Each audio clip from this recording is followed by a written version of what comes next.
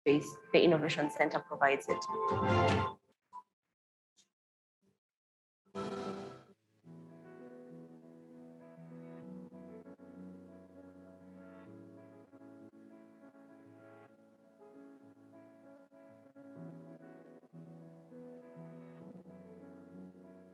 Hello? Good morning. Right. The most surprising moment of this week was when one of the alumni of the Media Challenge Initiative came to interact with us. So I had this particular suit, which I had used actually that very year for my brother's wedding. It was gray and it was still sleek and the shoes were still filled. So I just dressed the same way I dressed in my brother's wedding. Good morning. Good morning. I came for these auditions and I reached there and the talent was dope. The talent was dope. They had just gotten done doing news anchoring. They were going to do the 1 minute of fame. And I registered for it. Again, I'm not a journalism student. I'm just an outsider. And I was like, okay, so what do I do? But coming from the background of theater and film and acting, we're always auditioning. So I said, let me take this opportunity as an audition for an acting gig. And in this character, I am supposed to play a reporter.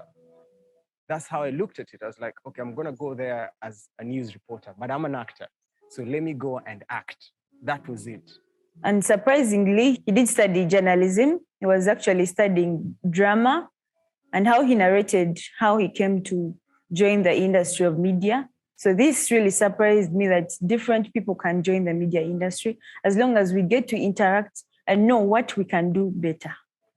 My experience with the Radio Week has been good. Generally, I've got a chance of interacting with people who have been working in the field with radio production, radio editing. I've got to learn how to script for radio, how to write different radio formats such as vox pops, mini features, profiles for different people, and getting to know how to conduct interviews, for the radio. I plan to use this experience in my career by practicing what I've taught me and, teaching other people, the young people also who are like me, who can't get this chance of being in the training, to teach them these things simple like editing, scripting, writing mini features, and how they can be important in our daily lives.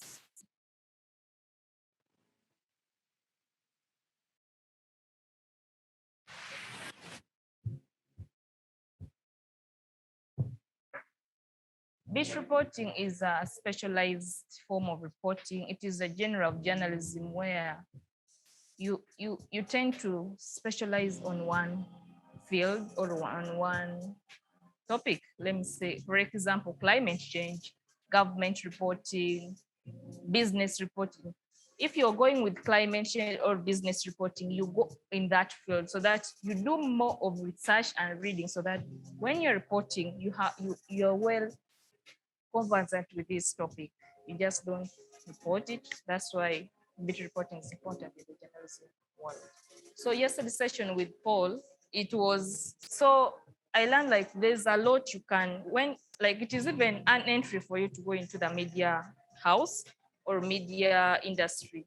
When you focus on business, because this is a daily life thing. So people want to know what, every day we are doing business, every day we are doing transactions. So business is my moderator on this side. Excitement is in the air, Ben. We're looking forward to today's sessions.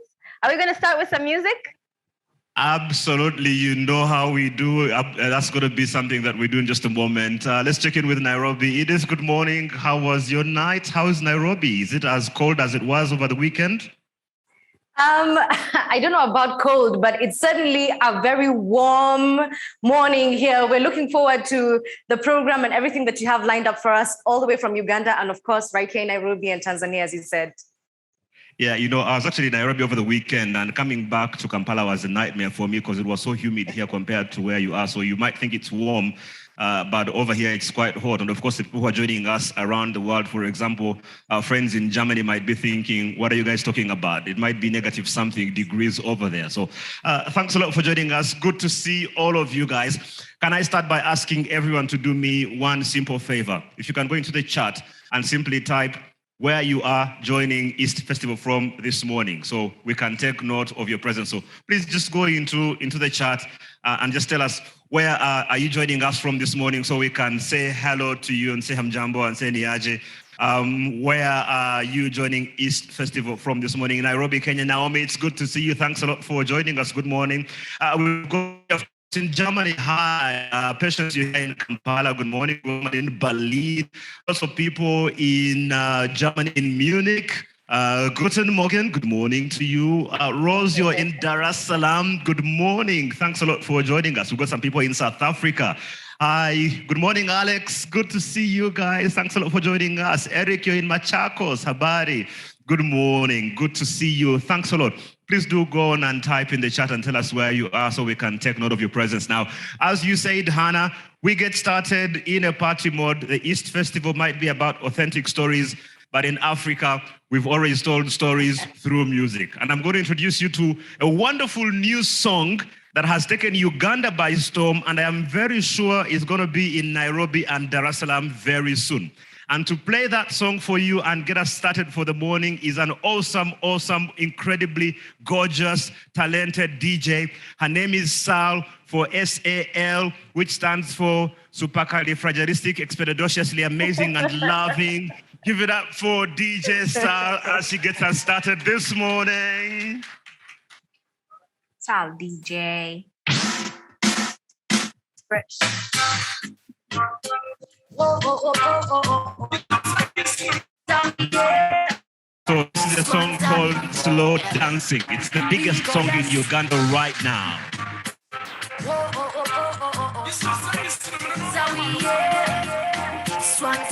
Sal DJ. We go dance every day, anytime, anywhere. Dancing like we go dance yeah. And we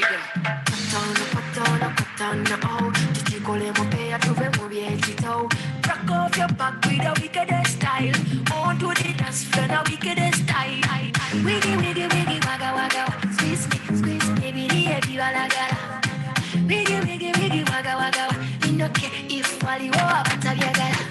Everywhere we go dance, every day, anytime, anywhere. We go dance everywhere. Slow dancing, slow dancing,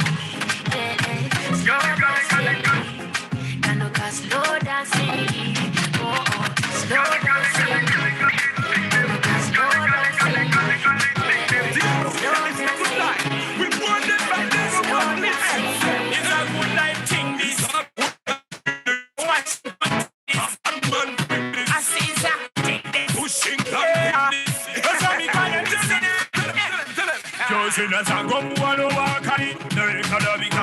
taxi money, no mufuka mu taxi, pakachimuni, nangamba, nina konde taxi money, no gensokula waziweze sawa kumi, yingira munda manje taxi money, bangamba, okuwala fete kumanyi, base chiabi no zemune sanganga bali babiri, ne bankuba mukono muno badachibuli, ne nimirira nange sabade mubi, naye nabagambye oda with the cash, tutwale nawe sente zirika bambi, konse zirika takula byala isi, era nakuze nga nzira wange mukisenyi, era nabesasuuza kye bangola luli.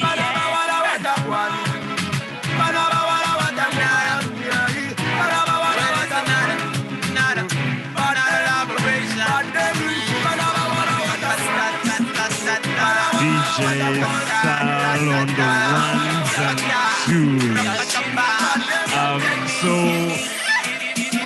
as you can imagine, Uganda is party people. It's all that we know how to do, and we might, end up dancing the entire festival. So we're just gonna take a quick. We get carried away when we start partying. So as you can imagine, how things go over here. But DJ Sal is here throughout the day. She's going to keep us company and make sure that she's keeping us entertained throughout the entire time. It should be amazing. I want to remind everyone joining us to please tweet EastFest21 is our hashtag. That's EastFest21. And of course, do tag at AKU Media Futures, tag at MCI Media Hub, tag at Innovator Hub, tag Hannah Bago at Edith_Kimani, tag at Ben Wine, so we can be a part of your conversations as we talk about what's happening, as we talk about authentic stories through innovation.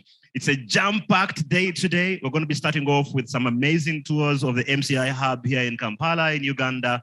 And then after that, we've got some wonderful sessions on skilling journalists. We're going to do something very unique that I'm excited about. We're going to try and create a new curriculum for journalists. We'll also have some incredible discussions about content creation and commercializing content. We're going to have some wonderful discussions about cartoons and animations and many, many other things throughout the day. So that's something that we want to be a part of.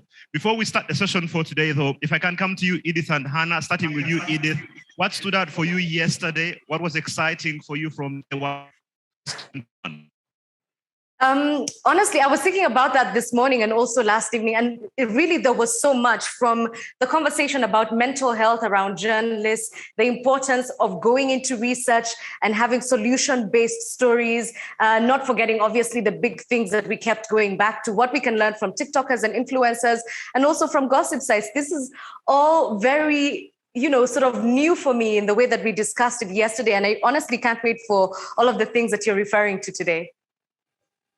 Absolutely. It's amazing how much you learn. I'm 42 years old and I thought I'm too old for all this social media nonsense. But after yesterday, I'm starting a TikTok channel because I think I can be the next big thing. I mean, if the Senegalese guy can do it, why can't I, right?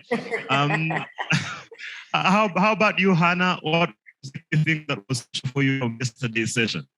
By all means, Ben, I really think you should start that TikTok channel, because what stood out for me yesterday was the sentence, adapt or die. The reality in East Africa, and I think the world, is that after the pandemic especially, but even before that, there's been a move from the traditional sort of media to now everything is being digitalized. The digitalization of media is here and it's here to stay. So, I'm thinking about becoming an influencer too. I might start my own TikTok channel. But that's what stood out for me. And I'm pretty sure today there's going to be even more jam-packed things. I'm looking forward to the blog session. They're going to really teach me how I can become a journalist influencer, add it to my CV and whatnot. Yeah, over to you, Ben. Yeah, thanks, Hannah. And that blogging session also has a lot about platforms and tech you need to do with that. We've also got a session about packing the storytelling for the future in terms of the creative work around that. And then another good session, a workshop on solution journalism. So some very interesting sessions lined up for today. But before we start, I want to introduce you to some very special young people here at the MCI Hub in Kampala, Uganda. These are the guys who are running our social media hub at the moment. They'll tell us a little bit about what's going on, engage with some of our social media people, and then also hand you over to our boss to take you through a wonderful tour. So let me hand you over to Yada, to Kenan, and to El Shaddai to say hi to East Africa. Kenan, El Shaddai, Yada, over to you. Ben, I'm not sure if you can hear us. Afrika Mashariki, jina langu ni Kenan Arinda, but I am not here alone today. With me is... My name is Yada Wanjiko, and we are at the Media Challenge Hub. Very excited for day 2 of the festival. Interestingly enough, when I hear Kay introducing Kiswahili and then Yada this side, I think I am the only odd man out, but that doesn't fail me to introduce myself. I'm Joseph El Shaddai, and I'm super excited to be in this MCI social media studio. It's pretty beautiful. How do you guys feel about being in this beautiful space? Yada? Wow, being connected to the world means everything. Just being able to interact with people from all over while seated in this place, very comfortable, that means a lot to me. Kenan? Well, personally, I tell you what, I do digital marketing online, and having a studio is something that's really unique. I don't think that many people on online spaces have a studio such as this. It's quite brilliant. Lakini karibuni hapa Uganda, we have a store for you today, but I want to first let you have a tour of the UCI Media Hub, one of the biggest hubs in the region currently. And our CEO, Mpindi Abbas, is ready to do exactly that for us. Abbas, over to you. Thank you so much, Kanan, Uyada, and also El Shaddai in the studio. Good morning, East Africa. Good morning, Ben. Good Hannah in Tanzania. My name is Abbas Mpindi. I work as the CEO of Media Challenge Initiative. Today, I have a simple job. It's really to show you around, as I also tell you the MCI story. So a couple of years back, before I got gray hair, and when I was still a handsome guy, me, myself, and other friends of mine, we started MCI. The dream was really to create a space for ourselves to see what talent can be brought up through practical spaces. Ladies and gentlemen, I'm happy to show you around the space that we've been able to create, of course, in partnership with our donors and sponsors, DW Academy. This TV studio here, as you can see, is a representation of the dreams we had when we were young. But now, each and every day, young people come here to train. People come here to produce content. It's a beautiful space. It's a multi-purpose space. We train, we produce content here. And I want that in the next few years, as long as we're still breathing, young people will be trained here every day. So the other space that I want to show you is the radio studio. Now, there's a big story to this as well. In 2020, when we had the pandemic, one of our fellows, Ali Kakembo, who is also here in the hub, came up with the idea of the MCI radio. It used to be a dream for us to have a radio. And this young person came and really helped us to set up this space. So right now we have this, the production, audio production suite, and you can see this young woman. How are you doing? I'm okay. Good. So here the magic happens, and MCI radio right now is live. And now I want to show you slowly what happens in the the radio studio. Here we have these guys who are producing their radio show. And what happens here in most cases, young people come in and train how to produce radio content. So if you've gone through a radio program, you know the most important thing that we care about is youth radio.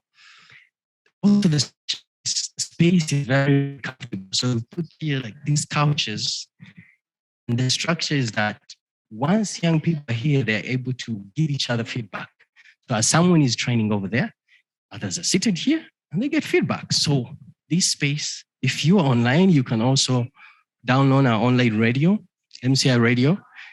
And the most important thing is that this space is producing the next radio present, news anchors on radio, and all storytellers. But also the other thing that is really, really important about this space is that we're able to generate funding through podcast production and other stories that are able to be, innovated here.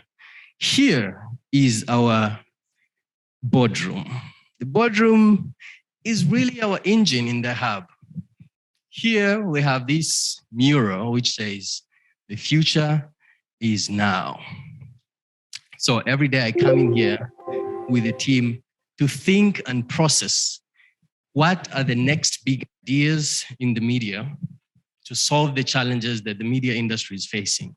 But also, if you are an innovator in the space, this is also for you to be able to think through your ideas. And then we have offices. Right here, we have the Innovators in Residence program. These guys, Minority Africa. Hi, you guys. Yes, we have Caleb, and then we have Patricia as well. So we have spaces for innovators. Also, my team sits here. People who know me know that I love corridors. So this corridor here, each and every day, you have talented young people walking, being able to just walk with dreams. For me as well, this is therapy for me. The more I walk here, hi guys, how are you doing? So the more I walk here, the more I realize our dreams of building the next generation of journalists. And my team here, hi Simon, how are you doing? So next stop is the social media studio, where we have Kenan, Yada, and El Shaddai. The social media studio is really a space that we use for production, when we have events, live streaming, and also when we're doing our own productions, but also multi-purpose. So when we have trainings, this can be a training room. It can also be a game room, but it can also be a dance room here. So if you're out there and you need dance spaces, you need production spaces, this is the space for you. Next stop is the event space. And this, in the next few months, will be, I would say, a youth newsroom. Here, during the weekday, basically we have young people working in the co-working space. But when we have events like the East Festival, it's an event space, it's a conference space, and we also have a lot of space. So you can still dance here as well. So if you have an event, anything that you want to do here is perfect. Now, the thing that I love most about this space is just one place here called the auditorium. And I want to show you briefly what happens here. So if you are in the hub, what you can do is you can come here and sit. You can also pull out one of the drawers, work from there. It helps to give you an opportunity not only to produce content, but also to work from there when you have like different shows. And then the final one is the library. So we love books as journalists. The most important thing here is that when you're tired of your office, you can come through, pick a book, read, process. And the other thing that I will not show you though, is that beneath this auditorium, we have a nap room. So, so when you're tired, you can go, there's sort of like a secret window that you can go through and nap just down there. So whenever you're seated here, just be careful what you do when you're seated here, guys. So Ben, pretty much that's it. But before I get it back to you or to the guys in the social media studio, I want to check energy levels. MCA community, are you ready for that day tour of the East Africa Storytelling Festival? All right, over to you, either Ben or Kenan. Kenan and El Shaddai social media studio. Over to you guys. Hello and welcome back to the social media studio. Kama mmeona kila kitu kinawezekana hapa kwenye MCI Hub. And right now we're going to be showing you some of the amazing innovations that we happen to host and have here at the Hub. First off, we're going to start with the InfoNile. And we have the representative from InfoNile to come and talk to us about it. Good morning. Good morning, Kenan. How do you feel? I feel well. How are you? I'm feeling quite East Festival in me. So tell us about the InfoNile. Yeah, sure. So we're a network of about 500 environmental journalists in the Nile Basin. And the Nile Basin is a river basin which runs from Uganda all the way up to Egypt. So we do a lot of stories based on data and science on environmental stories in the Nile Basin. We do cross-border collaborations, we create interactive maps. We also do training and mentorship of journalists in the basin. Wow, and how does someone find or access the InfoNile? You can find us on infonile.org. We also have various social media platforms. We're based here in Kampala, but we have coordinators in 5 countries right now. So you can reach out to our coordinators in Kenya, Ethiopia, Sudan, Tanzania, and Rwanda. Well, thank you very much. That is InfoNile. Next up, whom do we have, El Shaddai? Of course, interestingly enough, we do have the Minority Africa, and we're just going to find out what Minority Africa really does and probably why this initiative of Minority Africa. I do have representative from them, and they will be also introducing themselves to us and more about Minority Africa. Good morning. Good morning. Your names? My name is Caleb Okereke. And the lady next to you. Patricia. Well, why Minority Africa? Minority Africa was born because we realized that there was misrepresentation, underrepresentation, and sometimes no representation at all of minorities in mainstream African media. And we just wanted to provide a platform that would report on African minorities the way we felt like we deserve to be reported on. Interestingly enough, are there some projects that you've worked on as Minority Africa that probably could, give us a broader perspective of what you guys do? Yes, we work on multimedia stories. We cover stories. We've done stories, videos around women. We've done around sexual minorities. We've actually covered events that people rarely talk about in mainstream media. For example, we in June for Pride Month, we covered the first Pride in Africa and what it represented and what it meant to the people. We've covered minority stories that never reach mainstream media because people rarely want to talk about them, or they rarely make money for mainstream media houses. Interestingly, maybe lastly, that I would love to know what other future prospects of Minority Africa. We've only just, we're currently focusing on scaling our content production, especially as part of our Innovators in Residence program. But also we're launching a project called Advance, which will allow us to partner with newsrooms across the world to help them cover minority stories better. So basically we're launching like a small news agency for minorities by minorities in some sense. Well, interestingly enough, he was from Minority Africa, but still again, we do have some other innovators in Radies Days, and we would love to hear from maybe Yada and what you have for us. Hello, people. I am particularly excited to be the one to actually get to interview these people. The Debunk team, you do not know, have been award winners, but I'm not going to be the one to tell you about that when we have Regan Chiimba here to talk to us about exactly that. Welcome, Regan Chiimba. Thank you so much. Maybe you could start by telling us what it is you guys won and tell us more about the Debunk. Well, the Debunk, in particular, Regan Chiimba, the one who's here, I won the 2021 Africa Fact Checking Award, and I'm the first Ugandan to win the award. Wow. You guys, you should be clapping for Regan right now. Where's the excitement in the house? Congratulations, Regan. Thank you so much. Well, the Debunk Show is a youth-led fact-checking show which demystifies and fact-checks misinformation and disinformation, which is related to health, human rights, and changing the African narrative. The Debunk Show rolled out the Debunk bot, which is going to help us fact-check and get easier to claims and fact-check claims which are from the public, and we want to do that to help the public get facts faster than they have been getting them. Awesome. So what you've been able to do, there must be some things that you guys are planning for the future. Let us know what it is that you're planning and maybe how we can get to contact you. If I want to be a part of the award-winning team, how do I do that? Well, first, I've talked about the bot. Now the Debunk Show is looking at the people in rural areas who are using local languages. So we want to start audio fact checks in 7 local languages to capture into the community, the local community. And from that, you can find our fact checks at the Media Challenge YouTube channel. You can follow us on our Twitter handles and other social media platforms at the Debunk Show.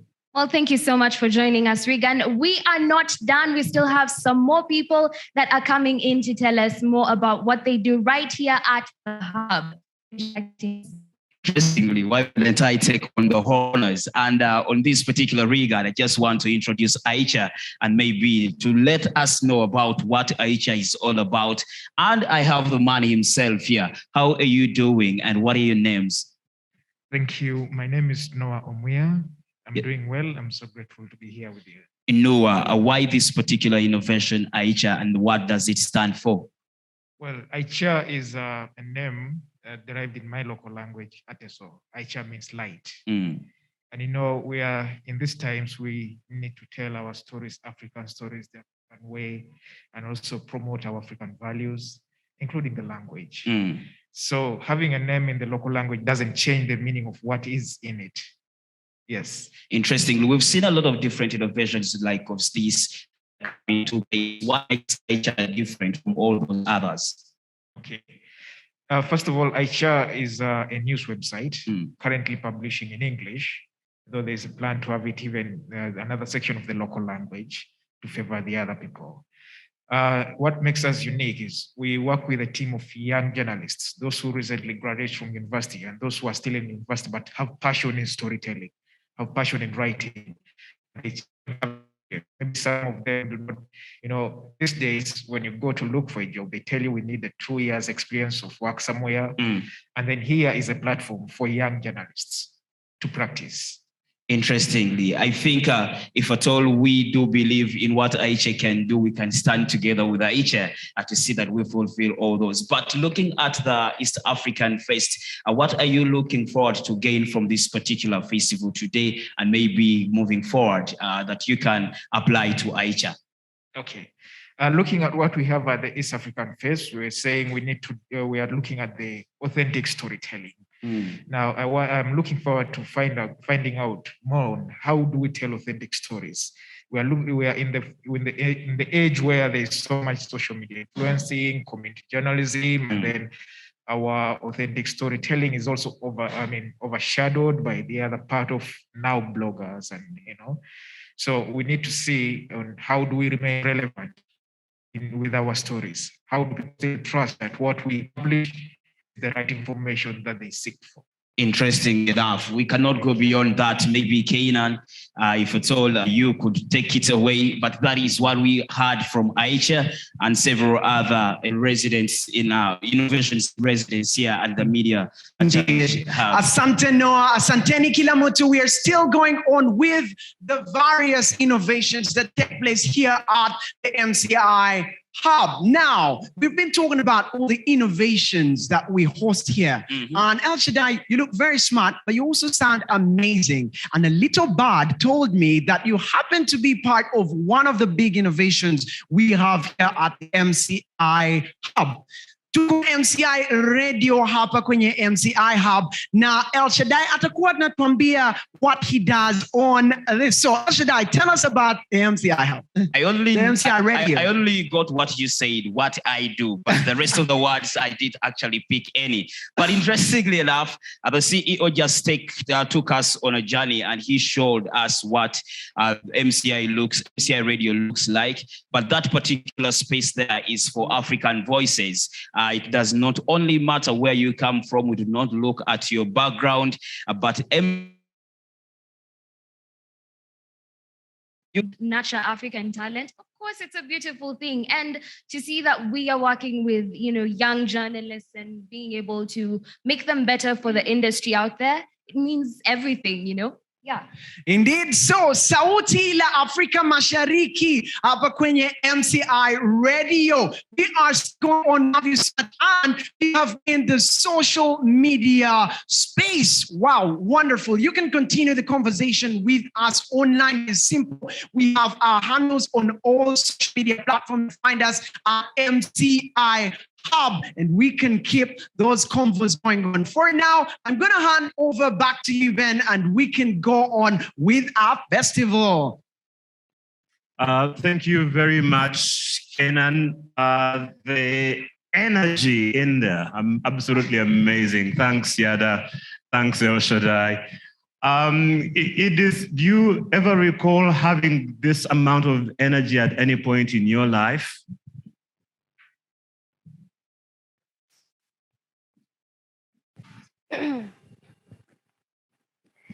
Yes, Ben, can you please ask that again?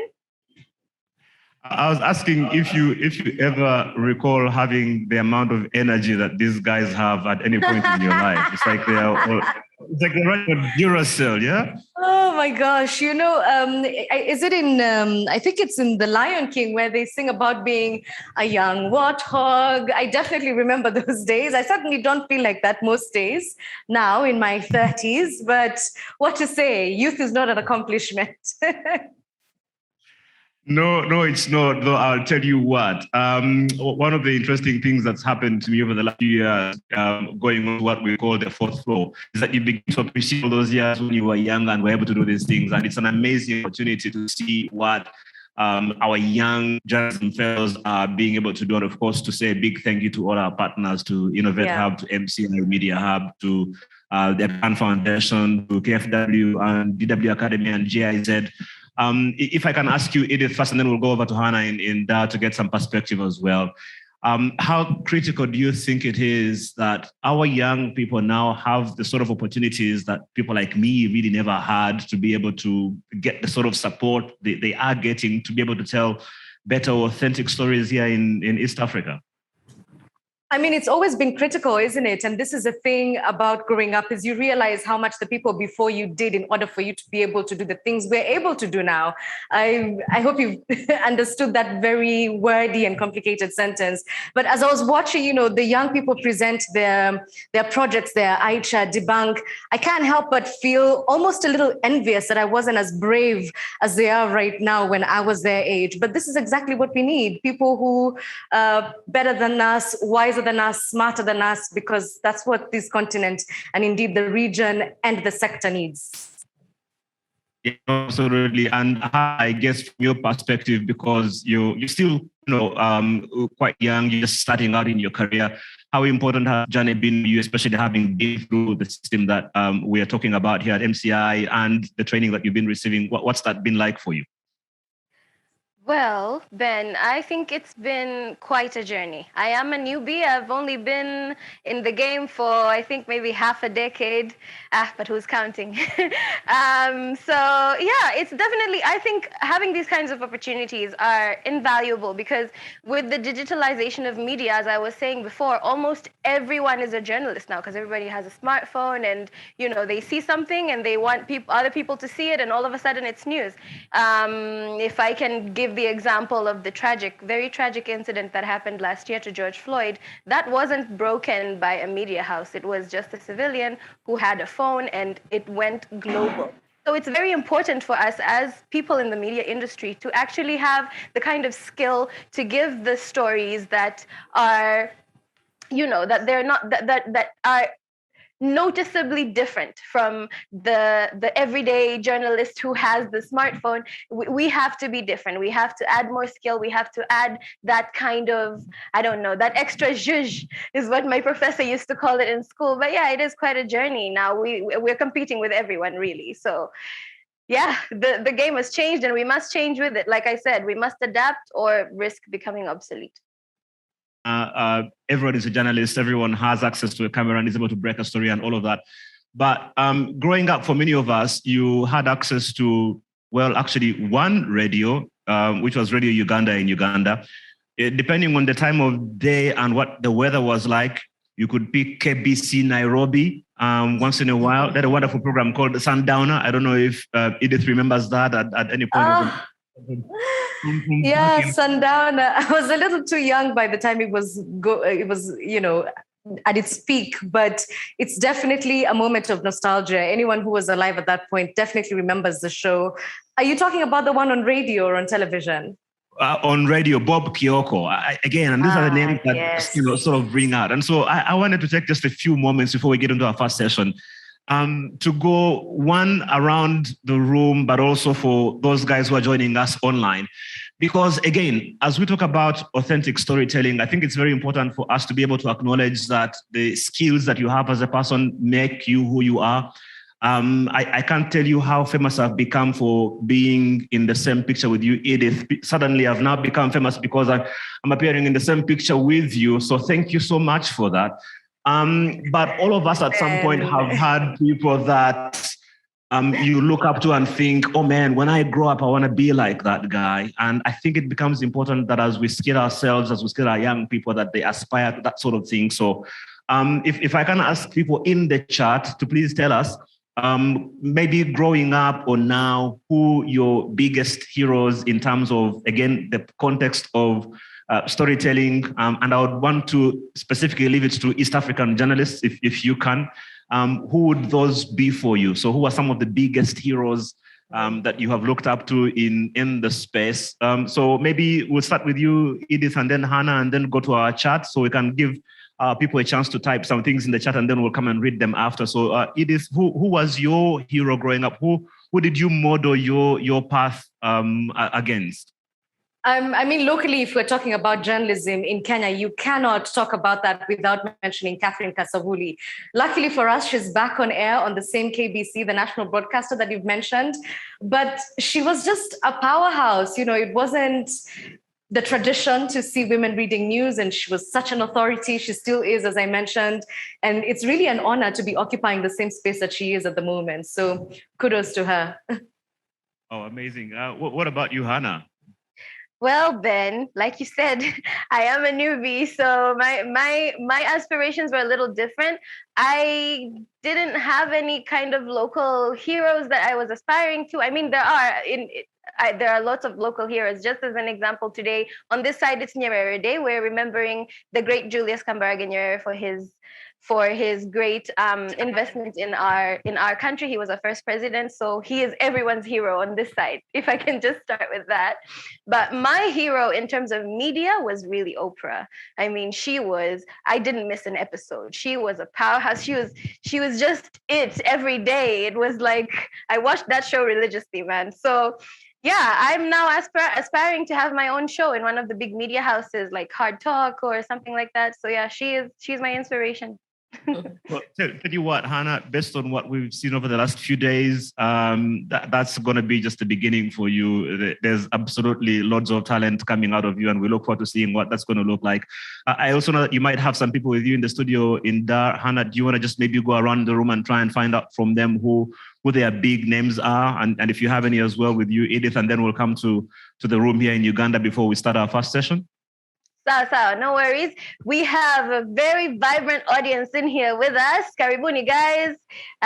Does anyone want to answer Ben's question? Did you have any local heroes growing up in media? What was your inspiration? I think there's a mic there. If you just raise your hand, the mic will come to you.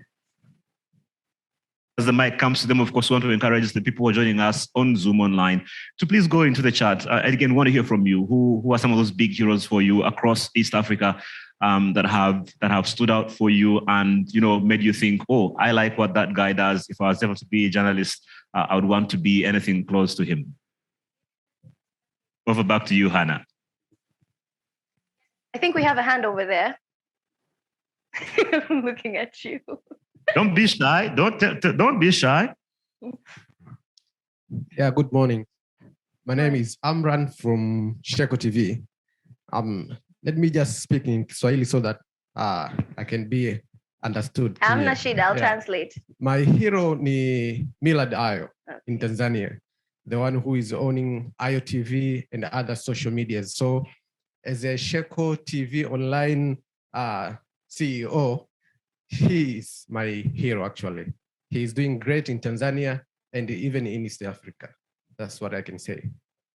Yes. I think he said most of that in English, so I don't think there's really a need for me to translate. But guys, Millard Ayo is huge on this side. He breaks every story first. Nobody knows how he does it, but he does it and he's doing it well. Look him up. You won't regret it. Is there anyone else who wants to share? Right. I think that's it from this side, Ben. That's great. Thanks a lot, Hannah. Edith, do you have any names coming from your side? Well, unfortunately, today I'm just with the technical team. I shouldn't say unfortunately, but they're a very dull audience. But do you have answers, guys, in the background? Somebody somewhere say something? Okay, somebody says Jeff Koinange, who is still on the air. Any other takers? Kathleen Openda, okay, these are Kenyan journalists. Janet Mbugua, oh gosh, she is definitely one to watch out for. I definitely modeled what I thought journalism was around what she was doing. But Ben, I can see that there's some responses on the Zoom chat. Yeah, Edith, I just wanted to warn you, please be very careful about what you say about technical guys. They can they can put zits on your face. You don't ever want to mess with a guy who's holding a camera in front of you. Yeah. To be fair, they're only dull because there's no coffee yet. So that's the only thing. Otherwise, they're a proper bunch. Yeah, no, amazing. So yeah, like you say, there are some responses in the chat. So we'll just take a quick look at the chat and see some of the suggestions that are coming through. I see someone saying here, Julie Gichuru, that's in Kenya. We've had someone saying Jeff Koinange. If you can, guys, if you can just put up the chat, thank you. Someone is saying Nancy Kachunjira. Yes, of course. Someone says George Ndirangu is a force to reckon with, you think. And then we've got, this is you, Morphin. You're saying Catherine Kisauli. And then you're saying Julie Gichuru came in as well. We have a couple of people. We had a wonderful news anchor called Rosemary Nankabirwa here in Uganda who passed away, unfortunately, a few years ago to cancer. She was quite a very popular name. And then one of the big ones in Uganda as well that I think a couple of people have mentioned in the chat is Bale Francis, who also unfortunately passed away. But I mean, he was the icon. I tried to learn how to speak English because of that guy. I come from a place in Uganda where our accent is so bad that no one pays attention to anything you say. And so because of Bale Francis, I had to learn to try and speak decent English. So I can say I owe him quite a lot. I see some people saying Larry Mado, who of course now is in the big leagues. I guess I should also point out one of the people that has been a big inspiration for me is actually on the call, and I hope she doesn't get angry for me putting her on the spot, but our very own Njoki at the hub in Nairobi. I mean, man, Njoki, what you did in Kenya and taking on society as a one-person army, that was absolutely incredible. I thought that was absolutely something to look forward to. Let me go to the room here in Uganda and just take a quick look. If anyone has, I'd like to hear from some of you guys who have been your big heroes and idols to look forward to in the East African context. So just please put up your hand. We have a few minutes before we go into our next session, so we can do that. Yeah, El Shaddai, I see you're dying to say something. So can we get a mic to El Shaddai in a moment? Yeah. I think for me, it was Bale Francis. Yeah. Growing up, yes. Bale Francis really inspired me to walk this journalism journey. And it was such an opportunity to be trained by him before he passed on. And so I'm here because of Bale Francis. Oh, wow. That's amazing. He truly was a legend. Yeah. El Shaddai, who was your big hero? My big hero, I would have done injustice to myself if I did talk about her and him. There are two people. You've mentioned about Larry Madoa. Yeah. And then another one, I was super excited, who came closer to me is Edith Kimani. Oh, I'm super excited about her. Gotcha. Come on, guys. Oh, is she flashing? Edith, are you actually flashing with the camera? Leave me alone, Ben. Oh, she's blushing. Yeah, let's go around the room. Thank you, wanna hear Edith, you're amazing.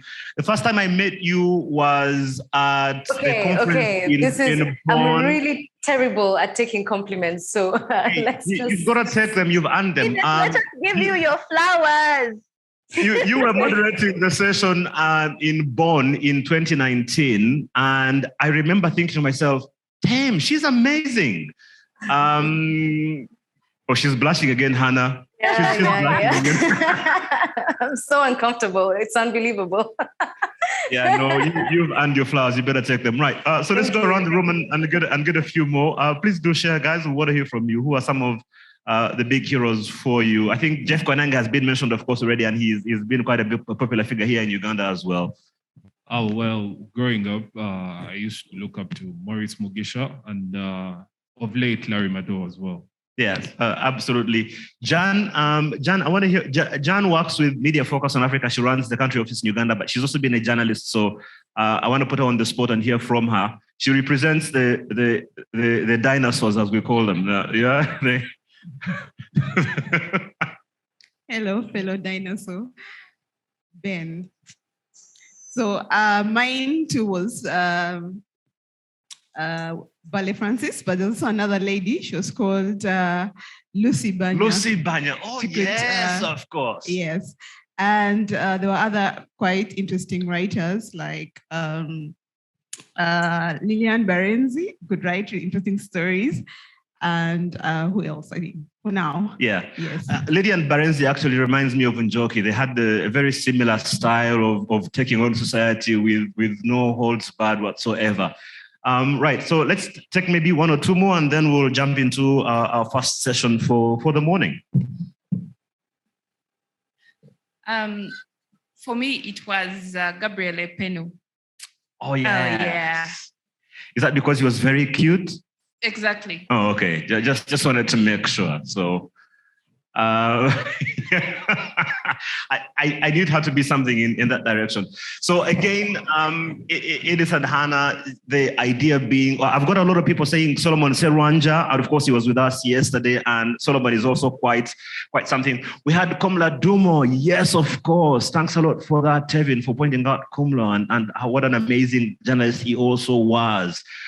So some very interesting names that are coming up. Please keep those coming through the chat. And the important thing about this is that it's good to take note of the people that have walked this journey, because they play a big role in telling these stories and how important that becomes. And so as we do that, we are creating a new breed of journalists and who are going to take us into the future, which of course is evolving on a regular basis.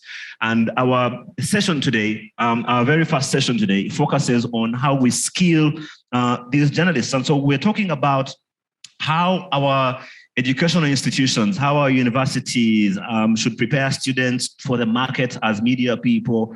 We're bringing together a very interesting cast of experts to sort of shed some insights on what their thoughts are. And then after that, we'll actually put together a panel, which we have tasked with the responsibility of coming up with a new curriculum.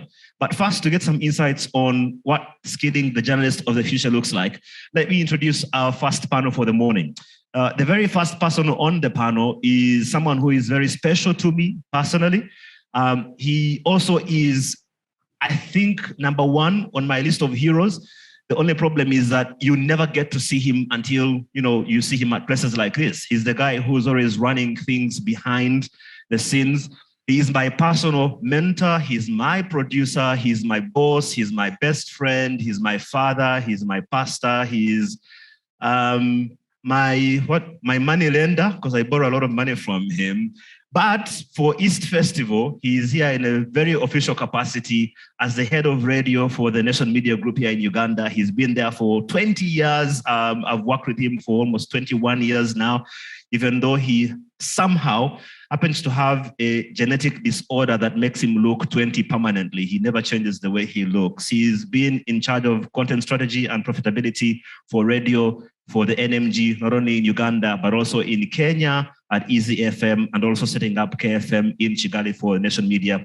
He also works as the Secretary General for the National Association of Broadcasters, a body that puts together all the broadcasters in Uganda, which is responsible for making sure that our broadcast industry is harmonized and works very well. Please welcome with me, Joseph Beyanga. Please give him a big, big hand clap as he comes.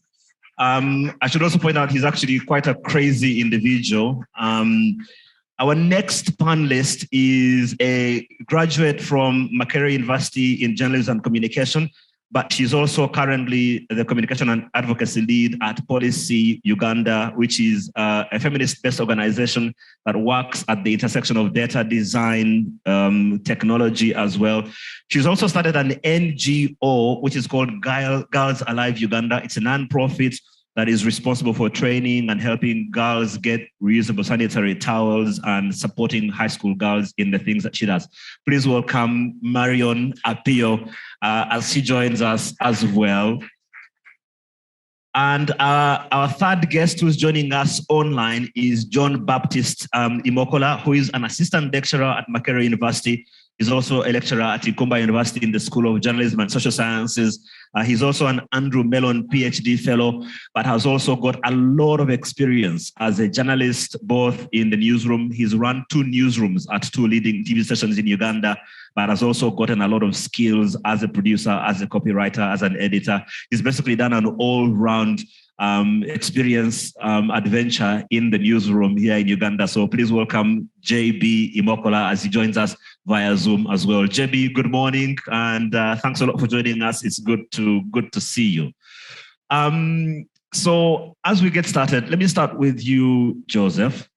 We're talking about skilling the journalist of... Is it safe for me to remove? Yes, you can remove your mask. We are socially distanced. We've sanitized the microphones for you, so you're safe. I was actually thinking more about they're very fine. Universities and training institutions, you hear a lot about our education, our curriculum, and how it might be outdated and how it might need to be able to keep up with the times where we are right now. Things are evolving at a very crazy pace. We didn't have TikTok until 5 years ago, and all of a sudden now DW is opening a TikTok channel to be able to transmit news using TikTok. From your perspective, if you could just spend a few minutes telling us what you envision as being the skills that the journalist of the future needs to have and how they need to prepare themselves to be ready for where we're heading. Good morning, Ben. Good morning. Did you say good morning? Yes, I did. Oh, thank you. Good morning, guys. I thought they would say good morning. There goes one-way broadcast for you. It's years and it's ages, and things, the more they change, the more they stay the same. One of the things that you talked about, the universities and skilling the journalists for the future and all that. What's the future? I came and I was curious. I was wondering if you're cooking something, if the cameraman would show some guys who are not in here, you'd see that it's a typical fireplace back in the village, and maybe there's a pot of porridge. Can we maybe actually just tilt the camera and show that? So the screen's in the middle. I think it might what be... you have there Yeah. is you're trying to create a conversation around the fireplace. These conversations happened the days of Adam and Eve and as old as it's been. So a journalist, someone who was a journalist yesterday would be a journalist today, would be a journalist tomorrow. And what matters most is, are you relevant to the changing times? The skills, it's a whole different story. The skills, I would say, the future should be thinking of is a platform neutral journalist, as opposed to starting giving yourself headache. As a journalist, if you are there, you're practicing journalist, you are not relevant yesterday, you are not relevant today, don't think you'll be relevant tomorrow. So whoever is teaching and skilling a journalist, if you are not skilling them to be relevant today, let's not have a conversation about tomorrow. Because it's what makes a journalist relevant today. One, are you relatable? Are you authentic? Are you an authority in whatever you're doing? So all those skills that they are giving you, if they're not making you an authentic person, a relatable person, a person speaking to your circumstances, a person speaking to the situation that your audience understands. If you don't understand your audience, I don't know what they're teaching you. But if you ask me from where I see it, when I'm looking for a person, I'll look for a person who the audience can trust, a person who is authentic. As I had people talking about all the heroes and all that, yeah, if you ask me my hero, I don't know where I would go. I would definitely go to 1900. I remember. I think I would pick up from my BBC Focus on Africa, Chris Peckerton, the guy who used to do those interviews behind he was a producer, but so he was most of the time behind the scenes. But when there were big interviews, I think he interviewed all African presidents. I was like, I met him when Andrew Mwenda hosted him. So let's look at the journalist, and I'll focus more, because the print journalist, really most of it has not evolved a lot. What has changed is the dynamics of the platform. Let's talk about the broadcast journalist, and I'll not go very far to bore you. Let's start with the advent of FM in Uganda. When FM came in Uganda, they were looking for either entertainers, musicians, or somebody with a cool voice. And then as we evolved, when the talk shows came in and became another dominant format, we are looking for somebody who is informed, who can hold a conversation. That's how people like Andrew Menda, who have a, they were able to get on air and hold the show and become famous. Because now people were looking for, do you have information? Do you have content? Now, as times have moved on, you have content, you have information. Can you relate with the audience? And now if you're on radio, can you also do it on TV? Are you able to connect online as you talked? Are you able to go on TikTok and do that? So the journalist, somebody who was a journalist yesterday, the skills you needed yesterday to be a journalist are the skills you need today. Now, what you need to change is adapt to the changing times, changing platforms, changing dynamics of how information is consumed. I'll stop there. And something, lest I forget, you know how I forget. One thing that I've known over the ages, and yeah, it's many ages, if you want to be a legend at anything you're doing, one, you've got to be passionate, you've got to be self-driven, and you've got to be consistent. If you remember the three, if you don't have the three, all the other skills they give you in the classroom will be irrelevant. Right. The biggest of those, I'm assuming, being consistency, because I hate that word because of you. As I mentioned, Joseph has been my own producer for almost 20 years now. And every single time anything is going on, you keep saying, yeah, you did well today, but can you do the same tomorrow? Can you do better? Can you do better tomorrow? You also have the distinction of being able to identify some of the best talent that Uganda has had to offer, not only Uganda, but even across the board. Some of the people who have gone through your hands are some of the biggest names in the industry. What are some of those things that you're always looking out for that most people might maybe not pay too much attention to? I know we were here for an event last week, and I should tell this story just for context. So we were at the MCI Hub here just last week. We had an event, and Joseph happened to be here as a panelist.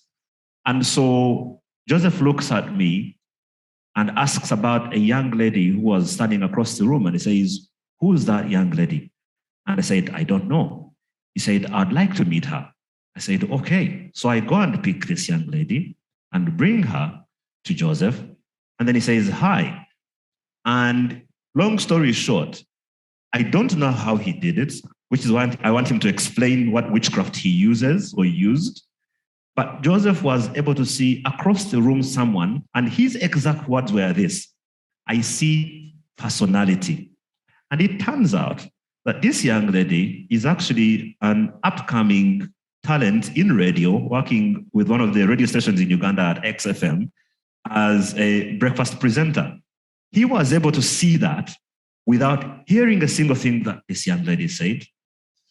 How do you do that? What is it that you saw that people like El Shaddai and Canon here need to be aware of when they're trying to position themselves to be the next big star in the media? Maybe the mistake would be to position yourself. I think you need to prepare yourself. What you need is presence.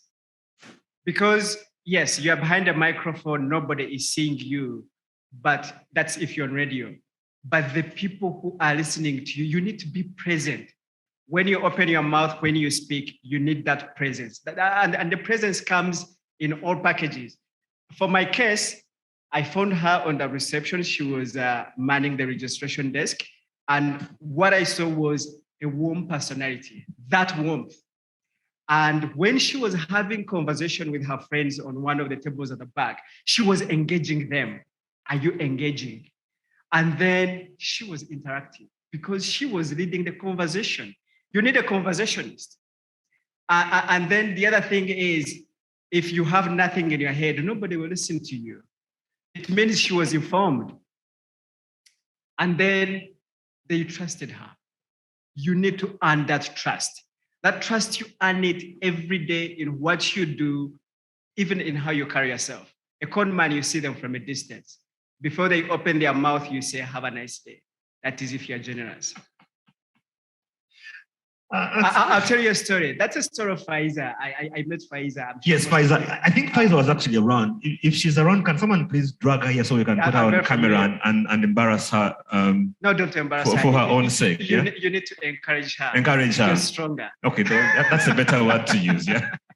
And then the other person I remember, the person I think who spotted her was Angela Izama. Angela Izama, we've worked together for the last donkey years, last 2 decades. Yeah, I know he's very far, but we still talk almost on a weekly basis. He spotted Nancy Kachungira. You guys, you watch her on BBC. So he came with her and he said, Joe, I think you can do something with this young girl. And we talked to Nancy. She was very reluctant. And I said, I see something special, but she's holding back. All she needs to do is she needs to step up and release herself. I remember by then Ben was working at Power FM, and she was a bit reserved. She was young. I think she was at campus, or she was in Essex back before going to campus. Long story short, we put her in the studio. I ran a 5-day session with her, doing voice tests from the girl who could not open her mouth. By the time she left after the 5 days, we are done when we recorded that demo that she came with to Power FM, where you gave her an opportunity. She was all alive. Now, people have so many gifts. Guys, all of us, we desire to be something. I remember when I was growing up, I listened to all these. My father used to listen to BBC. I wanted to be one of the guys on BBC. But then reality later set in that I can't be an on-air personality. So I realized that actually my strength and passion is in making the on-air stars. If you're working in a restaurant, remember there's a chef and there's a waiter. A great chef can't be a waiter. There are a few exceptional cases. So know what you are good at. So don't position yourself where you are not gifted. Position and prepare yourself where you are gifted. Then all these other nice academic skills will become relevant and effective. Wow, that's some incredible wisdom. No, it's very interesting. I remember the Nancy story because Joseph called me and said, I think I have a star for you. And then he said, he's literally insane. So he will call you and say, I'm sending someone, do the needful. So she walks in and says, Joseph sent me to you and says, I give you this. And she handed me a tape and we listened to it. And I think a week and a half later, she was on the radio. And then after that, Joseph actually made some phone calls that ended up opening some doors at NTV, and the rest, as we know, is all history. And so that thing that you're talking about that you see in people becomes really important about how you position yourself. Let's come to Marion. I see you've been... I'm glad I'm for now, for just a moment. You've listened to what Joseph is talking about. You're just starting your journey as a journalist. You're already stirring some thoughts as we are using our melting pot theme today. You're creating, some waves and beginning to make quite a name for yourself already. What are the things that you think have so far set you apart from your peers, but also what thoughts of wisdom can you be able to share from your early days walking this journey so far? And thank you so much, Ben. So it's very hard to talk after like a big person really says a lot of amazing things you feel like you wanted to listen to. But to be honest, what are some of the things that have been able to set me apart are the one opportunity to really access an amazing, incredible education. So I'm one of the lucky few people that go to university. For some people, that's not a big deal, but for others, it actually is, because not everyone goes to Makerere University, for example. And so one ability to really go to school kind of sets you apart from the rest of other people who would have loved to or who have the opportunity but don't take it really as a big deal. The other thing that really has set me apart is mentorship. And I feel like the journalist now and for the future needs to be the one that can be mentored. Mentorship for me has worked out in all levels, personal, academically, professionally. I want to say I've been very intentional about identifying people I want to support me in my journey. And through school, they've been there, whether giving feedback, sometimes brutal critical feedback that can make you go back and sleep and say, I can't do this anymore. But yeah, like mentorship has really, really been very crucial. But I also feel like the other thing is opportunity. And not to brag, I'm also one of the lucky few people that got the ability to be trained by the Media Challenge. And if you go through that, the journalist now is one who has been skilled 360. It's no longer now one army, no, it's 360. We go through this extensive fellowship program, and Radio Week is like massive, and you have to produce a mini feature you never ever thought you'd even be able to really do. But at the end of the 1 week, people are listening to you and you have a radio podcast. So you're like, oh, that's me on radio. I'm like, yeah. So beyond just like the radio podcast, the fellowship kind of gets you skilled in content curation. You get to learn. I have a social media platform. What do I do there? If you could scroll on your social media platforms and check what you posted when you were just joining Facebook 0 to what you feel like you should post today, I think you can like touch your face and be like, shouldn't have posted this. So that as well as opened up my eyes and set me apart from the rest. But again, I would borrow from what Joseph has said. Personality really matters. I think a journalist needs to really have high-level self-awareness. Who are you as a person? I mean, there are people who don't have a sense of direction at all. Like for you, you just go with the flow. My parents have sent me to school. I have to do internship. I have to go to radio. That's it for you. Like you literally have no idea, where do I want to be, when, where, and how. And so just being able to really know, okay, for me, while I'm in school, I would love to really acquire as many skills as possible has set me apart. As I speak, I am part of the debunk team that is producing the first ever fact-checking video show in Uganda.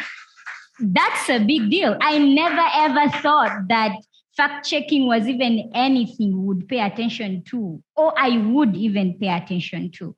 And so I would say that a journalist now or for the future needs to do 3 things. 1, connect as much as possible. Because again, Joseph said it, you really need to know people, you need to talk to people, you need to have conversations. The other one is one who needs to build. So you're building either a platform or your brand. Who you are really says a lot about you. And lastly, one who needs to really report. So what story do you want to tell? And I think I have been able to answer Ben's question. Yes, you definitely have. And like you said, the way you ended, what story do you want to tell? Because we're talking about telling authentic stories, right? And doing that through innovation. I actually, before, I want to come back to Joseph, especially because of something that Marion mentioned regarding MCI and the MCI challenge. Because I know Joseph has, again, because of the fact that you're basically all over the space, we can't avoid you. You've interacted with MCI, and I think Joseph has 1 or 2 wonderful stories as well to tell from products of MCI that have stood out for you that maybe you might want to pick up on. But before we do that, let me come to Zoom to join our academician, John Baptist Imokola. You are a lecturer. You've taught in and are teaching in 2 different institutions, and Marion did mention the importance of the academics and what that means. From your perspective, from what you're seeing through your students, do you get the sense that the curriculum that we have maybe needs to be revamped a little bit in terms of, like Joseph said, being relevant? JB, can you hear us? Yes, I can hear you. Sorry, there were issues with muting and unmuting. The host was not allowing me to unmute myself.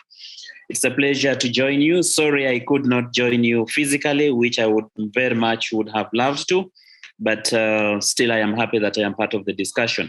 Yes, Ben, I agree with you that from a training perspective, there are things that we need to make adjustments to in regard to preparing our journalists, our students for the new environment that they are going into.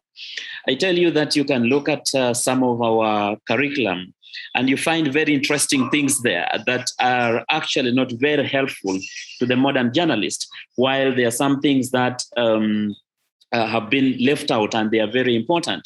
So what happens, just as Marion says, sometimes we find that our students have to go out and then strive on their own to learn some of these skills.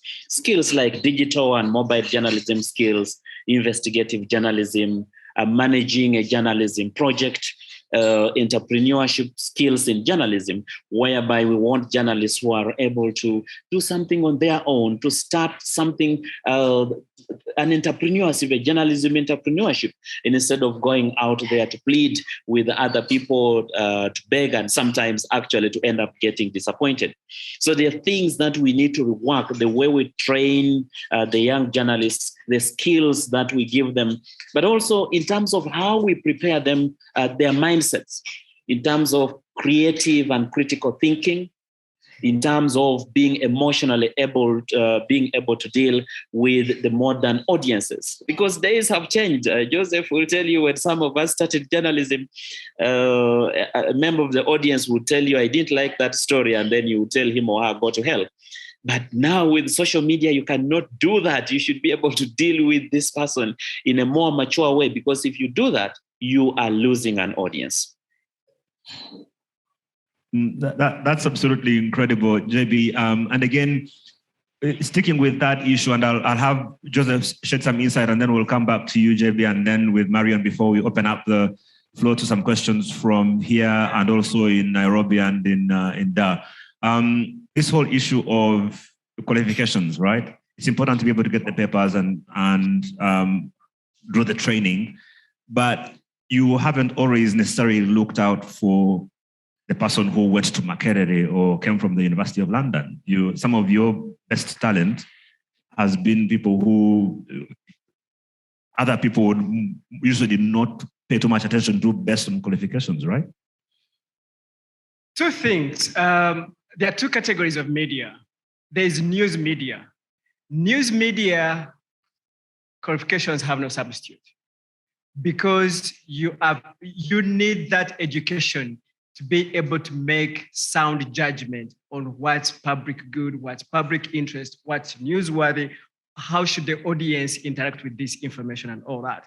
And then you have another category of, I call it other media, call it entertainment, call it the presenters and all that.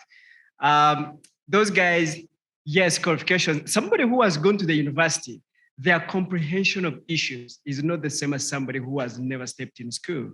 That's not to disregard some exceptional challenges, some exceptional characters, like remember Roberto, the guy who was a P5 dropout, but could speak English better than university graduates. He learned on the streets of Kampala, Nairobi, Dar es Salaam, Jinja, and other ghettos.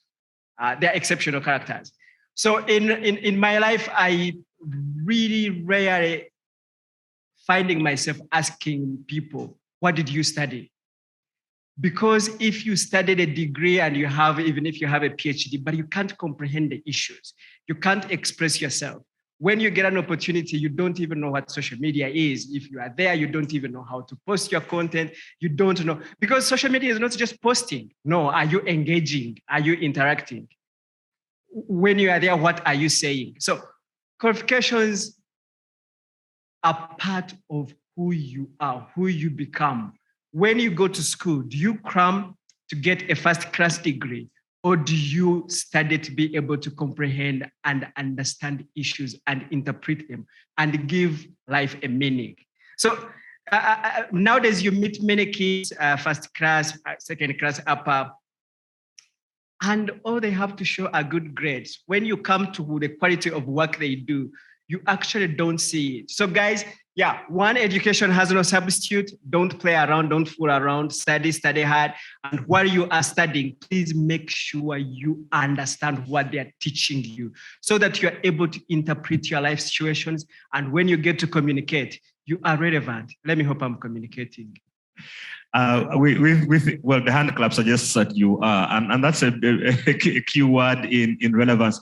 JB, Joseph just talked about something that's absolutely important, but also disturbing. And I guess this sort of puts you on the spot in a way, because you do have a challenge where Joseph, as a media manager, on a regular basis, gets people who walk through his doors that have good grades, that have papers that look good, and yet seem to be lacking in substance. Should we be blaming you for that? Is that your fault or your students? Okay, so I was muted, but I have now unmuted. Thank you. I was scared it might be one of your students that you get bad grades paying you back. Unfortunately, most of my students are doing well and they appreciate some of the things that we've done. Now, back to your question, Ben, it's a double-edged sword. Yes, you can say that there are certain things as universities and training institutions that we don't pay a lot of attention to because of the nature of training that we offer. And that's why I talked about curriculum and some adjustments. For example, when it comes to practical skills, how much practical skills are the universities offering? So one, it's not, it's because the equipment and the resources that the training institutions have may not be to the level of the equipment that Joseph has in his newsroom, for example, or in his production department. So what we can do is to offer the basic, at least so that someone has a starting point. And then from that, they are able to learn more when they go to the industry and improve themselves. So yes, you can blame the training institutions. But then also, on the part of the students, let's look at where some of our students are coming from. I want to give you a classical example of Makerere. We have what we call the quota system. So we have the mainstream students who qualify, and then there are those that come on government sponsorship, and they are picked from the different districts that the districts recommend them. So you get someone who comes in for journalism. First of all, probably their interest was in law and they did not qualify. So they come for this as a second option. When they come in, all they are telling you is, we are interested in anchoring. I want to be an anchor. I want to be on TV. I want to be a presenter. And that is it. So when you're talking about these skills, the digital skills, critical thinking, you're talking about ethics, they're looking at you and saying, I just want to read. So it's a double-edged sword that as trainers, we need to revisit some of the things that we do and how we do our training. But you look at people who have gone through a UPE system, a USE system. Joe has just told you that there are people who are interested in results, so they come with their A's. They are not thinking about getting the skills, improving themselves as individuals, improving themselves as journalists. All they are interested in is getting the first class. So when they get a 78 and someone is quarreling, why did you give me an 80? Instead of asking, I'm saying, where did I go wrong and what can I improve on? And UPE and USE are referring to the Universal Primary Education and Universal Secondary Education, yes. Which they seem to have had some challenges in terms of the quality that we bring out. Finally, with you, Joan, in terms of the qualifications that you've got, because you, amongst the panel here, you probably have finished school last in the recent few years. Do you feel comfortable and happy with the sort of training that you got based on what you're experiencing now on the other side? Are there any things that you think were lacking that you wish you had been given as part of your education? Was it sufficient for you? What would you add? What would you do differently if you were to pick anything? So JB taught me in school. So that makes it difficult to answer the question. But it's time to give him feedback. Okay. I think, like I mentioned, I'm an exceptional product, I would say. I just didn't go through school, to be honest. I was part of the MasterCard Foundation scholarship, which comes with amazing opportunities. I did my internship in the US with the digital platform. So as we are just working with Facebook, this side me, I got an opportunity to actually go to the Baobab platform in the back end. How do we actually curate content? Again, I'm an exception because I go through the Media Challenge Fellowship, and I did my internship with the ministry to find out how do these real government organizations work with. I am part of the fact checking, which is a new thing. So again, I think if you're comparing me with other people who haven't really had all these opportunities, I would be doing injustice. But to be honest, like if you're in university and you're sticking to being in the university, there is just so much that needs to change. A lot of it we spend like 4 years really studying theory that I haven't really been able to apply in most of the things that I'm doing right now. Most of it. Like we sit down and have conversations with colleagues and be like, why did we even go through 4th year, for example? Again, it's not that it's not relevant, but how can we, like JB said, have more practicals? Now you can hear me say over and over Media Challenge Fellowship, because I recall every hands-on experience I had at the fellowship. So am I content as an individual? Yes, with a few other 26 that have had the opportunities. But for a person at school right now, it would be best to really go back and understand where are we lacking. We will be at campus and you don't even have a video camera. You don't even know how to carry that.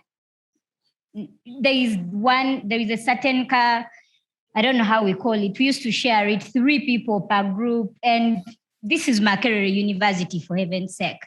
So the best in Africa. So imagine another person in another institution in Gulu, with skills that they're getting. So if we're speaking about skilling a journalist, I think all stakeholders really need to sit again and think about the journalist now.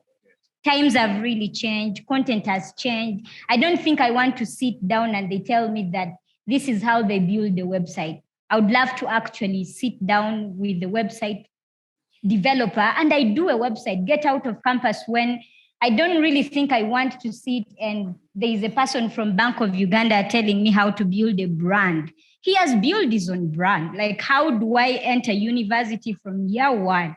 And by the end of year 4, I actually have my own brand. Yeah. So am I content? For me, yes. But for others, there's just so much to be done by every one of us. And hopefully this morning we'll make a decent step in that direction by getting you guys to sit down together and try and take a look at what that would appear like in terms of the curriculum. Joseph, before we go to some questions from Kenya and Tanzania and from our audience, the importance of places like MCI and Innovate and the Innovation Center at Aga Khan University, what role do you think they play in adding on to what JB and his compatriots are doing in the different universities? Because this is what DW and KFW and GIZ are trying to help do by making sure that they are supplementing the efforts of what JB and the rest of the system does. Let me take an attempt at being a spokesperson for Mr. Abbas Mpeni and what he does. Abbas, if you're listening, I'm trying to be your spokesperson. So this is one. The person I expect to walk out of here, out of the hub, and go out there and be relevant today, be effective today, and is relevant and influential tomorrow. This is how he looks like. And this is the person Marion has been trying to use nice words to describe. Is a person who is able to build partnerships. Because the next journalist or the journalist who's reading today is one who is able to produce content through collaborations. People mentioned Simon Serwanja. One of the things he did, you all remember that documentary and investigative piece with BBC. The last content that Daily Monitor was serializing was something done by BBC, and they did it with journalists here. So if you're a journalist here and you're looking for your big break, don't target Nation Media Group, don't target KFM Dembe, don't target Vision Group or NBS. Target the big world that the internet gives you. 2, you should come out of here as a platform neutral journalist. This is what it means. You are able to write, and when I say write, you are not writing a story to pass it over to the editor, to give context, to give meaning, and to give relevance. No, you write your story, you understand the context in which it is. Basically, when you give it to the editor does the finishing to just put on the pages, to put on TV, to put on radio. You are a writer, you are a researcher, you are a sub-editor, you are an editor. You finish everything. You are able to broadcast. When it comes to broadcasting, you can write your story. You know how to customize it for radio, keep it engaging, make it interactive. And you are able to put your story on TV. You are able to put your story online and publish it everywhere. She called it a 360 journalist. I call it a platform neutral journalist. Because when you prepare yourself now today for radio, TV, newspaper, there'll be something else tomorrow. So you should be able to put out complete content, and that is neutral of any platform. You plug in anywhere and you're good to go. And then the last one, you have a person who is able to adapt to any conditions. Times are changing. Yesterday is gone. Today's an opportunity to prepare yourself for tomorrow. And you've got to be able to do that. Thanks a lot, Joe. JB, a last word on this from you, because you're the embodiment of the person that Joseph is describing. You were a writer, you've done editing, you've done video editing, you ended up doing reporting. You literally did everything that there is to do in a newsroom. What was the motivation for you to be able to do that? Was it circumstance? Was it self-drive? How does a young journalist now try and do exactly the same thing that you were able to do? Well, I start from the point of training and curriculum review.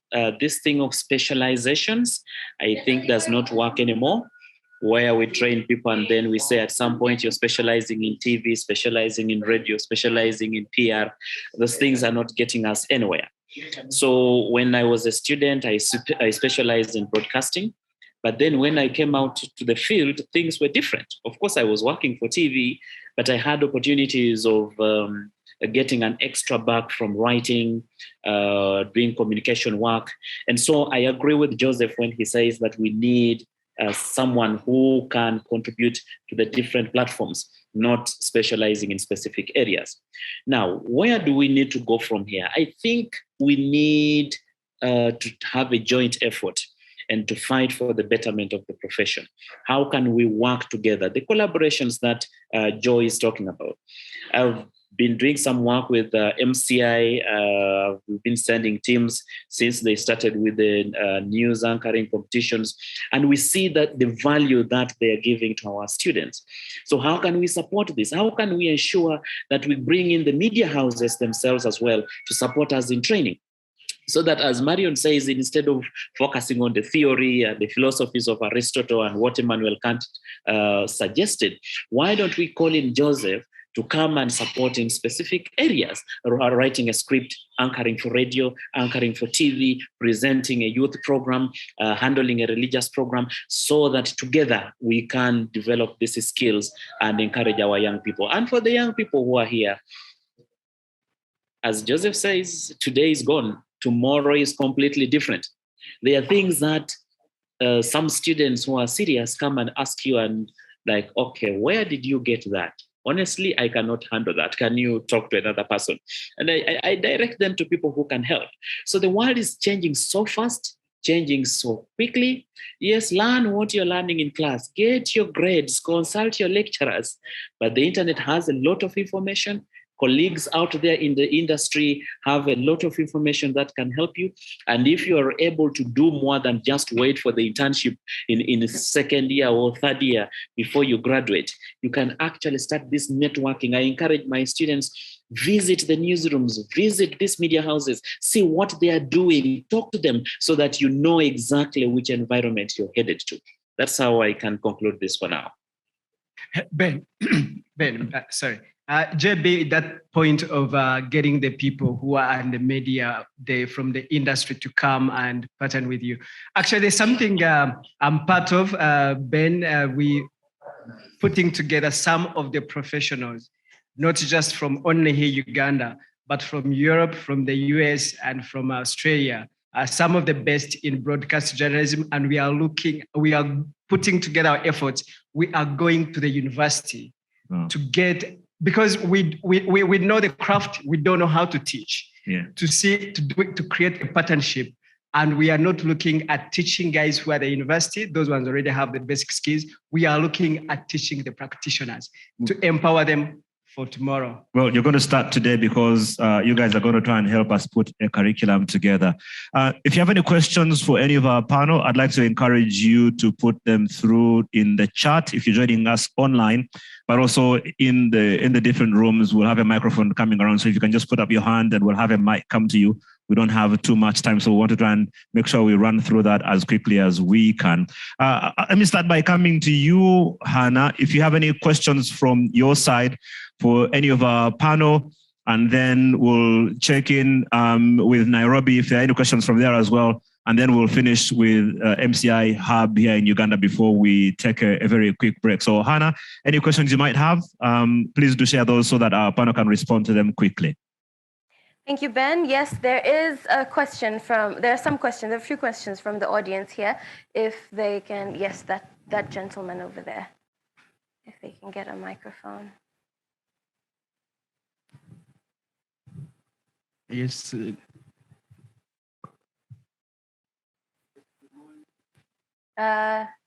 your mic on?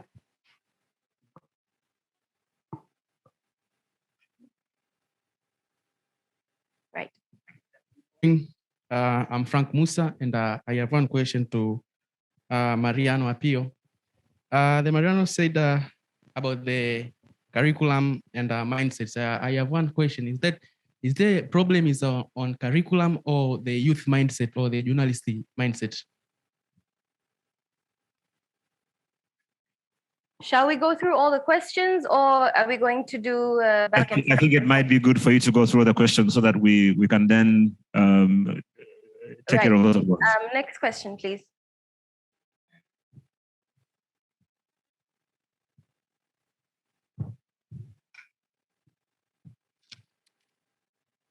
Good morning. My question also goes to Marion. Of course, we Africans, I can say, as I'm a Tanzanian, the youth normally expect something to get from before they join the universities. I'm currently a student at Muhimbili University of Health and Allied Sciences. What I expected to get from the university, I found it in an opposite way, totally, because I had the passion with being a doctor since when I was a child. Now I expect a lot that when I join the university, I will now be taught the skills of I to practice this medicine. Now, all I found there, I've just been taught the theories, of which even when I talk to my seniors, the ones in the upper classes, they say normally these things, in the practice of medicine starts from the 4th year and the 5th year normally. Now you're just here getting the knowledge, the theories of which are less relevant. Now I was just asking myself, and this made me a little bit confused, and I started losing interest. And then I just started to get myself in different projects, which is actually out of my passion, which I already had.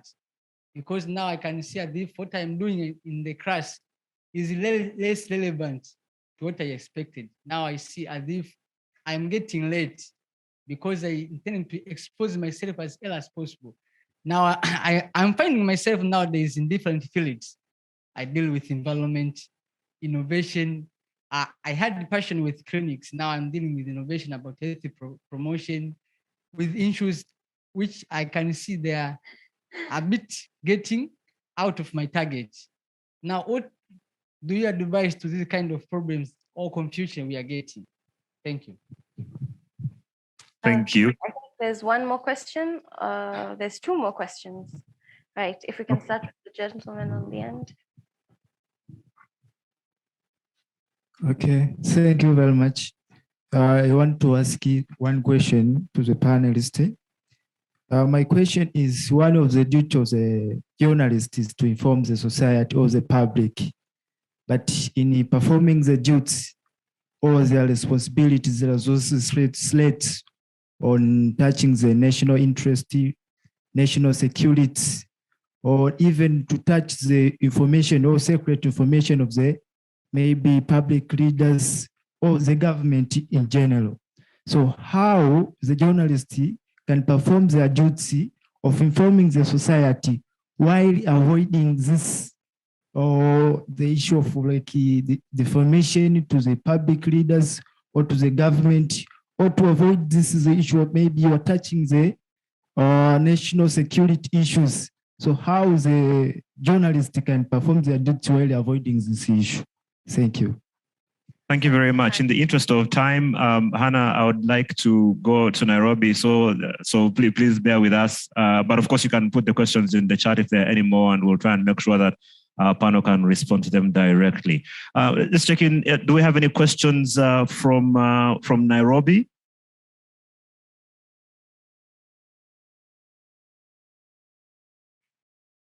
If not, then we'll come here to the MCI Media Hub in Kampala. If there are any questions, very quickly, please do raise your hand. The microphone will come to you.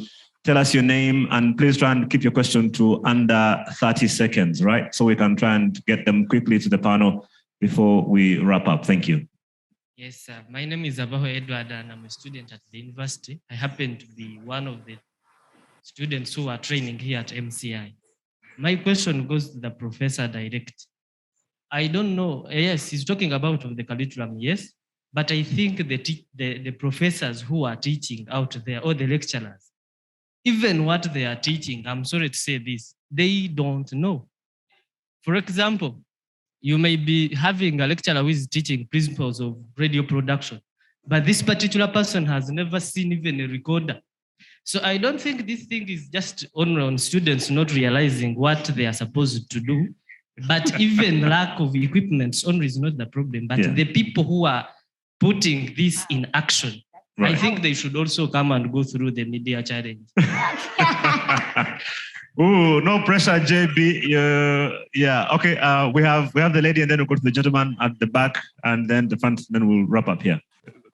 My question is, because of the many journalists we've seen on screen and off screen that have not really gone through media training, but are doing it quite well, how do we encourage those of us that are doing the right route through school, through media challenges, through all these sorts of skilling? How do you then encourage us to continue with schooling and equipping ourselves, yet the jobs are being taken by the apparently talented? That's one. That's a very good. I can only give you one question because of time, and Joe will take care of that, because that's exactly what he does. Ruth. Yes. I recently watched a story on NTV about a young girl who had lost her job because she was very fat. And then every TV station she went to, she would pass all the tests except her size. It was the biggest issue.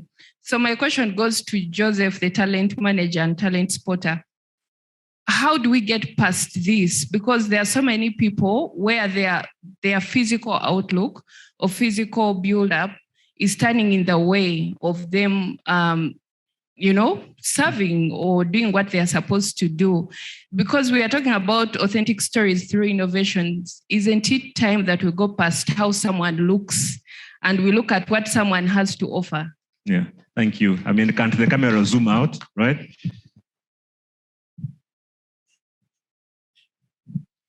All right, thank you. That would be the last question because of time. And then because we have literally less than 4 minutes to wrap up. So very briefly. Thank you very much. About mindset and curriculum, I have two things that I want to learn from you that I'm still, contemplating. I'll ask you to ask for one. One of the most important of the two things. Okay. Right. One of it, I'm looking at talent and then someone who is educated. But at the same time, when you go to education, there are certain things like we in Ugandan media that I think we are still lacking, more especially students who you really need to learn something called media law, media ethics. I think we still need more, even when it comes to these practicals that we are having.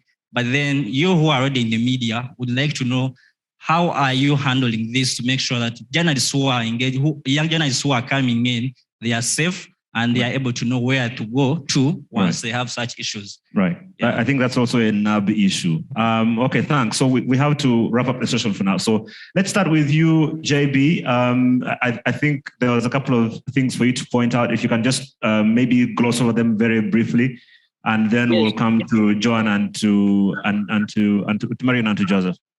Yeah, sure. Thank you, Ben. Just a few of them. The one of trainers, where the professors are old-fashioned and they don't know some of these things. This is a fact that we have different skills, we have different strengths.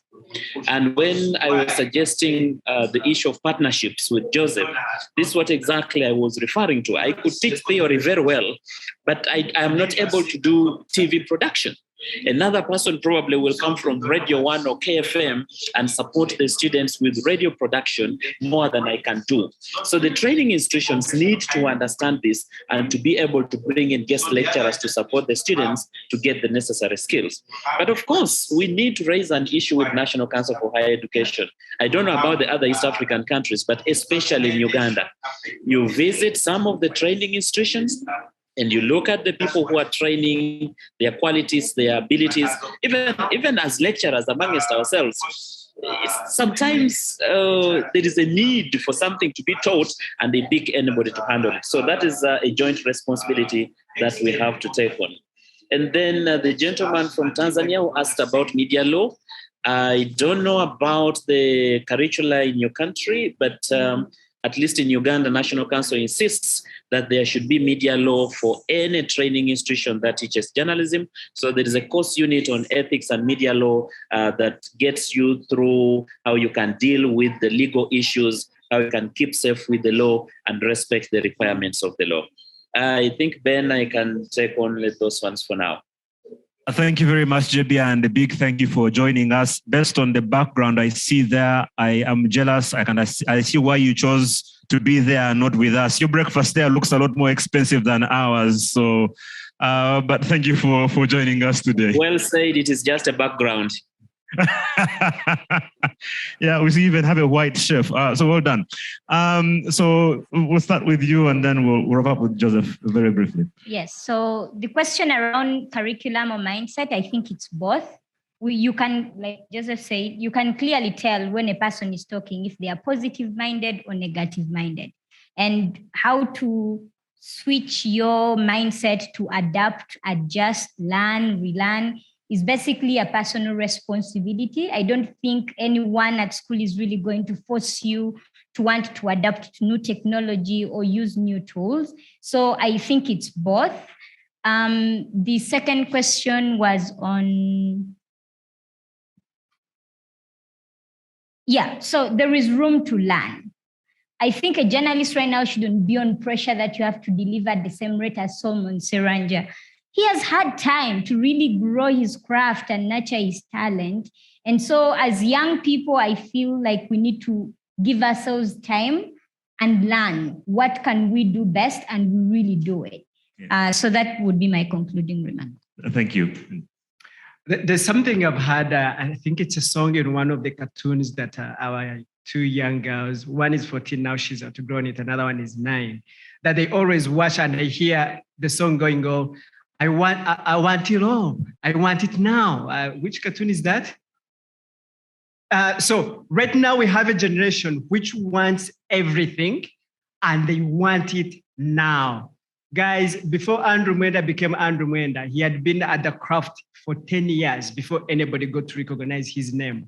Before Solomon Seranja got where he is and you guys are talking about him, Solomon Seranja worked as a salesperson. He presented programs on UBC under pseudonyms while doing all sorts of things before UBC, the TV spotted him and later NTV and the rest is history. So you need to know what you are looking for and know that life is not instant. You can't microwave life. Come on, guys.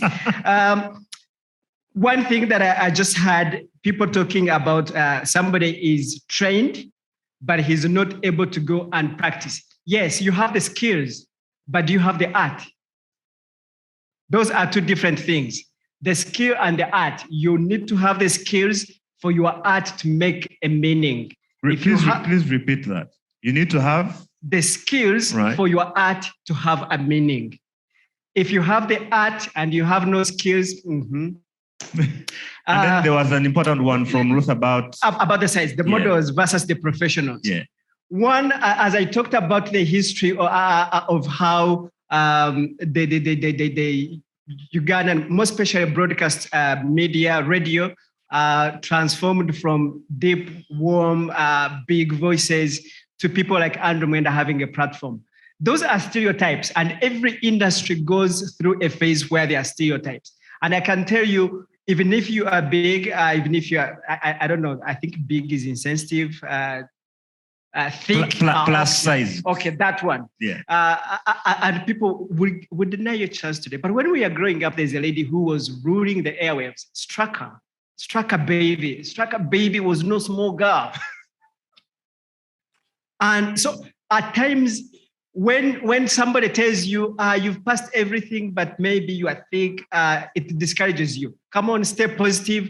You've met one guy with a different mindset, ancient mindset. Your opportunity is at the next door, and that's where you're going to be big. Don't let the guy who said no to you be the end. That's his opinion. Preach it, preacher. We add motivational speaker onto your title. And then the last thing, somebody asked about it, about the media law and all that. If you go to school and you studied, for example, in Uganda, the UCC Act of 2013, many laws and regulations have since been enacted since it was passed.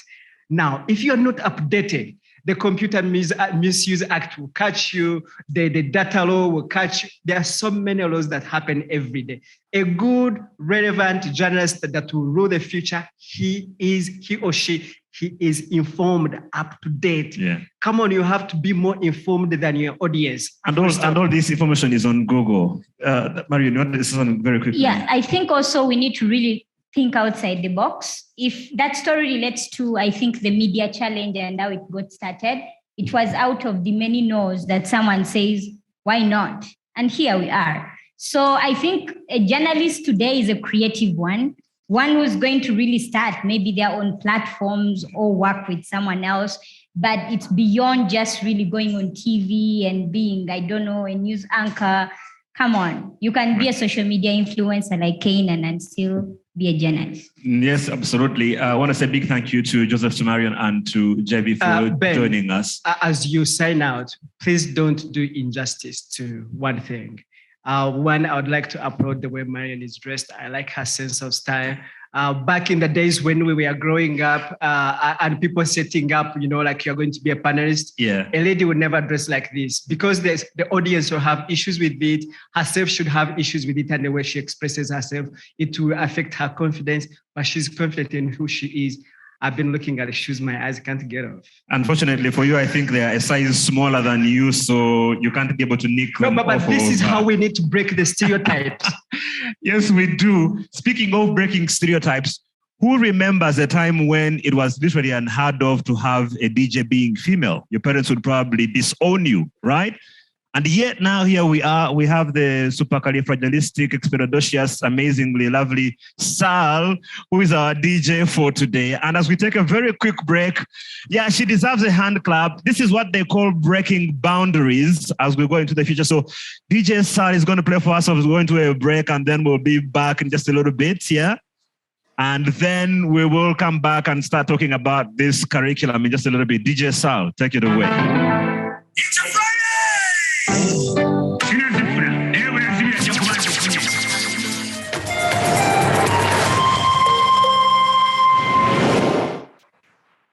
All right, many thanks for staying with us and for engaging us and for being part of this incredible festival. I hope you enjoyed your tea, your coffee, maybe even porridge. Well, it's time to continue with the session, however, with the festival. And it gives me great pleasure to do this because it's actually something that we've sort of been talking about.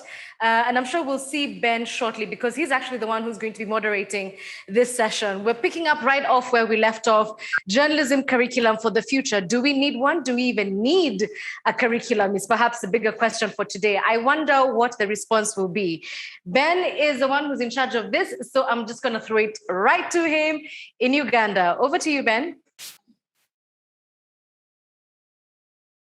I think the smoke was clouding out the frequencies. I don't know if you can see where we are. We are in a place with quite a lot of smoke and a verge of fire. The temperature is digitally hot. I don't know if that's a thing. So we've changed our setup a little bit. We're sitting around the fire again. The traditional African storytelling was always around the fireplace. And as we train our journalists for the future and get a curriculum ready, we're trying to switch things up a little bit and get people to sort of take a look at what that should look like. So I've already introduced Marion, you've met her. We're going to be joined now by some other special people that I'm going to introduce, and then we'll try and go through this session quickly. I must apologize. We are running about 5 or 6 minutes behind schedule, and that's entirely my fault. And Joseph would be very angry with me because he told me to keep radio time. So please, I apologize. It's my fault, not anyone else's, that we are running a little bit late. Joining us for this session, we've got Harriet Anena, who is a Ugandan writer and author. She's a 2021 graduate of Columbia University. And she's also been a winner, a joint winner of the Wole Soyinka Prize for Literature in Africa for her debut poetry collection called A Nation in Labor. And Harriet joins us via Zoom from the US. It's good to see you, Harriet. Thanks a lot for joining us. Let me also introduce Noah Omuya. You met him just a little bit earlier on in the beginning of our session. He's the founder and CEO of Africa Media. He's a journalist as well. That focuses mostly on training in writing for mainstream and online media, as well as broadcast and youth participatory radio. And he's done a lot of other things, even at his young age already, as well as being on many, many different fellowships and benefited from lots and lots of trainings. The last person I'm going to introduce for now is someone who is part of the furniture, quite literally in this case at MCI. He's a co-founder of the Media Challenge Initiative. And Antonio Kesembo is also an award-winning multimedia journalist and a media trainer. He's got lots of experience in multimedia production, as well as training and digital communication. And so what we're going to do with this session is a little bit different. And so we've given everyone some sticky notes to keep notes of what's happening.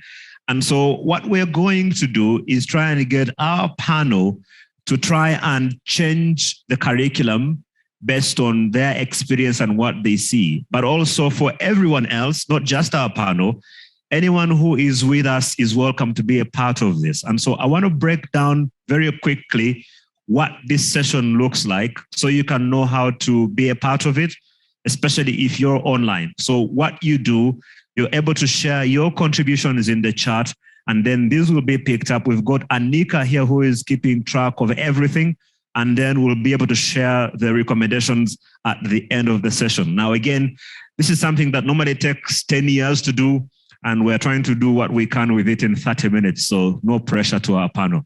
Antonio, I'm going to start with you. So there are going to be 3 questions that I'm going to put to our panel, and we'll go around for each of them to quickly share their thoughts on those, and then we'll put all of that together, right? The first question is, what would you keep in our curriculum as it is at the moment in terms of the knowledge, the skills, the programs, the structure, and how that is set up?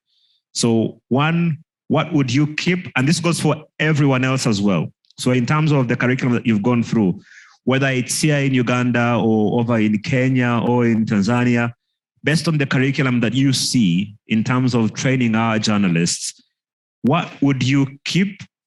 That's question number 1. Question number 2 is, what would you take away, or what would you remove, or what would you delete, right? What would you get rid of? What do you think is now irrelevant in our curriculum? And then the third one, which is the most important one, is what things are missing that you think we should add to the curriculum at the moment. Okay, I hope that's very clear. If you're online, you can share your thoughts in the chat and we'll make sure that those are picked up and then collated and put together, and then we'll share some recommendations at the end. So one more time, what would you keep in the curriculums that we have? Or is it curricula, right? What would you remove, or what do you think is relevant that needs to be removed at the moment? And then finally, what do you think is missing that we need to add to our curriculum? So we'll go through those questions in their order, starting with you, Antonio. The question number one is, what would you remove from our curriculum right now that you think is not relevant for us? Thank you, Ben. Maybe to just contextualize the discussion, past years journalism training focused majorly on making sure that we train journalists to go out there, gather information, come package it, and send it out there. But today, when you look at what is happening, the role of breaking news is no longer preserved of journalists only. So anyone can break the news. So that calls for a change in the curriculum. And I personally believe what we need to focus on is a curriculum that responds to the needs that are existing. For example, we are in COVID. How then do we teach journalism? These are some of the things that we need to ask ourselves so that it helps us to understand the future curriculum. But maybe to go to your question, what I would remove from the curriculum. Now, there is a lot of theoretical frameworks we focus on. I'm not saying these are not important, because when you look at the traditional understanding of journalism, there are those core principles that we should know, like the quality of journalism, good journalism. Some of these are core in understanding, but we focus more on the theories, trying to understand the theories of different scholars on how they contextualize journalism and communication, which I believe, given an opportunity, someone can just read, which we don't need really to spend so much time on in class. So I would do that, remove some of these theories, and instead allow the students to read on their own than taking much of their time going through theories, trying to understand those theories. Yet the technology that we are living in today require quite a number of things. And if I'm to go to the second question, what? Yeah, so let's first have everyone deal with the first question, yes, and then we'll come to the second question. The theories, I will definitely remove them from my curriculum and see how I can have more practical sections for those areas. Right. Let me come to you, Harriet, and then we'll come to Noah, and then finally it's Marion. So Harriet, on question number one, first of all, I think it's very early morning to you now where you are. Based on what you have seen in the US and your training here in Uganda, what would you remove from our curriculum as it is at the moment?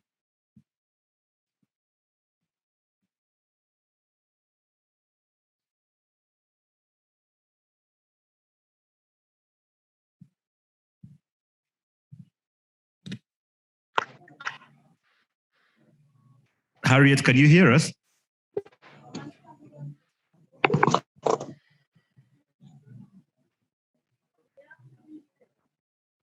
Right. So while we try and get a hold of Harriet, why don't we come round to Noah, and then we'll go to Marion, and we can try and get back to Harriet. Thank you, Ben. What should I keep?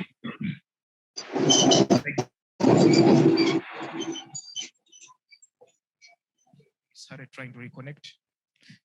Yeah, so I think we were starting with what would you keep on the curriculum?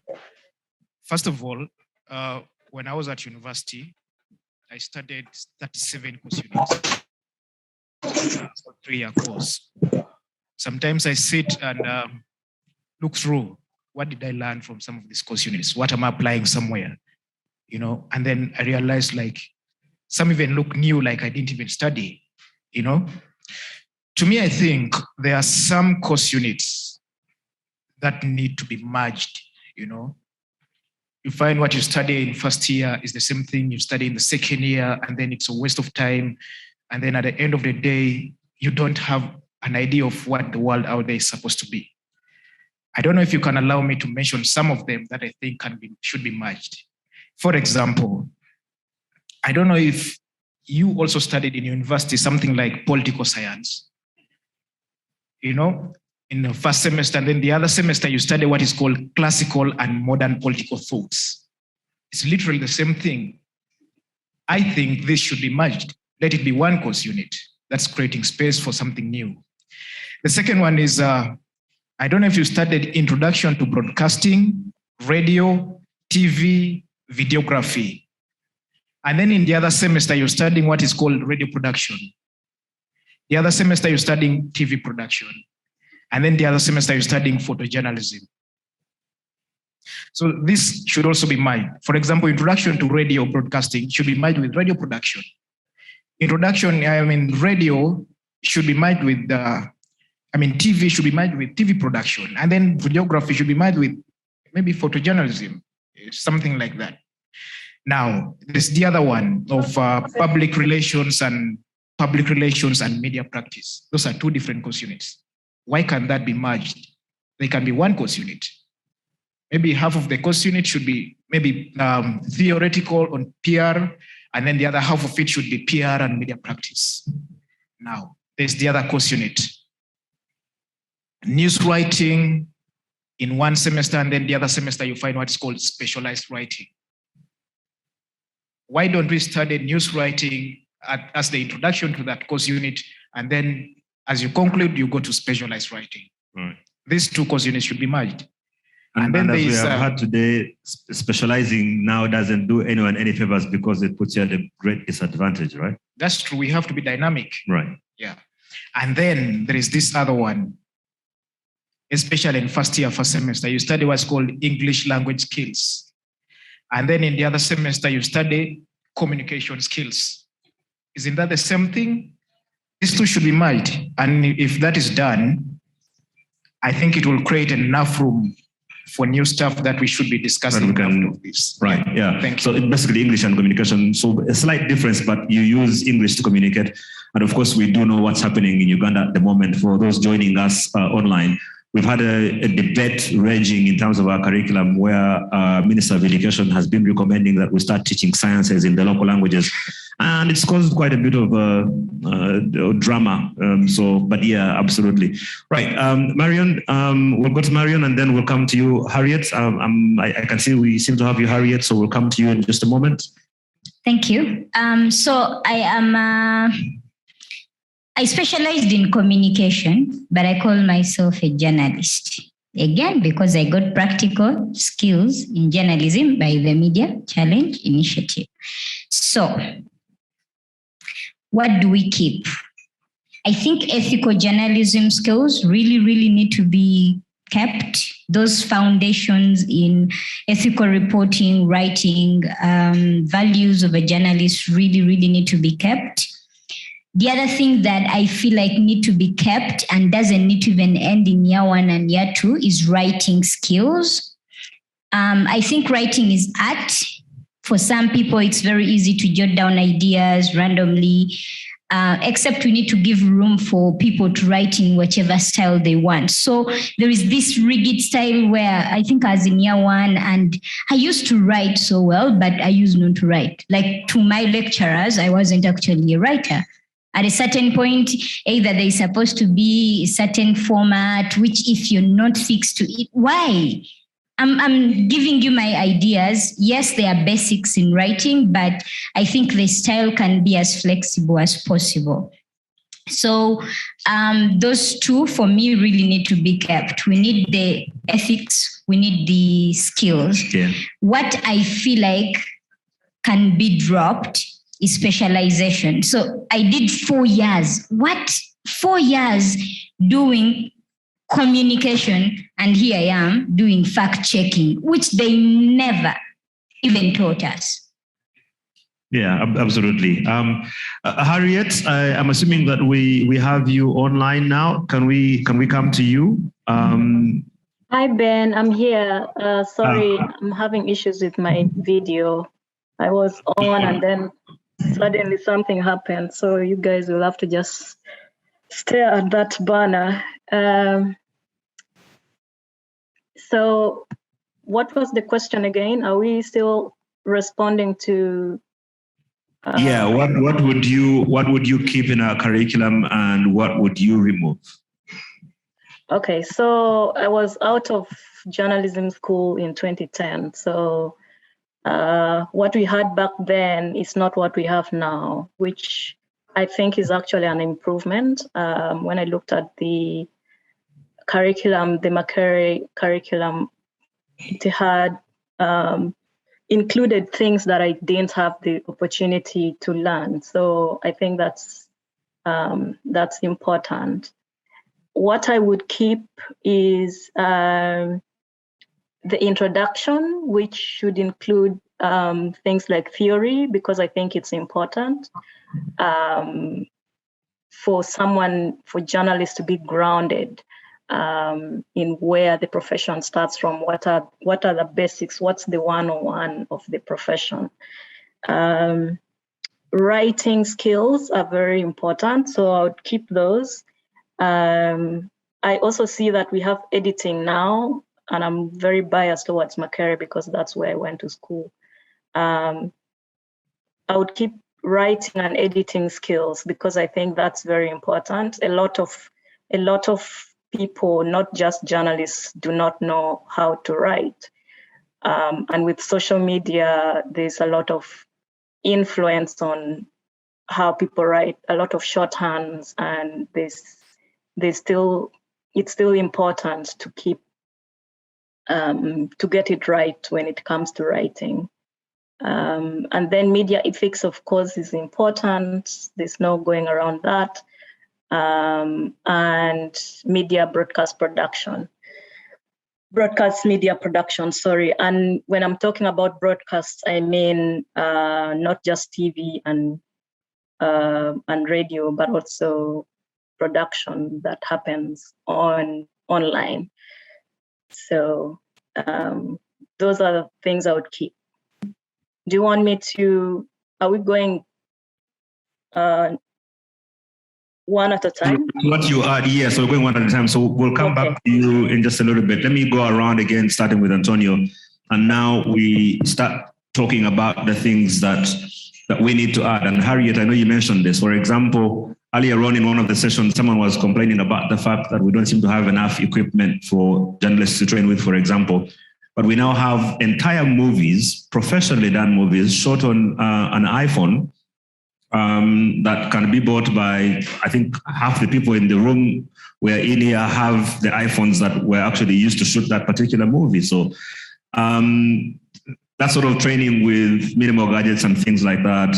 What else, Antonio, for you now, because this is where really the crux of the matter is, what are the things that we now need to be adding to our curriculum to give our journalists better skills for the future? Thank you, Ben. First, you have mentioned the use of phone to tell stories. So the first thing I would do is to make sure that we incorporate mobile journalism reporting, premised on the idea that we don't have enough equipment that can cater for all students in class. So at least on a percentage, maybe if you look at a number of 10, you have at least 8 people who own a smartphone. So that would enable at least each student to be able to practically do a TV story and also be able to record audio messages and share them. So that's one of the things that I would incorporate in the curriculum. I would also look at the merging needs of today and the fact that technology is taking over. Of course, gone are days when you would wait for the 9 o'clock news to watch. Now, what used to be the first screen is becoming the second screen, which is now the mobile phone becoming the first screen, that every time you wake up, you are looking at the mobile phone. Now, that's a key component that all institutions should encourage their trainees at least to have a smartphone. Then we have multimedia storytelling. And you also look at digital journalism, which has that component, trying to understand new media, social media would come in there. Then you look at things like data journalism, because like you look at the COVID stories, there are a lot of information around. So how do you use numbers to tell stories? And this is happening today. So I would also try to look at drone journalism. How are we able to reach out to different places and cover stories? These are some of the things that we need to start to look at. There are smartphones that actually can act as drones.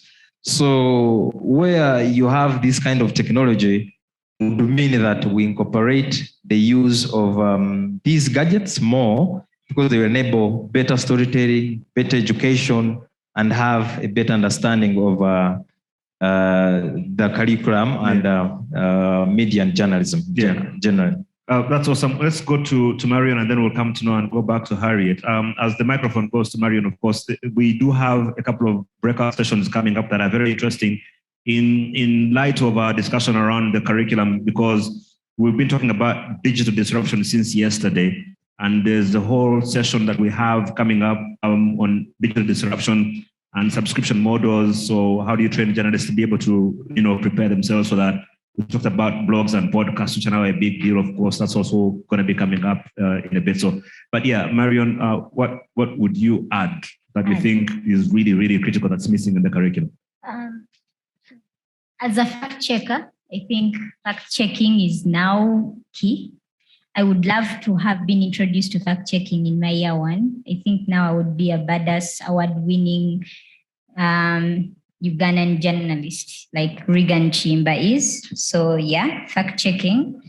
I would also do solutions journalism. So these are ideas we just find on the internet, or you're lucky to find someone who knows about it, but you get to realize all we actually want to do is to tell people that news is not supposed to be negative all the time. So you have an understanding of what that is, but you don't know that it's actually solutions journalism. So I think solutions journalism would really be great.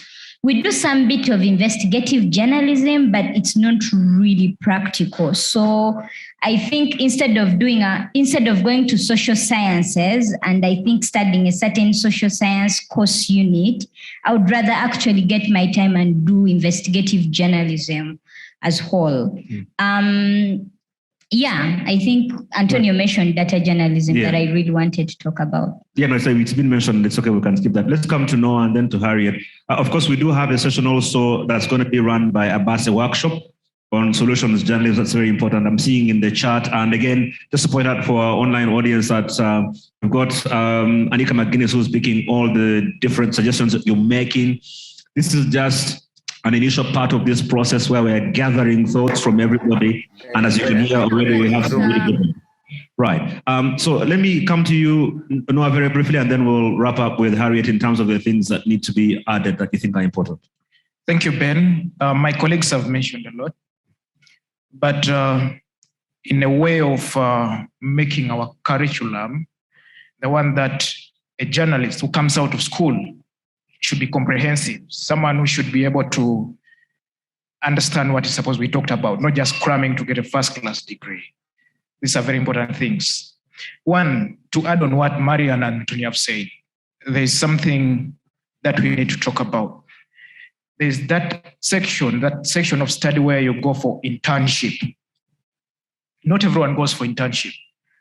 While I was at university, some people came to me because I had a connection with one of the radios, and then they say, you just write for me a letter and you sign and say, I was in internship. I think institutions should take a step ahead and take that time for mentorship. Identify a mentor and attach your student to that mentorship. I mean, to have mentorship with that person for the 2 or 3 months, that would work. Instead of just internship, let it be a mentorship. And then there's the other thing of content creation and creation. That's one thing we need to learn about. while at school? How do we gather content? These days, most people who get out of university, the knowledge they get is how to run around and do a PR report. And that's the truth. Right. And then one of the last things is maybe development journalism. While at class, I was taught development communication. I wasn't going to run an NGO. I was going to do news writing. So instead of development communication, it should be development journalism. Right. And then how to tell a human interest story as a course unit. Thank you. That's a very big one. Actually, there was someone in the chat who was talking about, I think, one, reporting on death, because that seems to be a thing on its own. We seem to get that wrong quite a bit. But there's also another suggestions about psychology for journalists in training, like how to manage your mental health. I see there's a lot of nodding of heads in the room, so that seems to be a big one.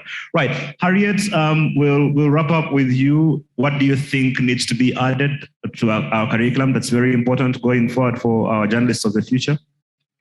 Okay, so in terms of what needs to be added as pertain to knowledge topics, I think that we need to think about critical thinking and analysis.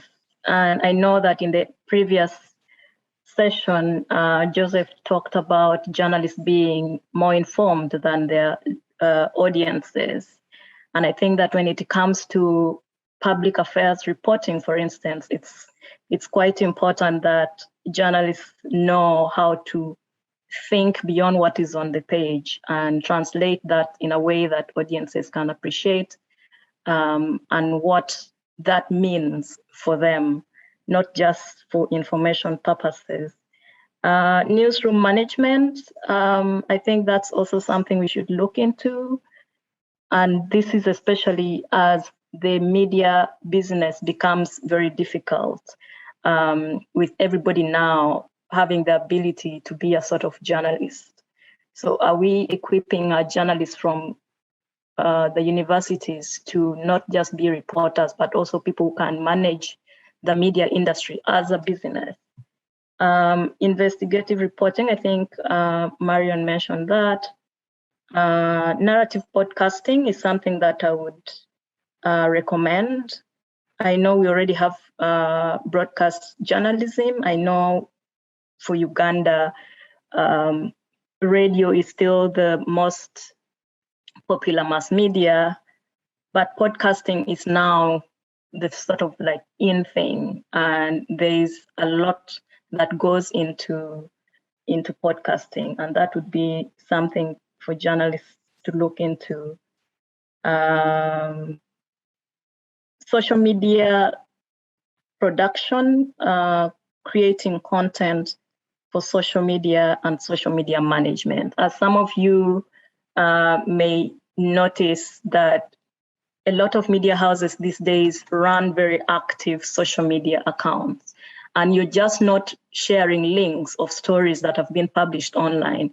You are making the online space its own independent platform where you tweak the content in a way that an audience is able to read and still get something out of it, even if they've not read the whole story. So there's a whole new world of journalism happening on social media. And I think under digital media, that's one of the things that could be incorporated. Right. Thank you so much, Harriet. I'm going to ask Anika if you can just share your screen for just a few seconds. Again, because of time, we're trying to redeem the time. We'll be able to share all the details in the chat. So if you're online, you'll be able to get an update of all of this. Thanks a lot, Anika. So you've got some of these things being captured. And I'd like to encourage you to keep sharing them in the chat, and we'll be able to pick up those up from there. We've also got some sticky notes that have been shared. And so all these thoughts that are being gathered, we'll be able to get those and put them together. And then this will be shared so that we can be able to actually pass them on to people like JB and the teachers and people who are developing the curricula to make sure that we have better training for our journalists and better skills. Again, allow me to apologize for us being just slightly behind schedule. It's my fault entirely. I take full responsibility for it. And because of that, I want us to move straight into our next session, and then we'll come back and check in on Hannah in Dar es Salaam and Edith in Nairobi after that. But our next sessions are two interesting breakout sessions.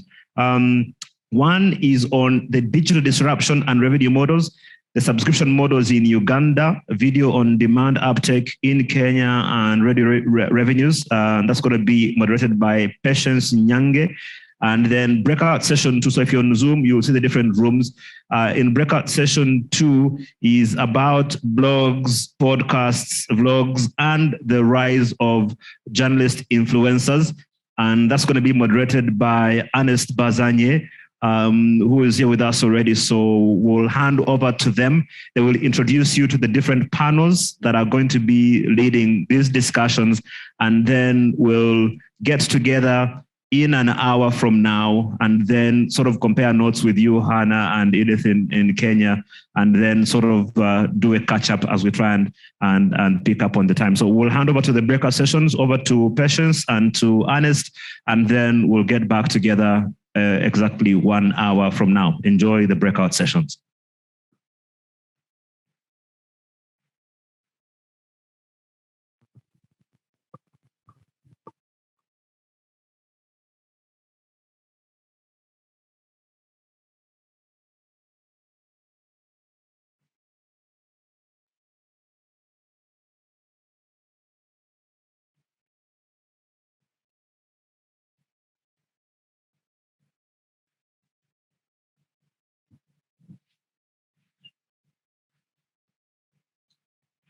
Check.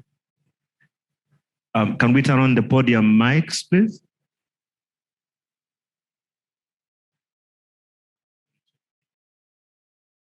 There we go. I am finally audible.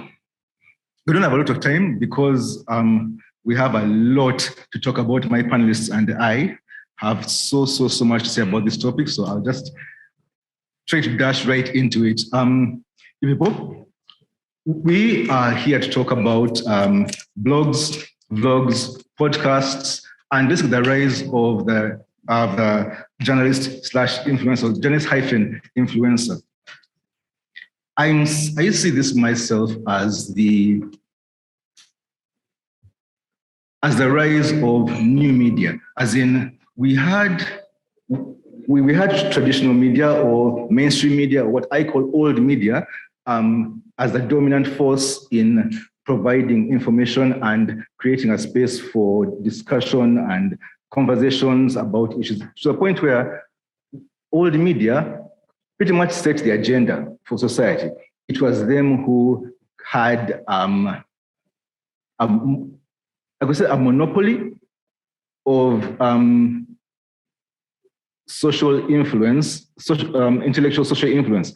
But what we're seeing now increasingly is that this power is being stripped away from the old media and is being taken up by a slew of bloggers, podcasters, and people who practice in various different kinds of new media.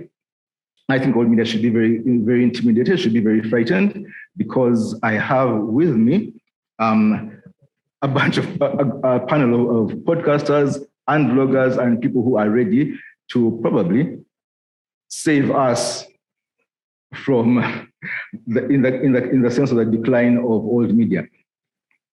Should I begin with Nyamishana? Nyamishana here is. I wrote a very eloquent intro here. I think I should say do this in an accent. She's an activist, a blogger, a podcaster. She speaks basically about,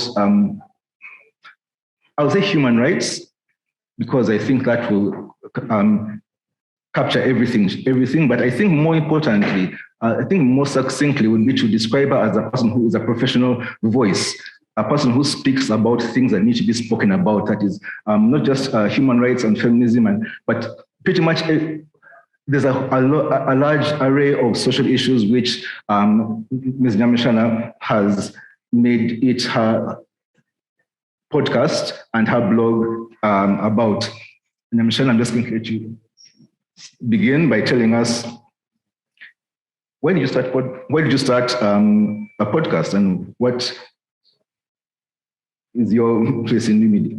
Okay, thank you so much, Ernest. It's an honor to sit with you. I was telling Ernest back there that I started reading. My parents used to buy newspapers just for me to read about Ernest, Lillian, Barenzi, Charles Onyango-Bo, and I was asking him who inspired him, because he was one of my inspirations. Thank you, Ernest, for blazing the trail. So I started podcasting during the lockdown in 2020, around May, but I was actually publishing then even, but I hadn't distributed. And so why I started podcasting is because I was suffering from a writer's block. I had been writing stories on my blog since 2012, and I was contributing for Global Voices, and I was contributing for Mail and Guardian. I was exhausted. I could not write anymore, but yet I still needed an outlet to put out my thoughts. So I started podcasting. I thought it was a way to run away from writing, but when I got to podcasting, I found that there's actually more technical writing there. And so what was I talking about? I wanted to pour out my heart and say whatever it is I wanted to say. But I produced 10 podcasts before I could launch, and deleted 6 of them because I felt like I had overshared and I wasn't ready for the world to know what it is that I wanted to talk about. So I started, then I now had to streamline and say, what am I going to talk about? I need some meaningful content that I'm putting out. So my first guest was Fiona Komusana, God bless her heart. We were talking about feminism, and I was on my feminist journey. I wanted to understand what feminism is at a deeper level. And so Komusana was my first guest, and we're talking about feminism. And from feminism, we just rolled to digital rights, to human rights, to grief, to mental health, social media and mental health. And it was a journey that was unending, and I loved it because I need to tell you that I love intimate conversations. I am terrible at conversations of more than 3 people, but when it is 2 people one-on-one, I am a great conversationalist. So I felt like that is one of my strengths, and that is what I need to put out. And I don't know how many episodes. Let me check very quickly. I don't know how many episodes I have now, but this is episode 38. Oh, 39. No, 38. I have 38 episodes now. Yeah. At this point, I would ask anyone with a pen and a paper to write down the name of this podcast, because you really are going to want to listen to not just one, but you probably even go back. You have 38 to listen to. Look for Nyamishana's podcast. There's a link on truenyamishana.org. You can get started with that. I can help you, Baz. Nyamishana's podcast. So I should have talked about naming your podcast. I looked for names.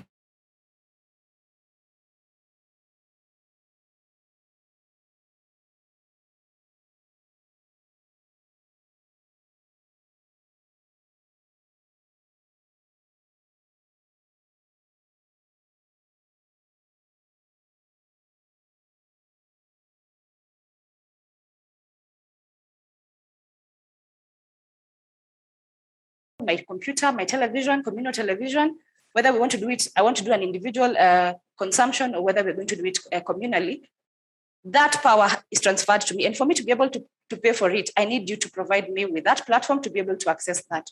Then there's scheduling of content. I choose when to watch, what to watch, and I don't rely on traditional media to tell me to catch whatever information at whatever time. So it is the scheduling is the power of scheduling is upon me. So let me pay for it. So give me the content and I'll be able to pay for it. Then there's investment in content acquisition, storage, and management systems, whereby I need content to pay for. So please invest in that content. be able to invest in storage, in storage facilities for your content to be safe and also to be accessible to me as soon as I would want it. And then there's management of the same. Then there are challenges. Of course, the two-step payments. So you have to always look at the audience that you're targeting. Do they have the purchasing power? Do they have that? Are they enabled to pay for that content? How user-friendly is your platform? How available, do you have the content? Is there, what am I coming to consume, or what am I paying for? And then, is my data safe? And is your content safe as the producer? And where do you store do we have content storage facilities in Kenya?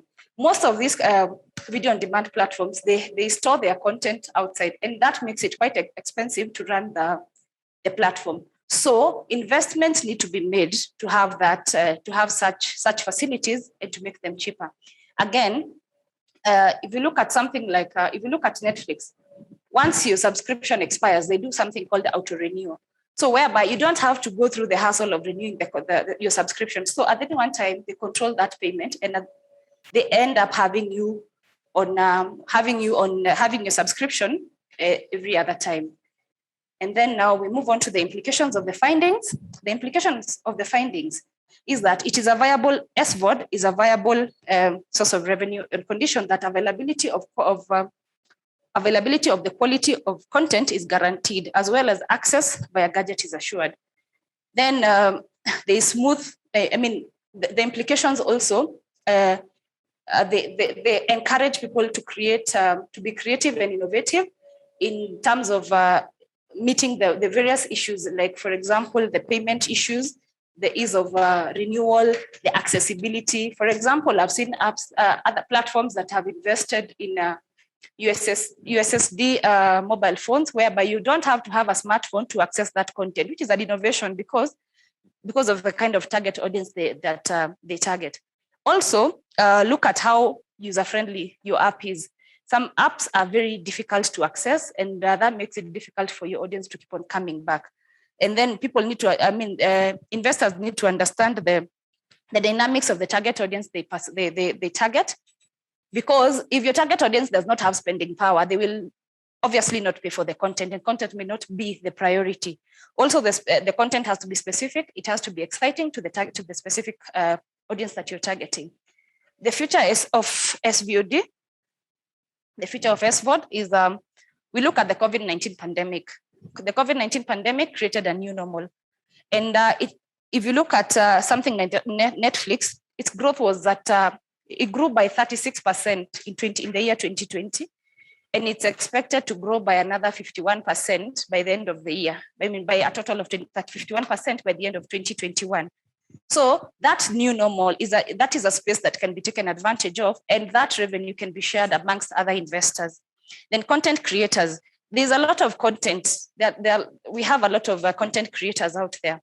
There can be collaboration with them, and to have a gain-gain relationship whereby that content is shared, whereby the platforms the platforms offer the content producers a platform to sell their content to the subscribers instead of always relying on advertisers.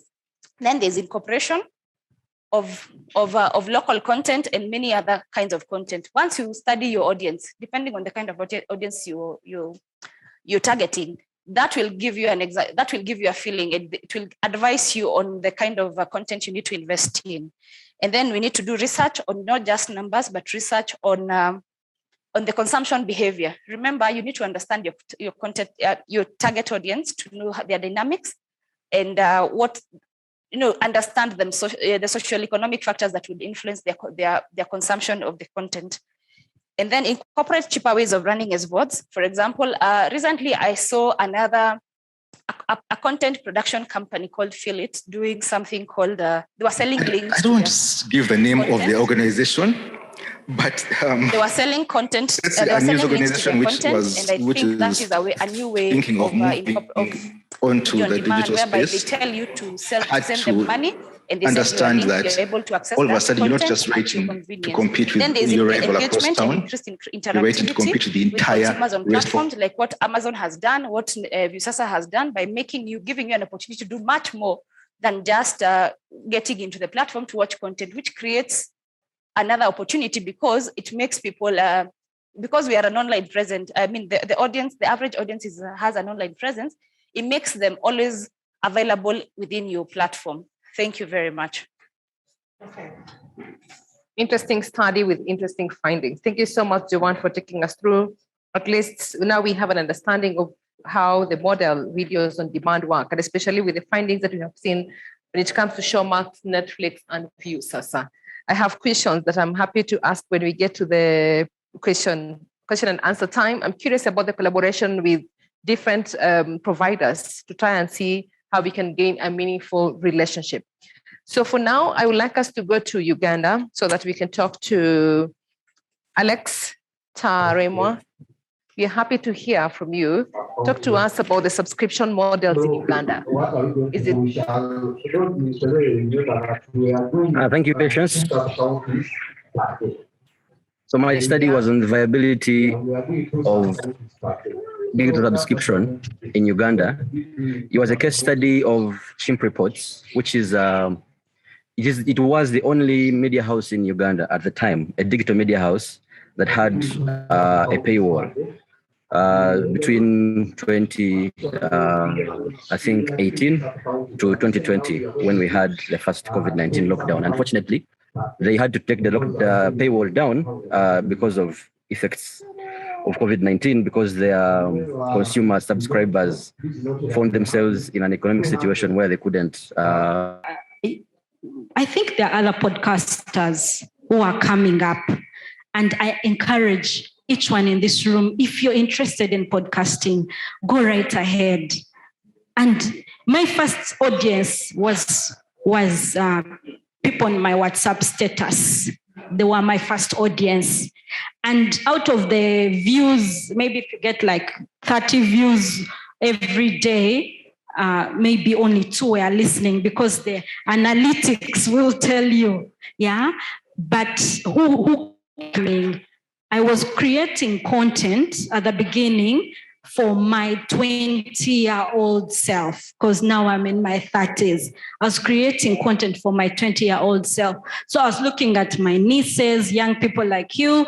I was things I should have known about feminism, things I should have known about mental health, things I should have known as a 20-year-old. In fact, now I'm a bit stuck because my 20-year-old ego has been served. Now I'm wondering who my next audience should be. But once you start creating content that matters, it could be one podcast per month, people will pay attention, and then you will be the critical thinker everyone goes to. I like to set trends, and I get bored very easily. So I wanted to start a YouTube channel in lockdown, but then I realized I needed makeup, and I'm a woman, so they would start judging me over how I look. How many clothes can you possibly have to change for every YouTube? So podcast, let them judge me by my voice. Yeah. So let's go deep. Let's research. I believe in little, less is more. Yeah, one podcast, a conversation with you. What encouraged me, podcasting was at the back of my mind, because every time I would hang out with my girlfriends, they'd be like, we should talk about subscribers. Remember, Chimp Reports is a fairly new media house. It's not an established traditional media house. So the numbers might not be as huge as Nation.Africa, for instance, after their first 1 year of having a paywall. So paying subscribers exist in our region, so the willingness to pay is there. The prices are a bit high, depending, because from my research, I found out that a subscriber can pay up to $30 a month on subscription. In Uganda, that's 10,000 shillings. In Kenyan money, that's about maybe 300 shillings a month. So some of the media houses that have paywalls now are a bit on the high, and then others are fairly in a very good space. For example, Chimp Reports, they have three they have three payment plans. They have a daily plan, they have a weekly plan, they have four. They have a monthly plan, then they have the annual payment plan. And the monthly payment plan is the most taken out because again, from my findings, most of the subscribers are educated and gainfully employed. So they pay money, I'm assuming, off their monthly salaries. So they can afford around that time to make some of those payments. So if a media house is to start, for instance, a subscription, the target audience to work with is somewhere between 18 and 35. They are very young. That constituted about 75% of the subscribers at Chimp Reports. The ones that were above 35 were just 2%, and they were between the ages of 50 and 75 still. So the main challenges of a paywall, especially in our region, is because there's so much free content going around, and then there's so much piracy of that content. A media house will have an exclusive story, and then Alex Tarema will pay for that story. Then he'll copy and paste that story on his own website, and then guys can read it for free. So the existence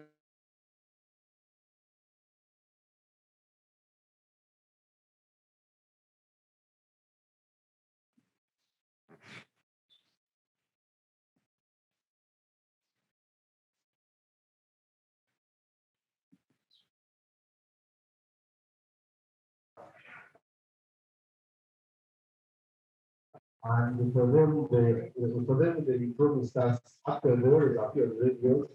All right. So when you have content that is free, it makes it hard for someone who has paid content to make money, because if I can access that content for free, then why would I have to pay for it elsewhere?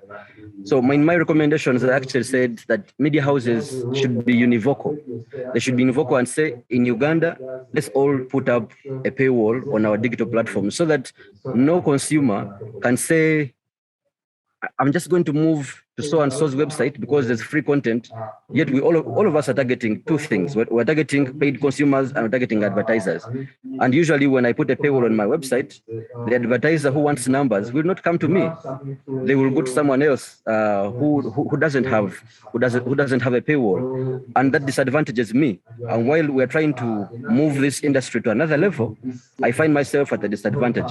So in my recommendations, I said media houses should come up with a univocal policy in which we can all adopt some sort of payment platform. It doesn't have to be a hard paywall. Actually, I found that freemium paywalls are the ones that allow a consumer to read some free articles, and then the paywall is on the exclusive premium articles. And then in other parts of the world, you can see at the New York Times, they give you called a metered paywall. They give you some like 9 articles, and then when you have finished reading your 9 articles, they now say, pay for the other articles. But hard paywalls are not very advantaged in our part of the world. They actually send readers away from our websites. My study found that when readers come to your website and they find a paywall, their first reaction is to move to another website. So I think those are my key salient points and recommendations. We can now have the broader discussion and see how to engage. Thank you so much.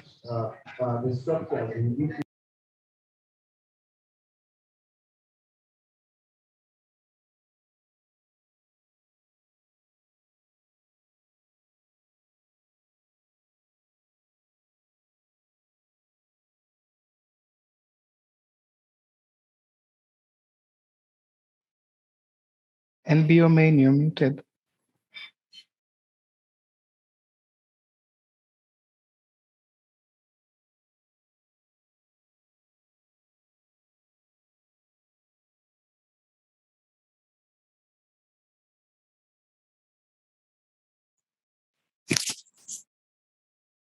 NBO main, you're muted.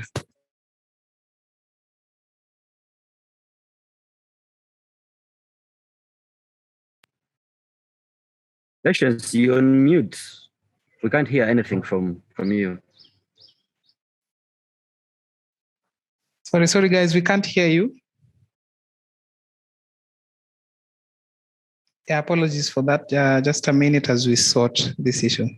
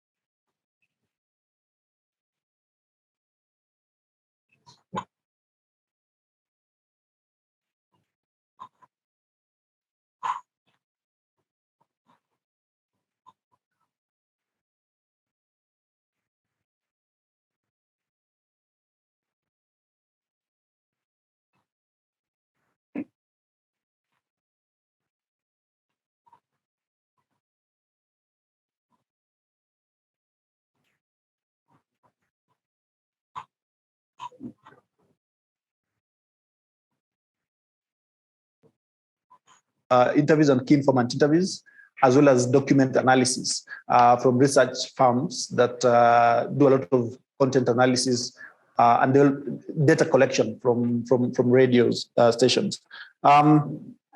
So in terms of the findings, on the first objective of trends, one of the trends that was that came out was actually on one of the trends was on decline in revenues, that there has been a considerable decline in revenues in radio stations. In fact, one of the key informant interviews actually explained that he has been in the same radio station for about 4 years, and when he looks at the marketing budget from one firm over this period, it has significantly reduced over time. There's also considerable stiff competition, both in national broadcasters, but also very specific, perhaps community and vernacular radio stations here in Kenya. At the same time, advertisers are moving away from wanting a national appeal. They actually want very specific target audiences in them. There's also an appreciation that radio stations can actually build the same audiences that they have offline or using their frequencies to the digital platforms, which also means that they can actually have very specific digital ads only. So the marketing agents, when they're looking for adverts, they go specifically giving both options to an advertiser to consider both. Some of the strategies that are coming up with having their own events. So for instance, this has largely been around music and concerts, which sometimes do take a cultural approach. Media agencies are also being an approach that they're using, especially taking the creative element of advertising. They actually do it, and they actually play those stations. Those adverts. But then there's also a slight difference in radio stations that are in group of companies. So you have, for instance, something like simulcasting. If I would give an example, Space FM, that is a radio station, would very easily have a conversation with KTN News, so that when they're having one of their talk shows, an advertiser can place a banner behind the show hosts, so that anyone who is watching on KTN News can see the same advert, but at the same time having mentions at the same time. So their radio stations can actually be able to tap audience revenues from both video, but also audio audiences. But at the same time, in order to increase traffic, so some of these stations are moving more towards having only one website that has all their radio stations. So for instance, think of MediaMax, it only has one website, and all of their platforms exist there, which then helps them really tap all the audiences that they can. So the meaning of the findings is that digital is alive. Radio stations can actually tap into digital existing of revenue that are there. Of course, there is also the other side, that it's also taking audiences away from them. It is actually, so it's pretty much a double-edged sword, that it is pretty much how they embrace strategically these digital platforms to also augment on the revenues. Recommendations are that one is that radio stations need to consider on audience segmentation. Of course, you can see that there's already some of them who are opening new radio stations specifically to target certain audiences. Secondly is content has to be fresh. So majority of radio stations actually do copy pasting from one to another. So you have, for instance, one radio station which has a successful reggae show in the afternoon. All others deciding actually that show during that specific time will also be on reggae or reggae music. But at the same time, I think institutions of higher learning should also consider having teaching revenue generation mechanisms to their or in their radio in their modules or units, at institution of higher learning. I think there are quite a number of further areas that this study proposes that could be furthered. One is pretty much around the ethical issues of generating revenues online. So you have disclosures that some radio stations decide not to disclose that this is actually an advertising. So you look at content, it is paid content, what is referred to as native content, but is not labeled as such. So the ethics of the same should be interrogated. But at the same time, the specific scale that digital has actually tanked revenues for radio is an area that can and actually should be explored. And finally, is looking at niche advertising that is gaining market or gaining entry into the market. To what extent can niche advertising be said to be sustainable for a radio station? Thank you very much. Right.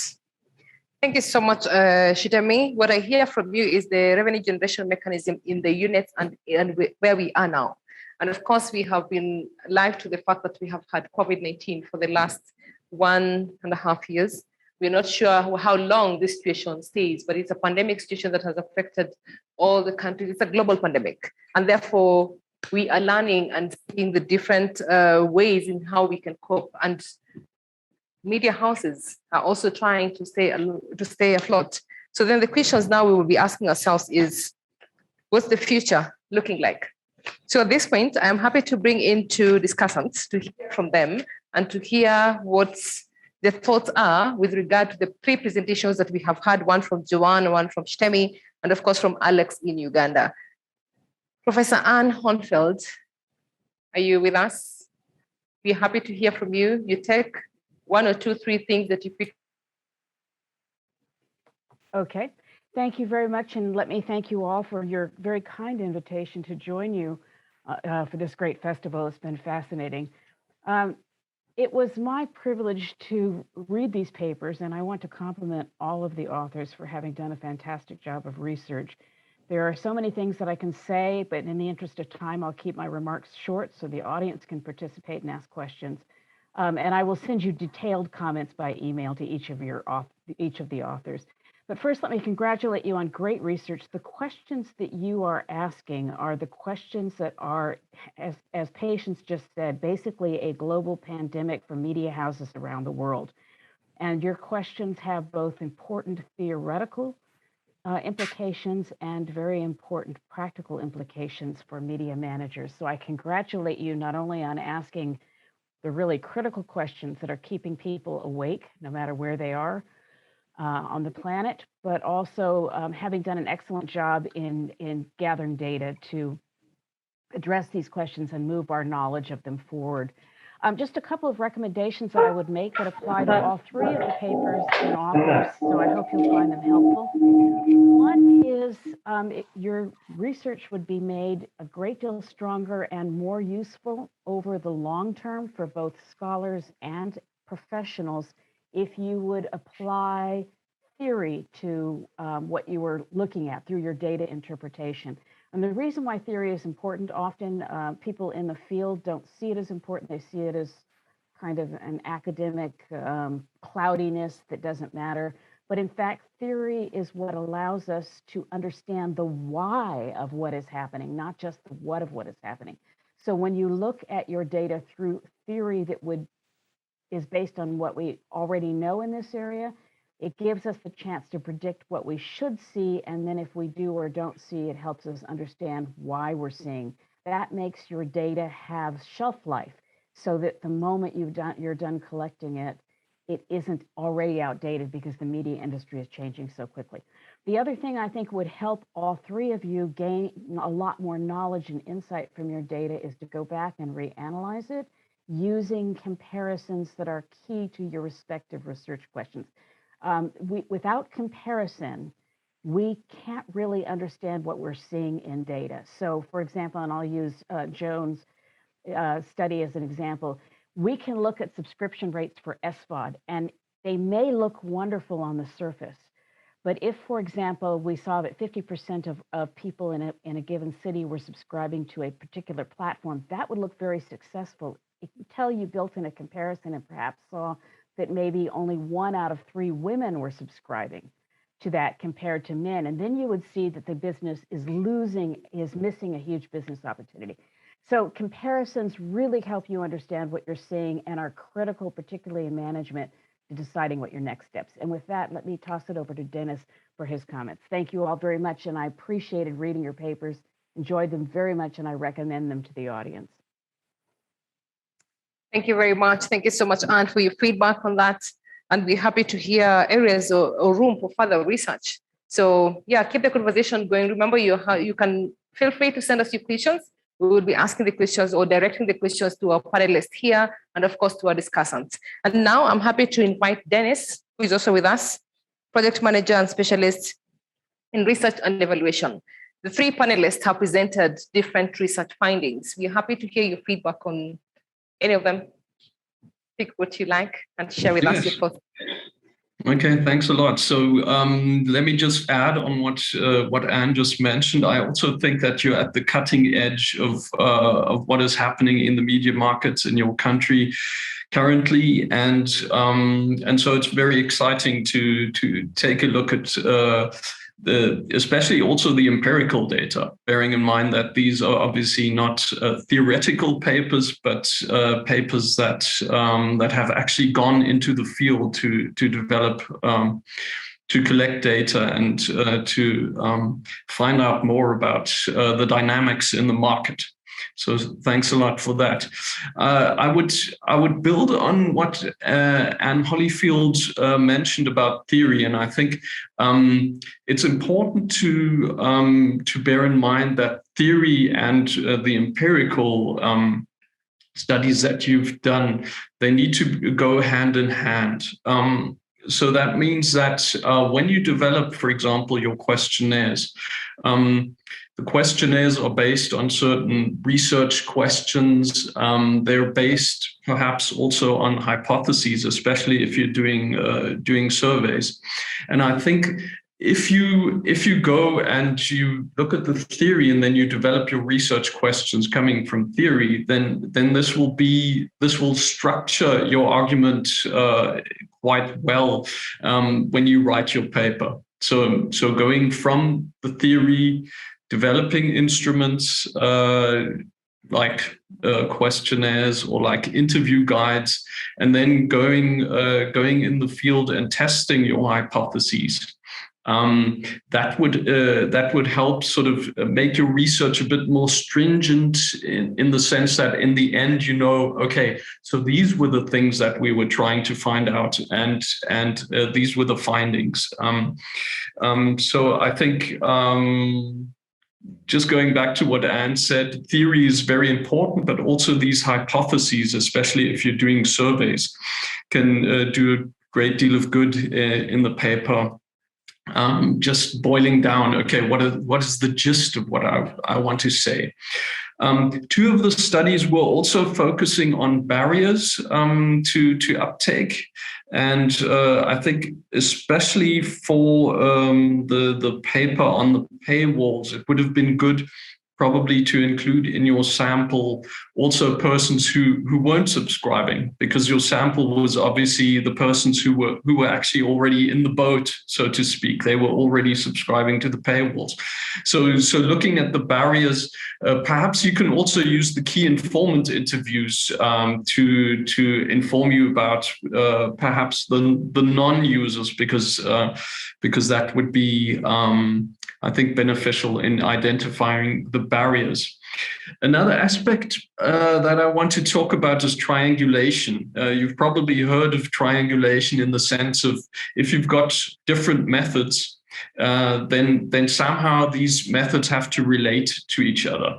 So if you've got key informant interviews and you've got the survey, then it makes sense to take your survey data and perhaps contrast that with what you're finding from your key informant data, or enriching it. So for example, if you've got management and you've got the audience, then it would be interesting just to contrast these two and say, okay, what does management actually expect to find? and what is the audience telling us? Perhaps there's a mismatch there, and this is obviously very valuable for management to see their expectations corrected by the data that you've actually collected. And so in that sense, sometimes in the papers, I was missing this aspect of, okay, we've got the survey data, but maybe the key informant interviews can deliver some more information. Or help us sort of contrast this data.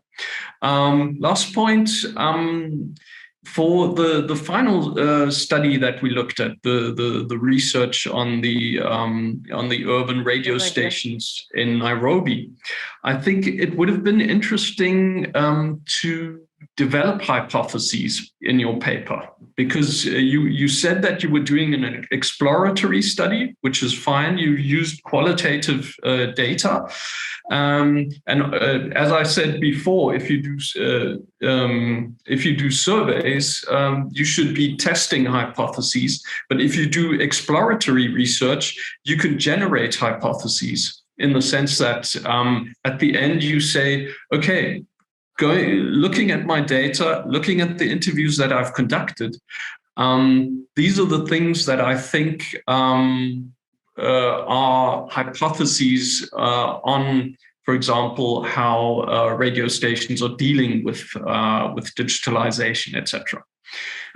These obviously are very academic recommendations based on the papers, and as Anne said, I've also got a lot of written comments that I can forward to you. Thanks. Okay, thank you so much, Dennis, for your sentiments there and your insights on these 3 studies that we have done.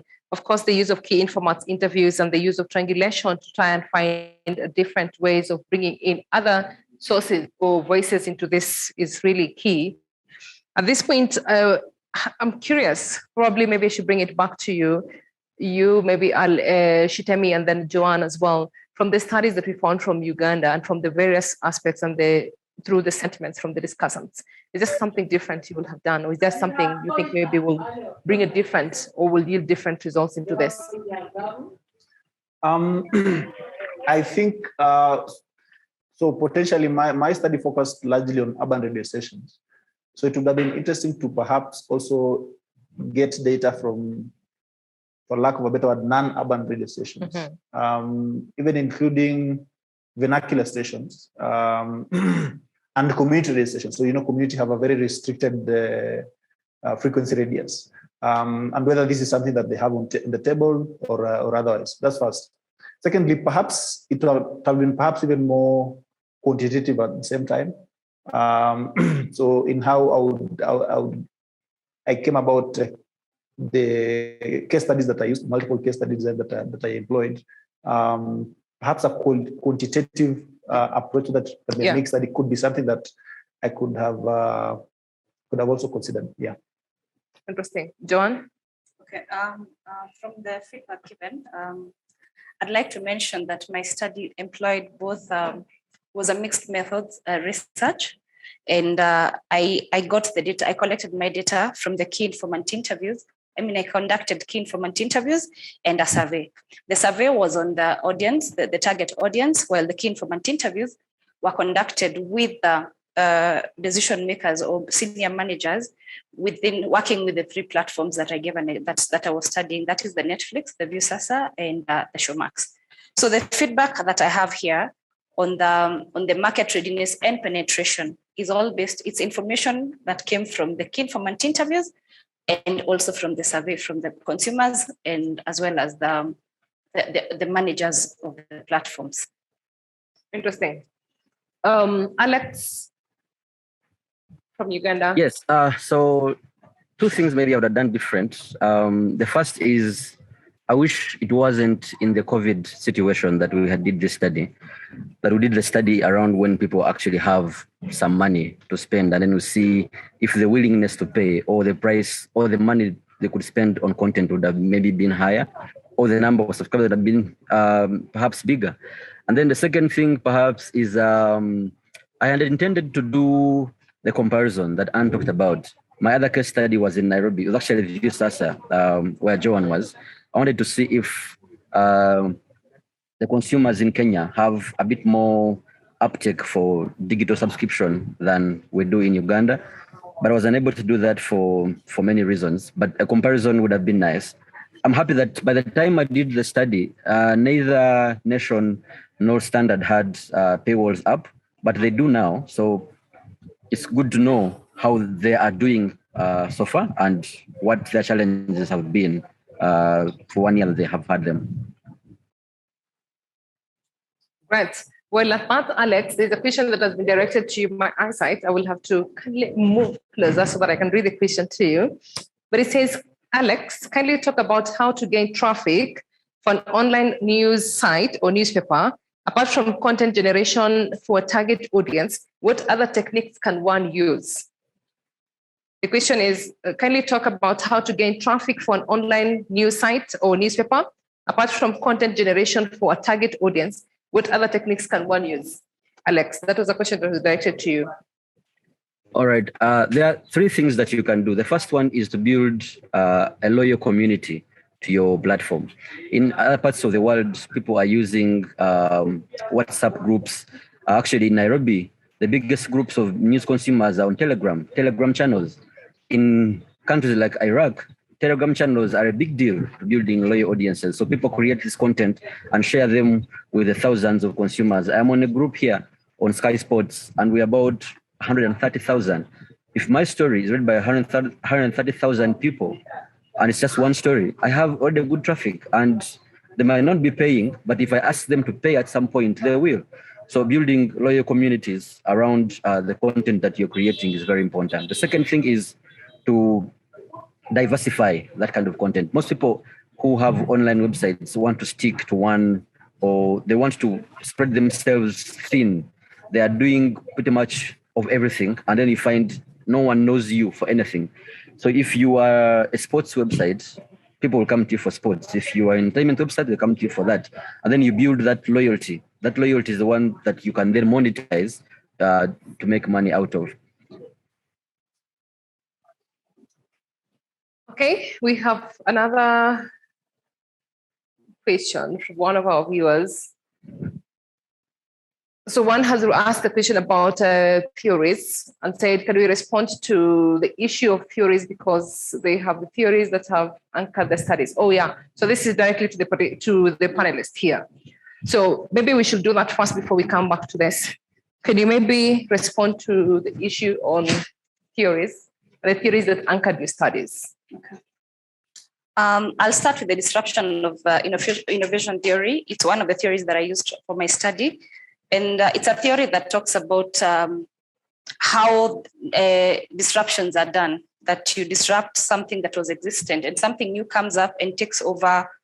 Basically, something new that comes in and takes over and replaces the old way of doing things.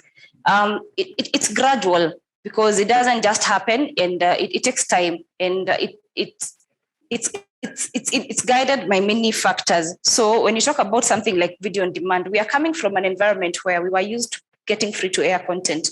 We were always getting that content for free and probably just buying newspapers and getting all the content. Right now, we are being asked to pay to watch content or to pay to consume content. Since when did we ever pay for that content? And for us to embrace that, of course, it comes with a lot of resistance. There are people who will take it up at the beginning and others will. It's a journey. But in the end, you find at times it's successful and at times it could fail. The reason why it could fail is if there's nothing, if there's no consistency, if I don't see the value for what I am paying for. But if I am convinced and if that's the only way to go about this, I can easily take up that. I can easily get convinced and probably take up the new innovation. And looking at it, I can go back to responding to probably giving an example with what Alexa said. When we started the study, subscription to content was it was a new thing. Right now, if you look at the success of the Nation and the Standard in Kenya, and also Viusasa, even Netflix, all those things, all those success stories, take time to get to where they are. It's because it's subscription is a new phenomenon and it's a new innovation. And this innovation is disrupting the old way of doing things. And that is why a theory such as disruption of innovation theory was important for my study. If I may pass this on to Shitemi. Yes. Good. So one of the theories that I use is media economics theory, which is about how media houses make decisions about the revenues that they make. It is an institutional approach to deciding that perhaps I need to hire more staff, or tomorrow I'll fire a third of my staff, and then what happens to the content that you have been producing? What happens to the quality of that content that you're producing? Certainly, I think an area that has been pointed out clearly is around how my interpretation of the data that I collected and linking it to the data, to the theory. Sorry, certainly that's a gap that I missed in strengthening it. But yes, I think that there's a very clear link in the theory that I used and the finding that I got, because for the majority of or all of the stations that I interviewed, there's a very practical, very a very high decision-making process that has gone into deciding that we must embrace a different way of generating our revenues. And there's also a very practical and structured mechanism of evaluating those processes and what is working and what is not working. I'll give an example. For instance, when you look at one of the strategies pretty much around creating new platforms from radio stations. So you have a station like Capital FM deciding that I'm going to also open a TikTok account. So what informed opening a TikTok account is also because they have seen one of their key advertisers also opening a TikTok account. So if they go to TikTok, they would actually do what? Potentially tap also that revenues. But now going to a different platforms has a human resource perspective and manage into it. So social media, they say, is not necessarily free. So they may need to hire someone or also study around how do you generate content that can actually tap audio or revenues on TikTok and other platforms. Thank you. Interesting. Well, I think maybe I will ask this question because it's been asked and it's probably related to what you just said. I would like to, I'll be interested in hearing more about alternative revenue models. Instead of paywalls and ads, media houses should be inspired by social media networks and their revenue models. New Vision or Next Media has a dedicated audience. How can you use the following in a way that benefits both the companies and the consumer? At the same time, there's a next question that asks, could you also offer the additional services in partnership with others who are trying to reach the customer base? You have acquired partnerships with insurance companies, education institutions, schools, HR firms, etc. Owning dedicated platforms is valuable. It's an asset to media houses that they can use now. Yeah. So maybe the question is, we really, as we found ourselves with these unprecedented times with COVID-19, we don't know how long this stays. So what does the future look like then? So I work at African Censored. About 2 months ago, the company rolled out a freemium platform called Shahara.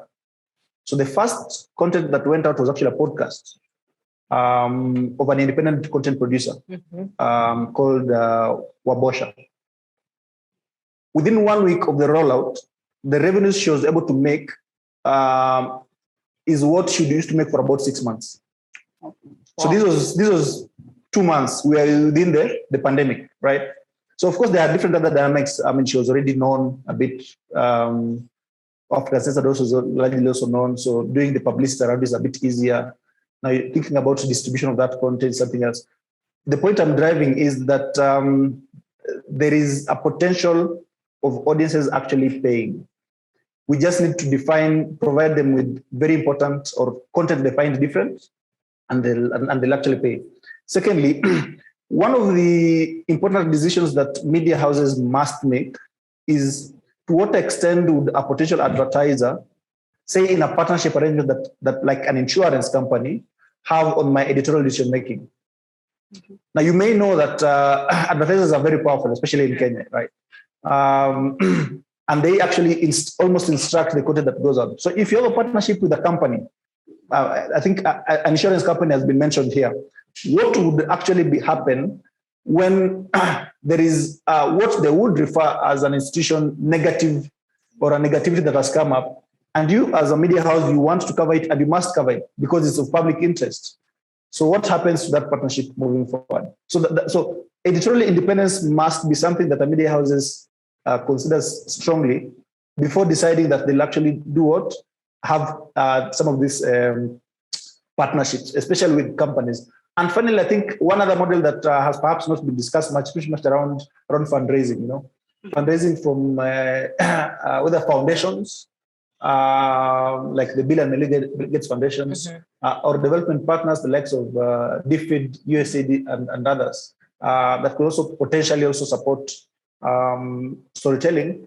But the more important thing is also even them that you must have full editorial independence on what I think Nation, for instance, have a big grant on health reporting from the Bill and Melinda Gates Foundation that perhaps could potentially also be explored. Thank you.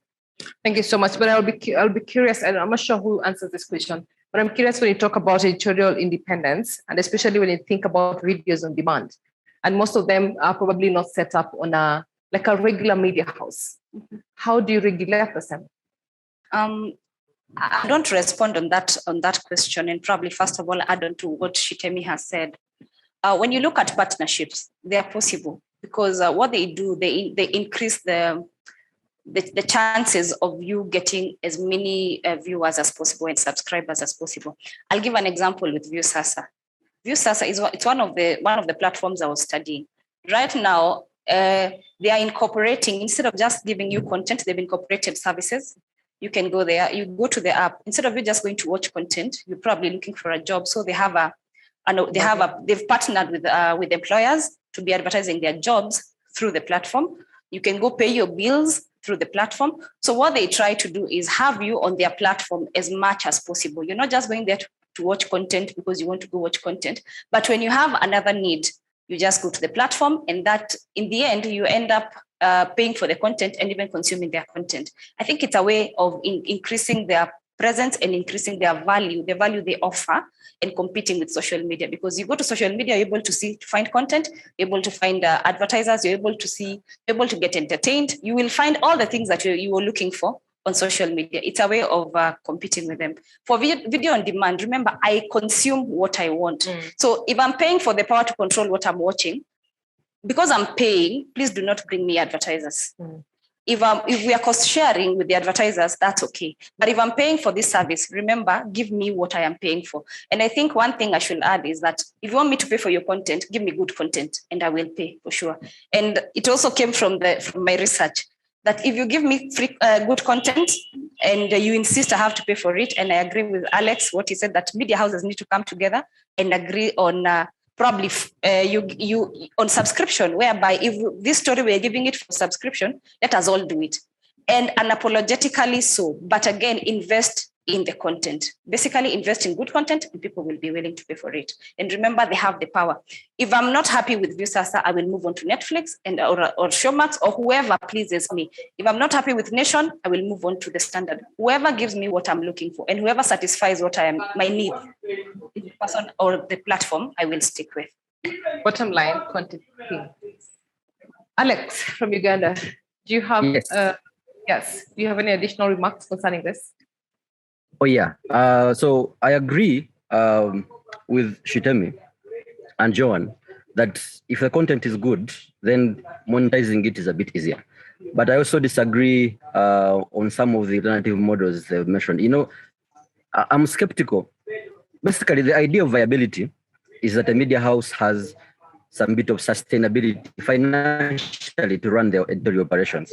And if you hinge that sustainability on an advertiser, then this conversation ceases to have meaning because we're trying to move away from that model. It has shown us that it has failed. So if ViewSasa is now advertising jobs, it's the same model as back then. We haven't made a step. So it is important for media houses to generate what they call user revenue.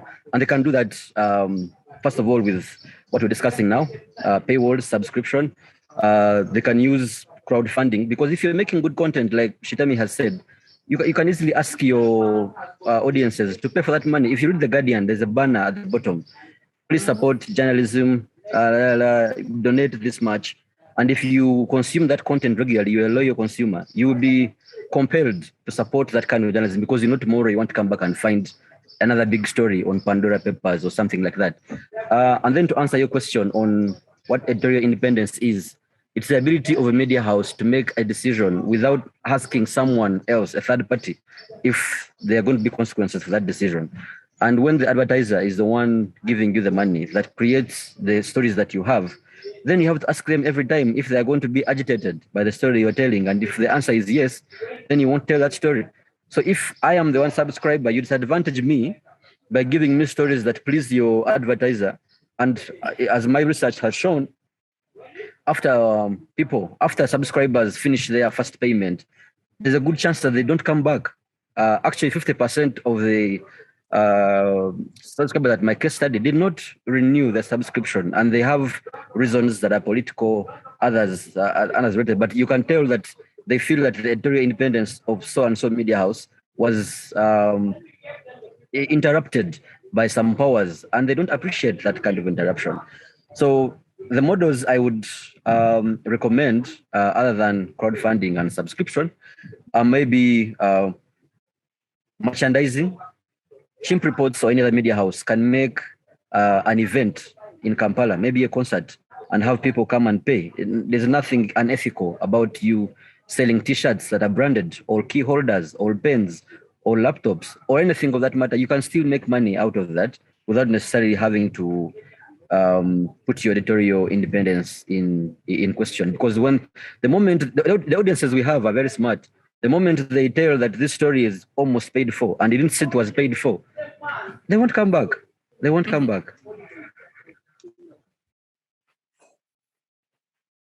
Alex, you're still there. I would like you to respond to this question. Yes. Yeah, there's a question that has been asked here. It says, this is timely conversation on digital disruption and news media revenue generation. With this in mind, how does the paywall impact on the spread of misinformation? Almost what you're leading to. So continuation on this. Yeah. So the idea of a paywall, especially when you're doing premium stories, is that the stories that you are putting under that paywall are stories that you generated with a lot of money as a media house. So you feel you should get this money back from the content. Obviously, there's no chance that you can put a fake news article under a paywall unless you are also trying to clickbait or chase money or something like that. So it helps a lot because the media house has a meeting and said, we want to do 10 premium stories this week. They assign journalists those stories and give them the allowances to go and cover those stories. So when they do them with the depth that they want, then they come back, publish them, and put them under a paywall. So it helps that the other taka stories from social media and the ones people pick because they want to be the first to break stories, of course, it's hard to put breaking news and one paragraph behind a paywall. When a consumer opens that link and pays their 200 shillings and they find it's only one paragraph, next time they won't open that link. So the editors know the implications of people paying money and then not getting the value of that money. So chances are high that a fake news story won't find its way behind a paywall. And I would actually say a paywall is a good impediment for fake news, disinformation, and misinformation. Thank you very much. Shitami, there's a question for you as we wrap this up. What will you say about the game shows that were held in radio stations in Kenya? They may not be there at the moment, but shouldn't that be considered as a revenue stream for radio stations? Good. I think I'll make quick comments on two of the posts there. So game shows were stopped, right? And they were stopped because they were in contravention of the code of ethics for the practice of journalism in Kenya.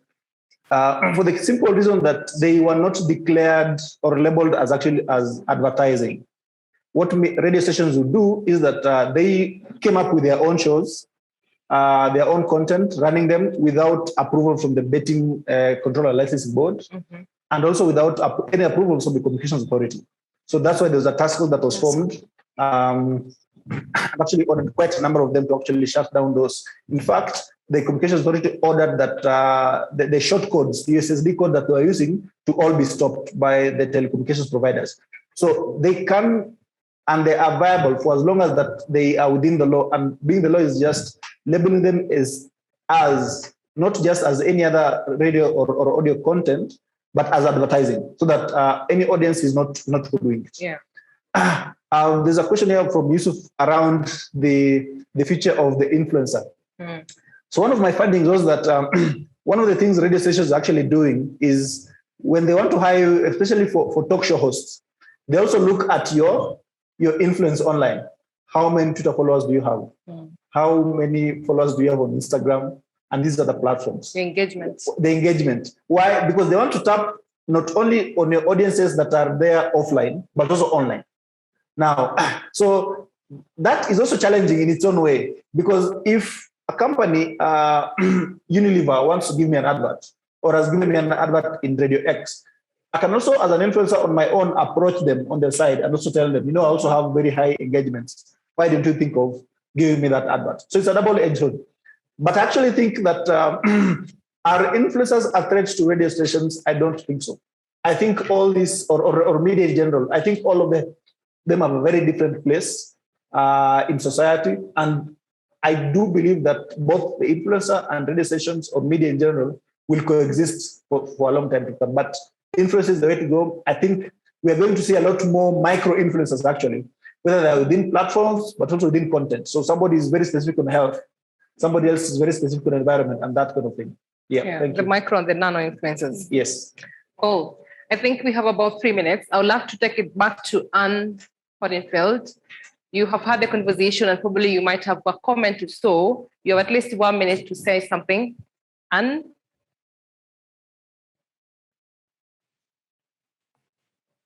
Thank you. I have been fascinated by the conversation and the discussion.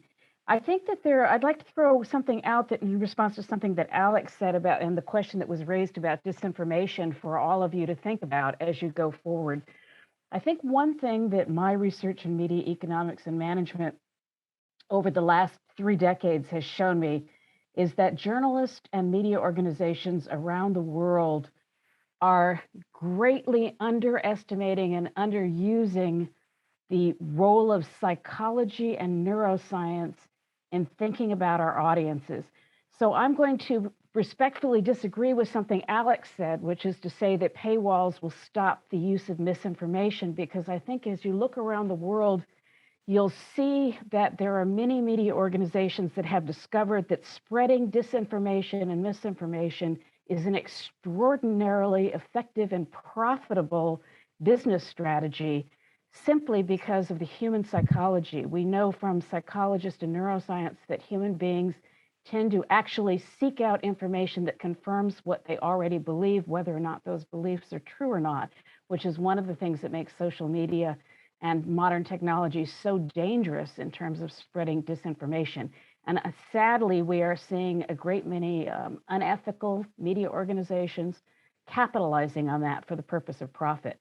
So I would encourage all of us as media professionals and researchers to start thinking more and learning more about what our colleagues in psychology and neuroscience are finding out about how the human brain works, and start building that into our media economics and management models.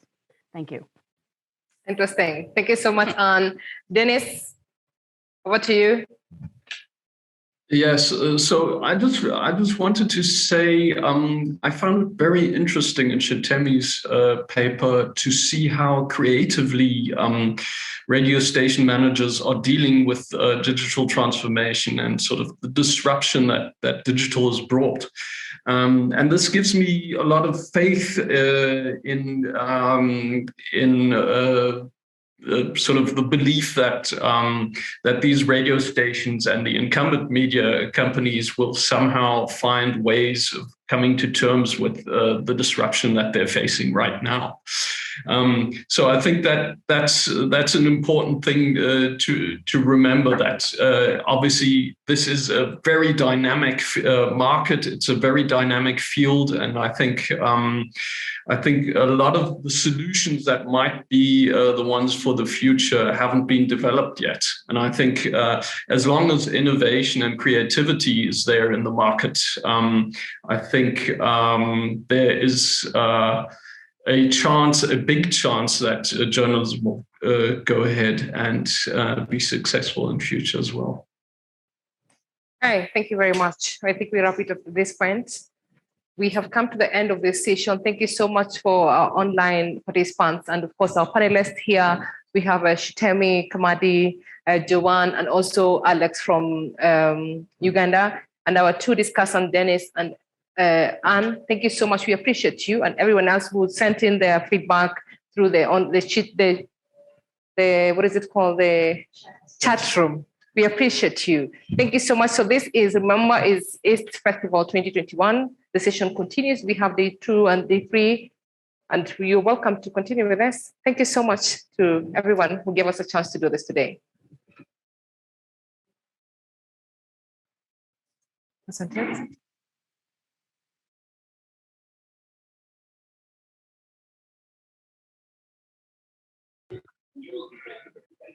Virtual hugs from Uganda. Katika midahalo na majadiliano kuanzia tarehe 13 mwezi wa 10 2021 mpaka tarehe 16 mwezi wa 10 2021. Thank you guys so much. Welcome back from those sessions. So we're going to take a quick break. It's now 1 p.m. And what's going to happen is we're going to do a lunch break for just 30 minutes. And I know there's a lot of things to pick up from there, but let's do, I know we've had an overload of information. We're learning so much. It's crazy. Thanks a lot for being a part of the East Festival 2021. That's the East African Storytelling Festival. Reminder of our hashtag East21. Please do remember EastFest21. Do remember to tag us, tag MCI, tag Innovate, tag the Media Innovation Center as well, DW and KFW. Would love to hear from you. We'll pick up this discussion. We have some wonderful sessions coming up after lunch, something to look forward to. But in the meantime, we've got some wonderful breaks coming to you with a wonderful DJ in Nairobi, but also here in Kampala. We've got DJ Sal on the 1s and 2s just to help your enzymes dance a little bit as they enjoy some lunch for now. So we'll catch you at 1:30. Enjoy your lunch. Bon appetit. Excellent. Come berangirangi. Zenadinda domu wadanga kwe katino kenkufunye bona batite. Fanya kama unacheza isoko. Binyuka basi isoko. Okay, welcome back. Karibuni sana. This is the second day of the East Festival. I hope we're all having fun. Apologies for the delay. I don't know if anybody told my fellow moderators that lunchtime is lunchtime and lunchtime is lunchtime. So we were eating and now we're back. I don't know, maybe these guys are fasting. Anyway, this session is called Unpacking the Future of Storytelling. So we're going to have an enlightening talk, and we have quite a range of panelists here. What we're going to do, as I said, we're unpacking the storytelling of the future. But to start with, maybe let me ask you, what is the difference between a good story and a great story? Is it simply combining the elements of what's important to the audience and points of interest to the audience? Because as I recall, my professors always used to highlight the importance of having a human element in a story. You know, they always used to say, make sure your stories are human stories, because that way they're relatable. And as we heard in the earlier sessions, relatability is quite one of the core elements to having a good story and staying relevant in the media. So what makes a good story a great story is taking care to capture it with honesty, ingenuity and authenticity. those three things are the core elements, if you ask me. But this is me just reciting what I was taught in school. But I think we'll agree that it's really the art of taking the audience on a journey from thinking to feeling, right? A good headline gets you thinking, but it's the content that takes you on that emotional journey where then you connect and that's where you form a relationship with the author, and then that's what makes you want to come back. So it's really the art of taking the audience from thinking to feeling. And I think a good example of this kind of story is a video that came out in 2012. It's called the 2012 Enbridge Ride to Conquer Cancer. These people rode bicycles from Vancouver to Seattle for cancer, and it was so touching that we teach students on how to make the human kind of interest story that really connects to the audience. It's a disclaimer, it can be a tearjerker, but here goes. Watch this.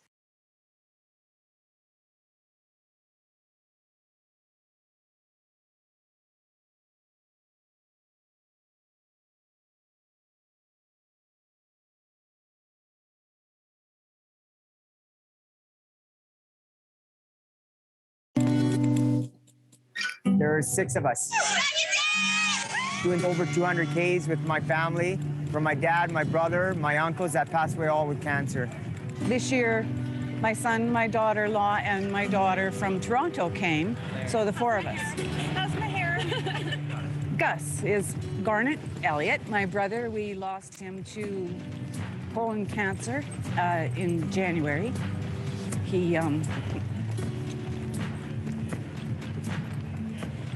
It was a long one.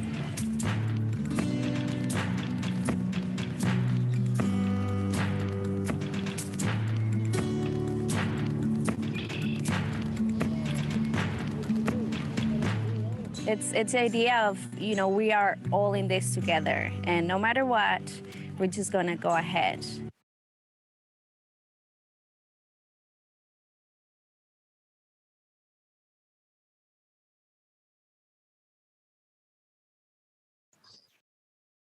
Yeah, Innovate Hub, your sound is off.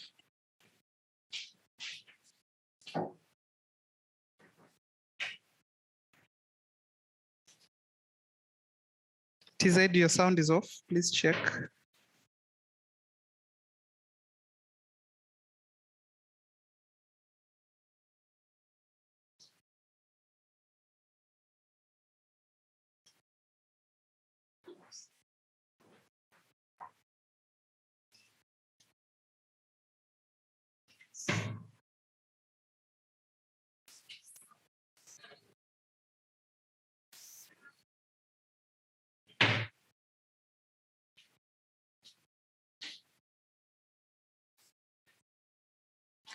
Faraji and team, we cannot hear, we cannot get the sound from the video.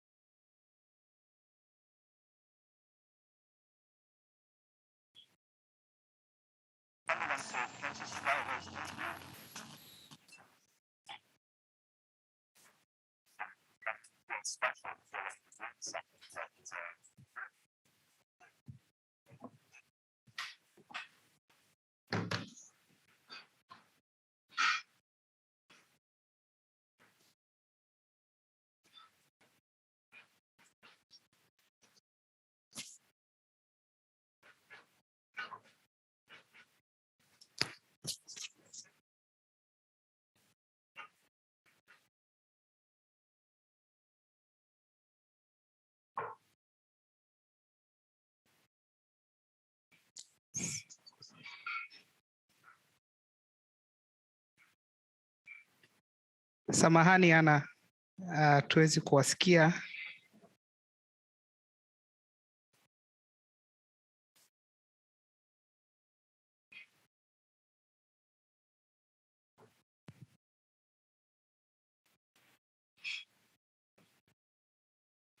Okay. Can you hear me now? Yeah, that's better. Thanks. Okay.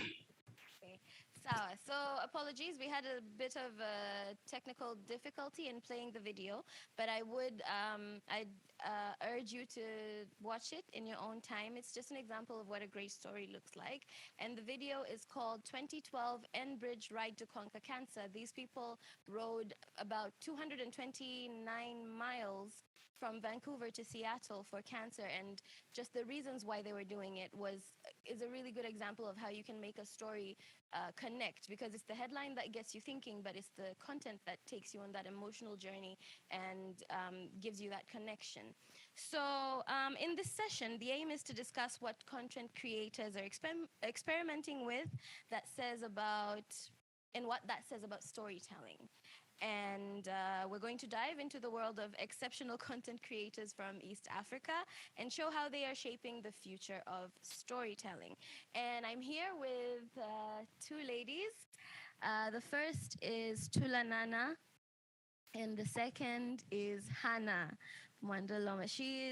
Tulanana is from Ona Stories, which deals with immersive journalism, and Hannah is a communications consultant with a background in journalism. But there are also other speakers joining us from MCI in Uganda. We have Frederick Mugira. He is from National Geographic He's a National Geographic Storytelling Explorer and a co-founder of infonile.org. But we also have joining us online Brian Otieno.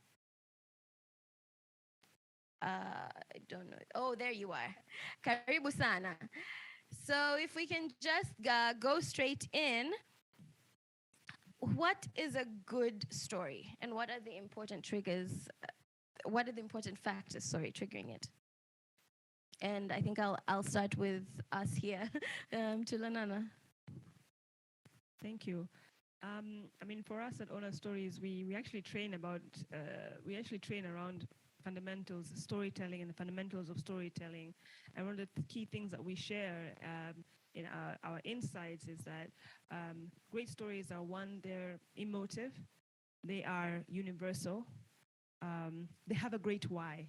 You know, what's the reason, what's the purpose that you're trying to get across? Often with journalism or with any kind of content that we're creating, we often are not focusing on that, like what's the output that we want people to the takeaway that we want people to leave with once they watch, once they read, once they listen to whatever the content that you're creating. And then great stories start with the audience. Great stories always start with the audience, and we've seen this more so with the emergence of digital media versus traditional media, where with traditional media you kind of had no choice. It was the 7 o'clock news. Baba atafungua TV, ataiweka hapo. Baba, dad will open the TV. If some of you used to have if you had your father, if you had the blessing of having a TV, it would be taken from the room, placed there, or it would be opened, and then you as kids would have to now watch that one channel that would show that one show or that one news bulletin. But with the emergence of digital media, it's now starting with the audience. You have to sort of like cater, you have to start with what will attract or grasp my audience, because we have an influx of information now. And so essentially it has to start from what's getting our audiences interested in the first place. So yeah, great stories have a great why. They are universal. They have to be emotive, and they start with the audience. Yes, and I think that really changes the future of storytelling, because like you said now, it's not what we give to them, it's what they want to watch. Everyone has a myriad, let's say, of options. Do they want to watch entertainment? Do they want to watch what's current? Do they want to just, have a bit of a laugh? Do they want to be on TikTok? And I think the digitalization, the modernization of media has really just changed the landscape. So it's really important that we incorporate that into our storytelling in the future, as I think you'll agree, Tulanana. So the next question I think I'm going to ask you, Brian. Yes. How do audiences select their sources of information, and what preferences do you build on in your work? keeping in mind the digitalization of media? Okay, I feel like you can hear me. Yes. Okay, I feel like with social media, the audience is already there, and the audience is also looking for people or content creators or storytellers whom they can trust, and people who are also like sharing stories which are relatable. Like for instance, I'm very active on Instagram. I'm not really active on Twitter, and I find that my audience is on Instagram, and the people who follow my work, they're there because my work, like they can relate to it. So, yeah.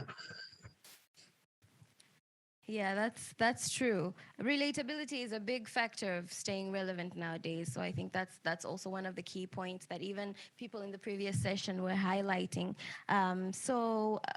Maybe this one to you, Frederick. How does the audience segmentation impact the way you do storytelling? Where do you meet your audience and how?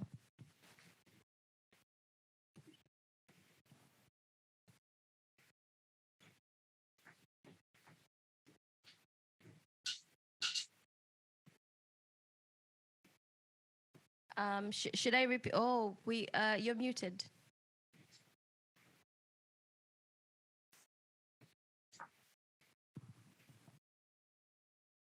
Can you hear me now? Yes, we can hear you now. Yeah, so I was telling you that it is very important for us when we are, creating information to know the persons we are creating it for. So then there, we are able to, identify the content and the style we'll have it in. So when we segment, when we have different audiences that we are targeting, it helps us, to easily create our content in different ways. I just want to take you back to what my sister said, the one that spoke first.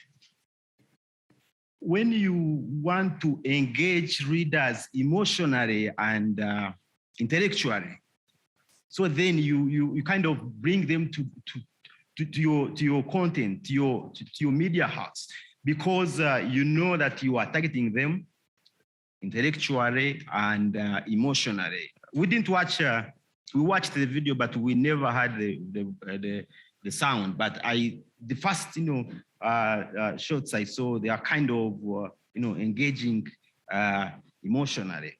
So then, when we are creating our content and we have in mind our audiences, who are we targeting?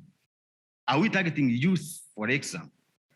So then, how do we give them this content? What do they want?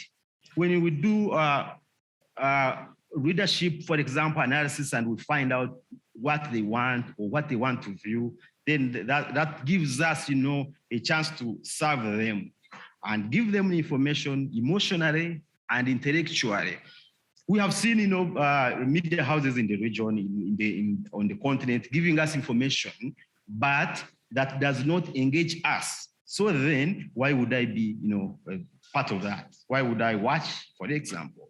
So then, I think it's very important for us to segment, and when we segment our audiences, we know how to reach them and through which style, I know which content to give them. Yeah.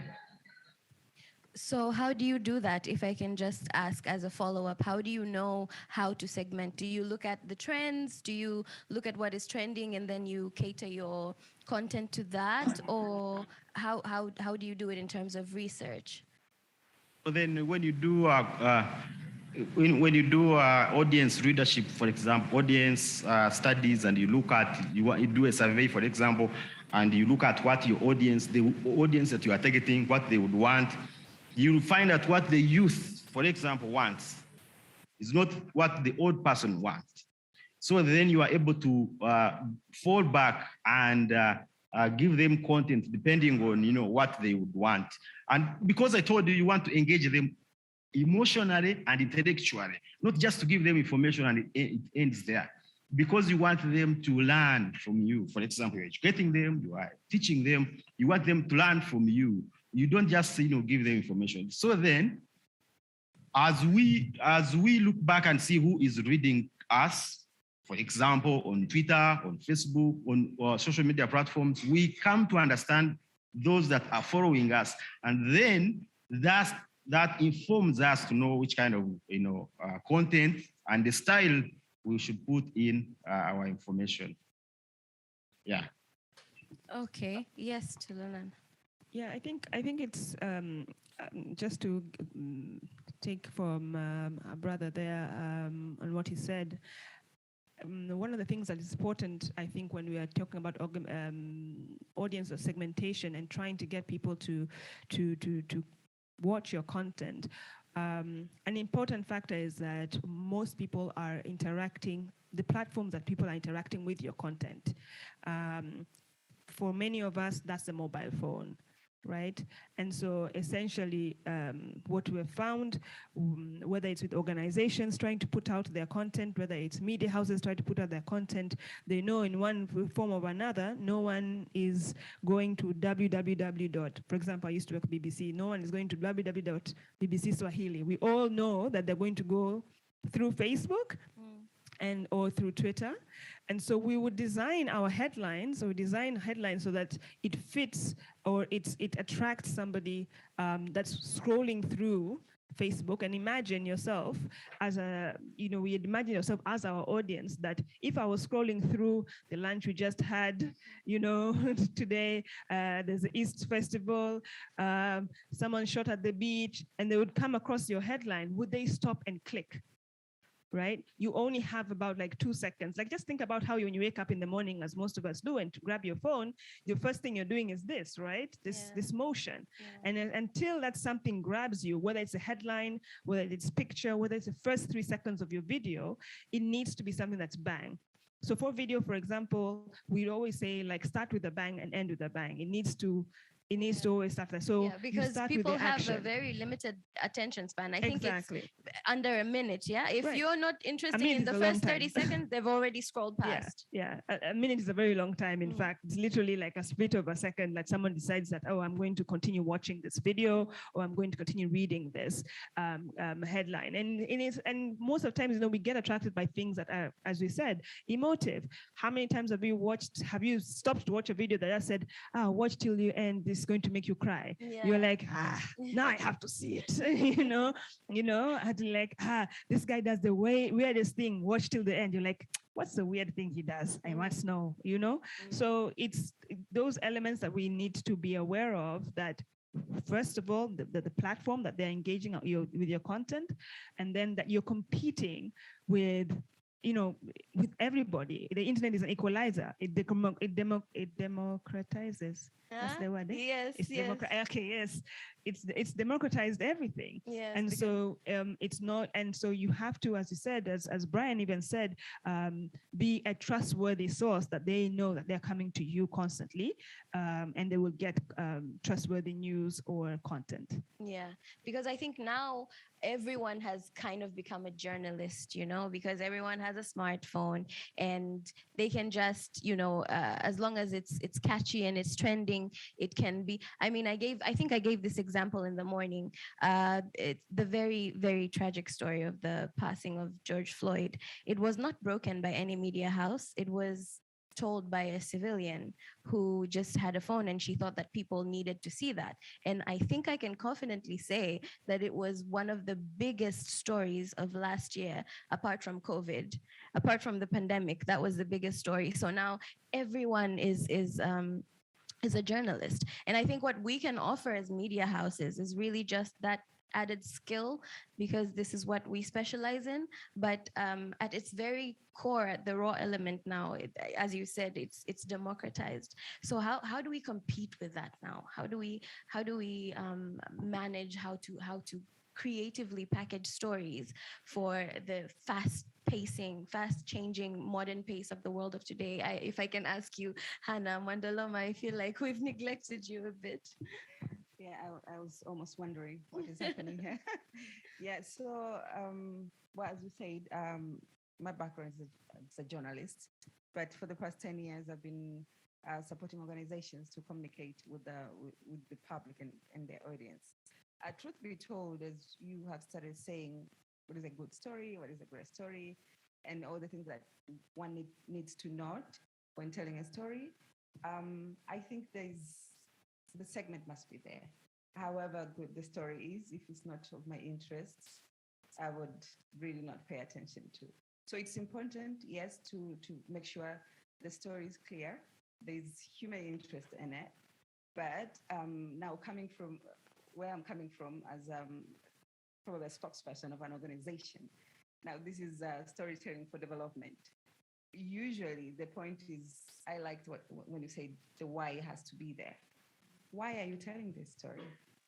So that for organizations, if I must say, we'll look into packaging it depending or relating to who we want the story to reach. So if it's the public, or probably you want to tell the donors, there's a call to action at the end of the story. What do you want at the end?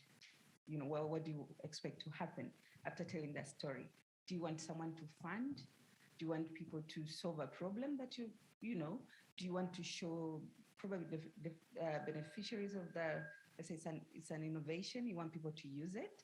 So yeah, clarity, human interest should be there, but also packaging according to the call to action that you're looking to. It's very important. When you're done doing it, really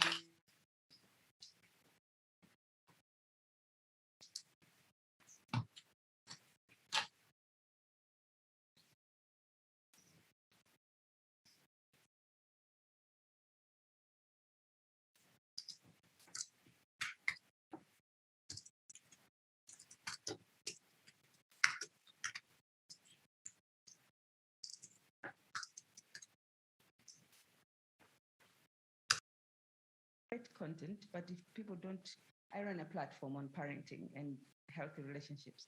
But if you're not into parenting, however good my story is, again. But yes, I agree with the previous speakers. The packaging has to be depending on who you're talking to, and there should be clarity, human interests. Yeah, so I think the packaging really depends on who is listening, and you should, or as writers, you should be aware who you're communicating to, and that whatever you're saying is going to achieve the goal that you plan. I completely agree. So I think maybe I can ask you, Frederick, what if you can give us some tips, and I think this will go to all the speakers because you guys are in different fields in media. What works and what doesn't work? If you can give us some tips for the current people in media for the future of storytelling, what do you think?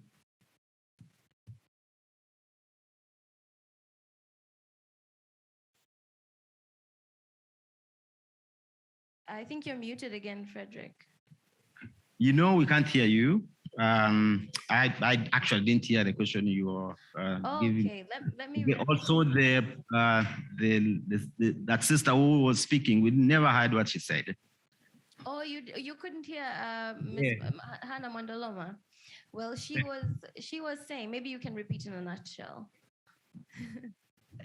So can you hear me now? I think we need to start with that question before. Yeah, but you may need to raise your voice. Can you hear her now? She's so low. Can you hear me? You're low. Yeah, go ahead. Okay, so I was speaking from my experience as a spokesperson of different organizations, and I was agreeing with what everyone has said before me, that you really, for a good or great story, has to be clear with human interests. There's some honesty in it, but also I was stressing that everyone has interests. However good the story is, we have subscribers who follow people because of their interests. So people are interested into agriculture, policy, politics, interest, entertainment, sports. So however the good story is, we need to consider that we need to reach the target audience.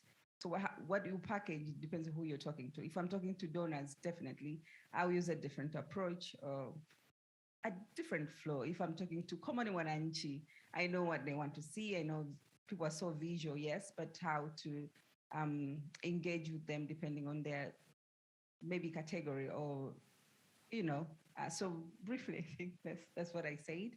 Yes, and then I asked in terms of that, maybe all four speakers can tell us just a little bit and, give us tips on what works and what doesn't.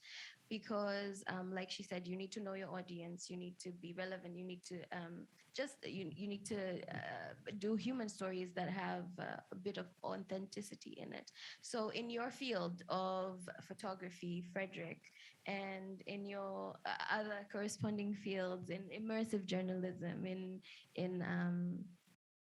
consultancy, and for you, Brian, as well, what are the tips that you can give to the media, to the people in media currently and for the future on what works and what doesn't? Just a quick one. We can start with you, Frederick. I hope you heard us this time. Yes, I did. I just wanted to first, pose a question to you. You realize that we are living in an era where profits are prevailing over ethics. So when we think that we can do all that, and our media houses, for example, are listed on stock exchange, so then we are working for the shareholders and not, for the audience. We are guardians of the shareholders, not for the audience. So it becomes a very big challenge to achieve what you've just said. But we as media houses, certainly, we go an extra mile and, reach there. I'll give you an example of, for example, how we're doing it at Infonite. So Infonite is a geojournalism platform, and we are about 500 journalists in the region, the Nile Basin, the 11 countries, practicing geojournalism. And how we think that we can help journalists, we as journalists to achieve all of this is that we can collaborate, work together, support each other, stuff like that. So that, if my media house is not able to fund me, probably I can get a grant and, go ahead and, go to the field, research, do interviews, and come back and do the stories. And then work with, other journalists in different countries, put these stories together instead of working, alone. Yeah, so, stuff like that, then it kind of, gives a chance to us as journalists to go an extra mile and achieve all that. I assume that you are talking from the point of view that as journalists, we are professional journalists.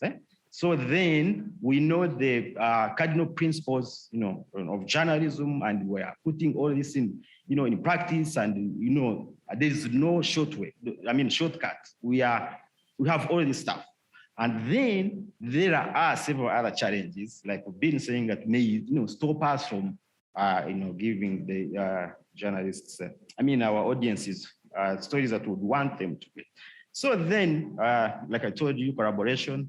It's a perfect way that you can help us as storytellers to reach out to our audiences, because there are so many areas that we may not reach to. But again, through collaboration, you find that you get kind of training, networking, stuff like that. You get tips, what is making news where, and stuff like that, and you write all this stuff. And that's, I can add on later. Let me give chance to others. Yes, Karibu, Brian.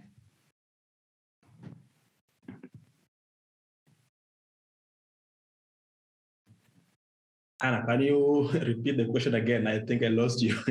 I was asking for tips in terms of what has been said, what works and what doesn't, in terms of when you think of what should be going into a story with the modernization or digitalization of media. Mm-hmm.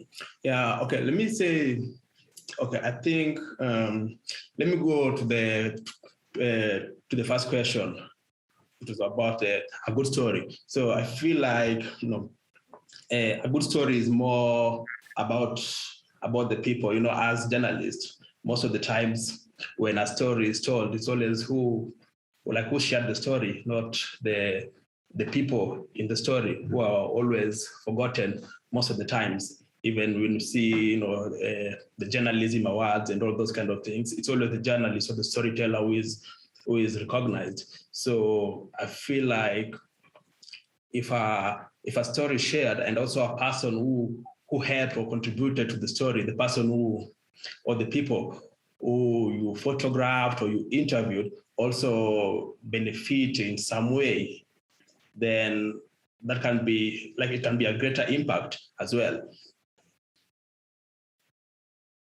Absolutely right. And so what goes into it? What do you think people should avoid, or people should be keen on what goes into what makes a good story? What should be avoided? What should people keep doing? Can I answer that? Yes, please. Or should we come back to you? Yeah, come back to me.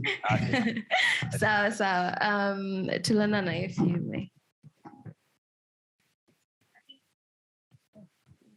Yes. You can hear me? Yes. Now that's the baseline. That's the baseline. It's the baseline to having conversation. So one of the things that it's very clear about, or at least I think that it's very clear. It's like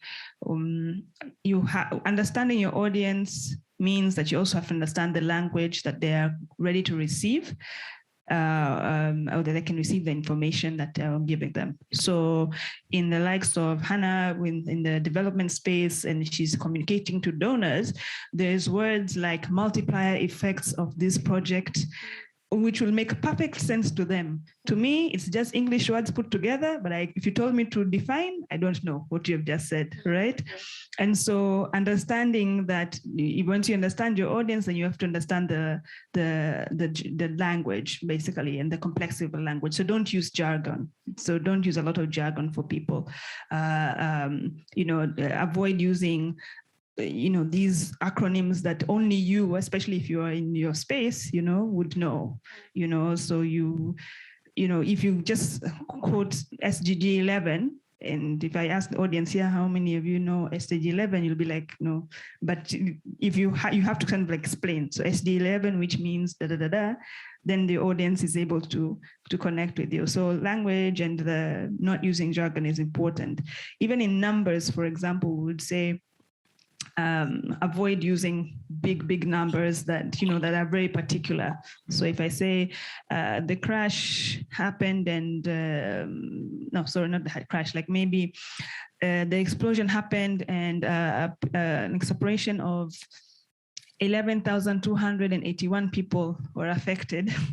You won't remember that number, though you will remember over 11,000 people have died, for example. And I think and then just one last thing that's important is to focus on a single story, on a single character. A lot of times when we are, in my journalism, you'd go maybe to a project or a story that is like connected to a project of some sort. The people on the ground or the donors or the facilitators, they're so excited. They want to show you this man's story, that woman's, that whatever. And you're like, no. We have to carry this entire story in one individual story, or at least minimum two, because we as human beings connect more on a one-on-one basis. I'll give a good example. When the war in Yemen broke out, you kept on hearing on the news that 11,000 people died, 20,000 people have been bombed in a bomb blast and things like that. But there was a picture of a young boy covered in rubble, right, that spread across the world. And that one boy, Hassan or Yasmin, I don't remember even his name, but I remember the picture. And like through this boy's story, we started learning how the dad fought to try to get him to hospital. And then on his way, there was a bomb and things like that. And so the dad died. And then, the photographer took this boy covered in rubble, and construction. And then there's like, oh my God, that could have been my child. So that one-on-one connection to an individual is what makes what makes people connect more with your story, rather than telling too many about a lot of people. Often it's that, even in the Ethiopian, I don't know how old people are, but the Ethiopian famine of 1988, at that time, people would hear about it a lot, but there was not doing anything. But there was a picture of a young boy, famine, so skinny, and there was a vulture next to him. I don't know if you've ever seen this. Just Google if you just look at Ethiopian famine. Yeah, I've seen at that one. time, right? Even the photographer that took that picture went mad and committed suicide. That's a side story. But that picture is what now the world woke up, and the song "We Are the World, We Are the Children" came out and everything. Just from there, because now people are like, oh no, it's real. Like, people are starving. When they say people are starving, that's what they mean. So I think that those are the kind of tips that I would give. Yeah. Yeah, and I guess it goes all the way back to what we were saying in the beginning, that it's all about making that connection from the thinking to the feeling, because it's the headline that gets you and you're like, okay, what is this about? But the content, that's when you start thinking, oh, wait, there's maybe something needs to be done about this. That point where you get your audience to engage and really do something about your story. It's an art, really, just taking them on that journey of connection. So maybe we can finish with you on the same question, the tips. What should be done? What shouldn't yeah, be she stole my point. But yeah, I agree with Tulanana. It has to go back to that. The story has to have that some sort of it has to be human-centered story. And I love the single, what do you call that? Single, whatever story. You start with this one person, this one character, and then you go. And that's what I think with I was working with Human Development Innovation Fund, and we personally supported more than 40 organizations to tell their success stories. And I will remember one story that initially I think we were just doing documentaries, organization documentaries.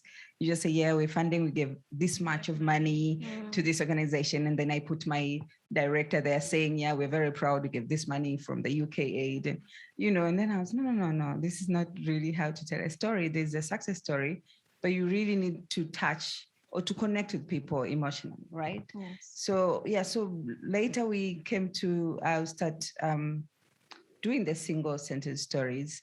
And if you can go to, now it's Wongozi on YouTube. It's Funguo program on YouTube. You'd find these stories that are very touching, very emotional. And these would communicate with anyone. It does not matter if you're a donor, you're a common mwananchi, you're an implementer of some sort, you're a policymaker. I think you can communicate easily with people when you really go with their human nature in it and it connects emotionally. I remember the Sense International story with they helped, the program that we funded is for deaf and blind kids to include them in the normal the curriculum in schools. They're deaf, they're blind. So usually back in the days, they were just being left behind at home because they're not like other kids. So they can't go to classes and understand because they can't see and they can't hear. But Sense International came with a project that they need assistant teachers to sit with these kids in class like any other kid. So we started with 2 kids. Of course, we told different stories of Angel and another boy. And we start from home. And, that storytelling before, the kid could not eat, they could not speak. And the mother was scared. They were hiding kids in the house. They can't even go out. But after the project, we saw the kids going to school, the improvement, and the assistant teachers helping them. And that inclusivity, you could see the child's development from when they were hidden at home and then when they were in class with other kids who could see and hear.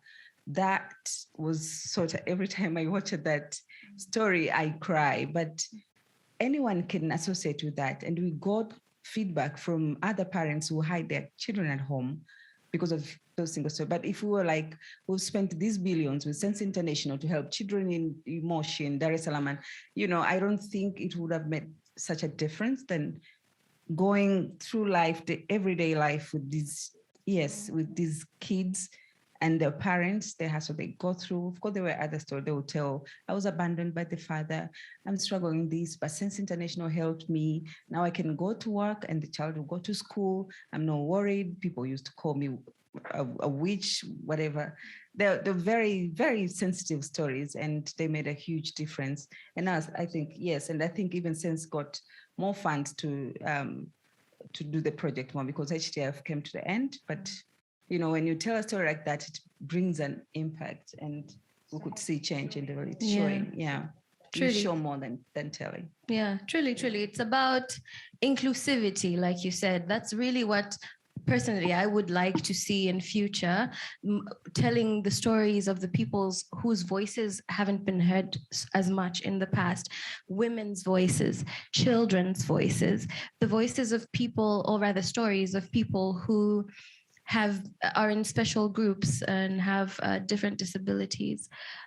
Because I think in the past, mainly it was, I don't want to say mostly stories that fed the patriarchy, but that's kind of what we were having. And now you see all these different groups kind of coming forward, and there are even different platforms that people are forming, you know, stories of people who have struggled with mental health. That's a big issue now. I think even here in Tanzania, recently there was an article that said there's about 7 million people who are struggling with issues related to mental health. And I think that's a very wild figure on its own, but those are just the documented areas, the major cities. You know, what about those people in the villages? What about those who are still afraid to come forward? So I definitely agree with you, Hannah, that we do need to see more inclusivity in the stories of the future.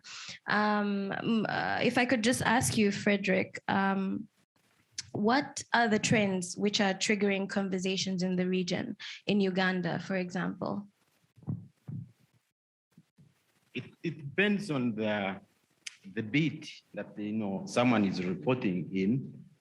If you look at I want to, you know, give an example of the beat that we are following, and, you know,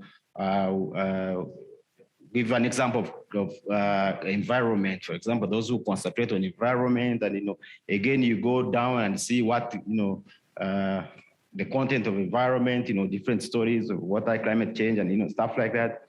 Yeah, so then you find there are indicators that, you know, tell, you know, how the trend is going, especially during different seasons when you're writing about the environment, you know, what is happening, you know, climate change during the dry season, drought season, you know, stuff like that. Yeah, there are several, but it depends on, you know, the beat you're reporting. Yeah. Thank you. What about you, Brian? What are the trends that are triggering conversations in Kenya?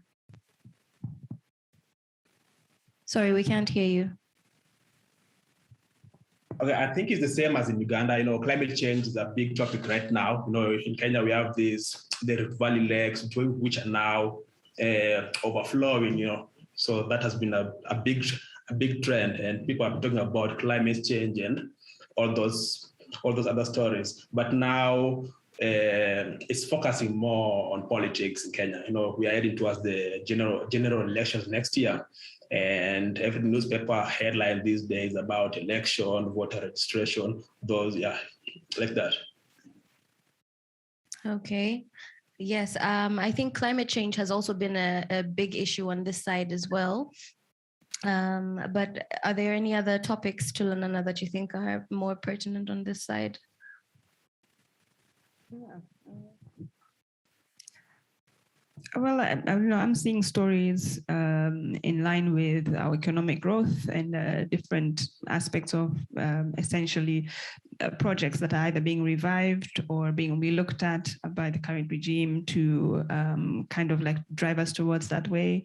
More of the stories also have been on the side of diplomatic ties to the outside world, essentially, whether it's the Western powers or in the East.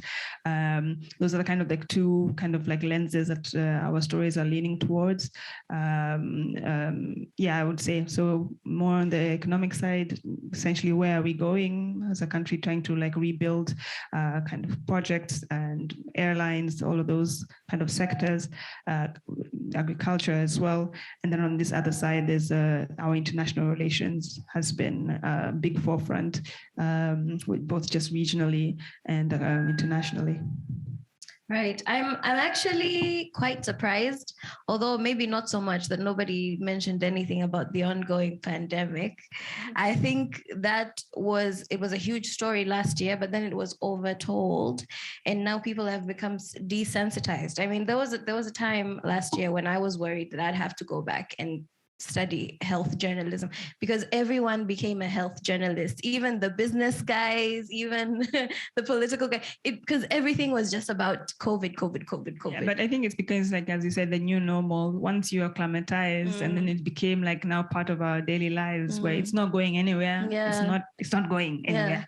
And in fact, it's just mutating, adding more numbers, 19, 25. People are just, they've learned to live with it. New Brazilian strains, new BRR. They're just adding letters to it to just train it. So I'm like, okay, it's developing.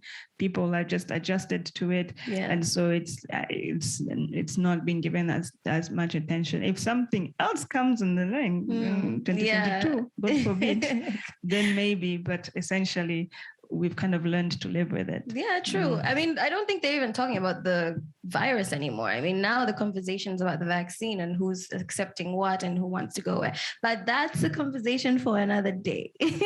Let us go back to storytelling. Storytelling for the future, guys. This is an enlightening talk. So is good, reliable storytelling enough to change people's consumption behavior? Making them consume more quality in journalism, because I think this is a point that you raised, Hannah, that you can tell whatever kind of story you want to tell, but now that people can choose what they want to hear, you will really just, everybody is doing kind of a niche kind of storytelling. So if, for example, I really like comedy, so I tend to go for those TikTok videos, and I want to laugh, when I want to relax.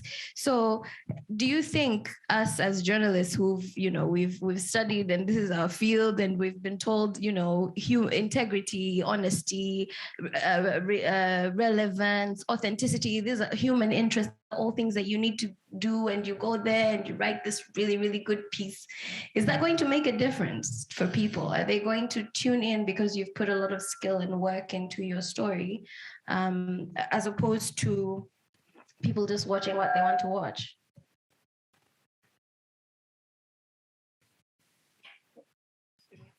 Yes, please. So wait, is your mic on? It's on, right? Yeah. So for me, I'll still go back to what, as a writer, what is it that you want to achieve, right? So is it just the subscribers? Because I know most of us would do, and we just need the numbers. Oh, I have 100K followers. I have, who is following you? What are they doing with the information? What is it that you want to happen? So I think that should be an issue here more than, would people do whatever I do, because we also want to believe that I may come across a story, and not necessarily my whole family, but me getting that knowledge or being aware of whatever piece that I came across, I can go and be an ambassador somewhere else or share. So we need to share that knowledge. Are we looking for change, behavior change? Are we calling for some action from the policymakers? What is it that you want to achieve? Because I think we need to measure at the end of the day, are we getting what we want to get from the story that we're telling? And more than who is listening or who is following, because you may have 10,000, but maybe that information goes to 50,000 people after that. So I think, we really need to go into what is it that we want to achieve? Are we achieving? Are we getting there? Are we monitoring the progress of whatever we're doing? Are we seeing the change we want to see after telling the stories we do? I don't know if I'm making sense, but yeah. I think Tulanana wants to add on to that. Yeah, I think for me, the thing that's coming next that I can see for journalists, because journalists are now fighting for people's attention, right? And at the same time, you're being told people don't want to read very long texts and things like that. And at the same time, as our brother, not Brian, Frederick said, there's also the part of like money. The business people want to see where the investment is going. And so I think a new business model in terms of content creation and advertorials is coming about. And this is called explainer journalism. And this is something that even as ourselves on our stories are embarking on together with Akan Foundation through their innovation residency this year. And that's something that where we're going to see more advertorial content. So collaborations between people who, let's say WFP, who want to talk about food and things like that, but you do a piece about where does Dar es Salaam food come from, for example, and it's an entire editorial, like good piece, but then it's being funded by WFP. So you have journalism, you have money coming in for the stakeholders, and you also have content. Let me just wrap it up over there. Right. So maybe just a final question to all four speakers before we head into a few questions from the audience. Where do you personally see the future of storytelling? What innovations will impact it, and where do you see your role? Yeah. Oh, again, let me just go back to the explainer journalism is where I see journalism is going. And we see this with already some platforms that are out there that are experimenting in this with new business models of collaboration. For example, Vice News and Fox Media, they're very good at that. And another realm, we're seeing the adaptation of immersive journalism a little bit over there. So 360 videos, people wanting to be more interactive and interacted with their content. Augmented reality also coming in there, using your mobile phone to be able to scan an image that will then reveal something else, or like a digital asset or something of that form. So I'm seeing kind of our future heading in those directions. So new business models in terms of content creation between the producers, stakeholder, so producers, advertorials, and media houses, and as well as adapting some new immersive technology. Quite interesting. Frederick, if you could answer the same question, where do you see the future of storytelling and your role in it? I hope you can hear me. So Yeah. when we were talking, we touched at it's like you talked about the COVID story, growing old.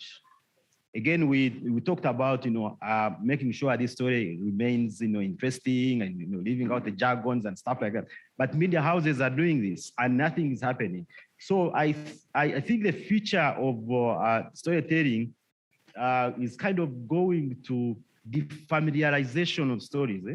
These stories are there and they've been there. For example, the story of COVID, climate change, these are there, but you need to bring them in a different format, in a different way, so that the people who have been, reading this stuff, look at them in a different way. For example, if you use the satellite imagery, you use the drone images, you use the data, you're kind of bringing these stories in a different format, and then you're able to attract the readers, the scientists and the youth. If you use drone images and video, that's where we're going.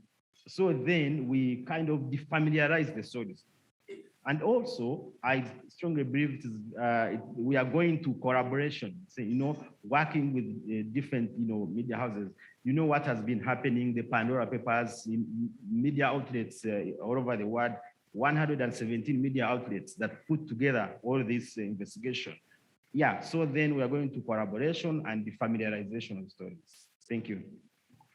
Okay, Ben, the same question. Sorry, Brian. Oh my gosh, apologies. What is the future of storytelling, and where do you see your role in it in the East African context? Okay.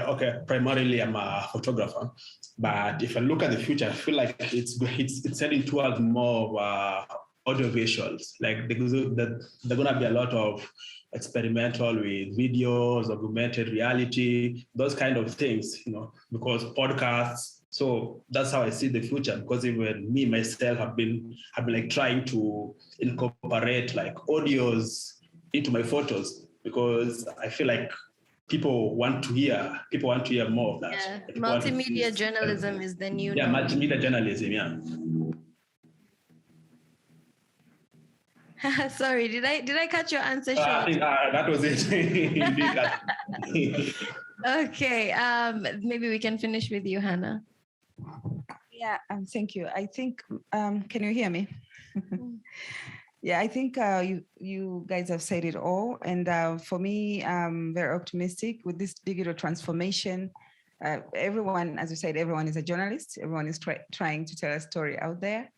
Everyone has a gadget. They know the softwares and all that. But I would love to see more work with people like Honest Stories, platforms discussing and shaping people on content creating, because now we're shaping our societies with these stories. But yeah, you can do it, you can post, you can share, but what is it that we're sharing? What are we looking into? What difference do we want to make in our nations, in the region and all that? So the future is exciting with all the transformation, but more work is needed in creating content, the right content for a good purpose. Definitely, more work does need to be done for the future of journalism, of storytelling. And for the sake of time, I hope you will forgive me, but we will take one question from Uganda and then we'll take one question from this side, because I really think that people need to see the video that I mentioned in the beginning, just as an example of what content, the power of content can be. Just an example of how to take the audience on that emotional journey where they can make the connection. So if there's a question from your side, Brian, Frederick, Karibu. Thanks, Anna. Ben here, we do have a question.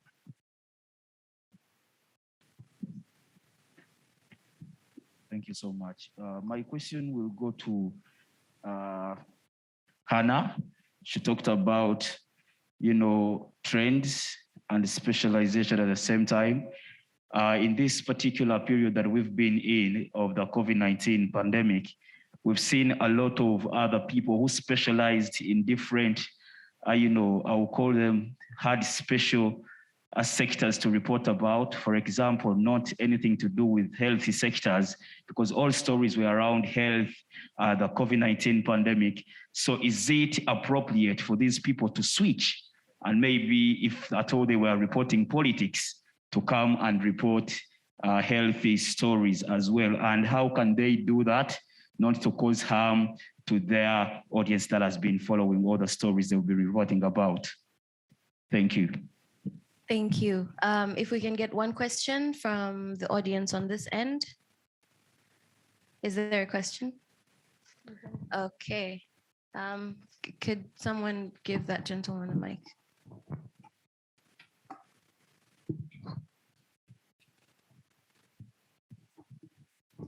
Yeah, I hope you can hear me. Okay.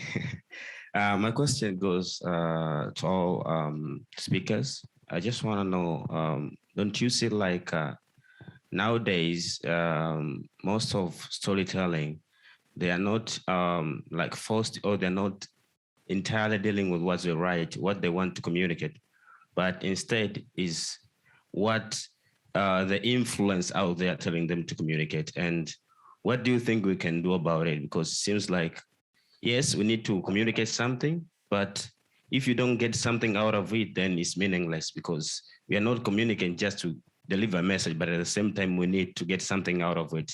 What I'm talking, if I may put emphasis there, like we need some income out of it.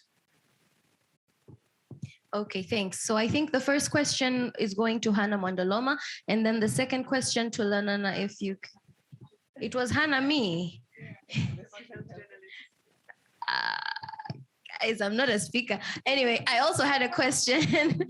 I also had a question for Frederick. It was because he is the one who mentioned that, now because of the changing landscape of digital media, the managers and the researchers are now really, at the mercy of the stakeholders. So do you think digital media is going to be, how can it escape that whole temptation to clickbait people into reading their stories and engaging?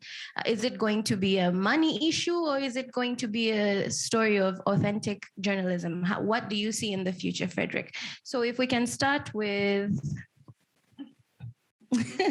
No, let's start with Frederick, because I thought he was directing the question to you. I'm just going to go over it, see if I can answer it. So if you want to start with me, you will have to ask again. Okay. What do you see in the future of storytelling in journalism? is it going to be kind of authentic storytelling in journalism, or is it going to be, that media is at the mercy of the stakeholders? Like you mentioned earlier, that money has become an issue since everyone is now disseminating what they can disseminate. And, revenue is really an issue now for managers and researchers. How do you think that the future landscape of storytelling is going to look like? Yeah, so I think the reasoning behind all of that stuff that you've said, if you wanted to get it right, is what is in the middle is trust. Where do the audience, go to? One, you realize that we do not sell airspace, for example, or space in newspaper, on radio to advertisers. We sell them audience. So then what will help us to get the audience to sell to the advertisers is what is going to be, leading us. And certainly, the traditional media, for example, are kind of changing, incorporating digital stuff and, the traditional way, and they are, kind of winning the trust of the audience. If they win the trust of the audience, it means they will have something to sell to the advertisers. If they have something to sell to the advertisers, it means they will have money to keep in the field, to keep in the sector, to keep giving stories, to give money to journalists to go to the field and collect stories. So then they are operating. So me, I strongly believe that the journalism models that will help those that are practicing journalism, kind of generate income will be the ones that will, stay there. But also, you look at journalism as a profession where there are so many people, practicing, and you also question how much they are earning. So then, if it is a profession that does not give those practicing it live a decent life, you're likely to find so many journalists living, going maybe, going to the digital world, going to the communication world, and you have a few that will remain in traditional media. So then I can't tell you that maybe it will be digital or stuff like that, but that will win the trust of the audience will stay.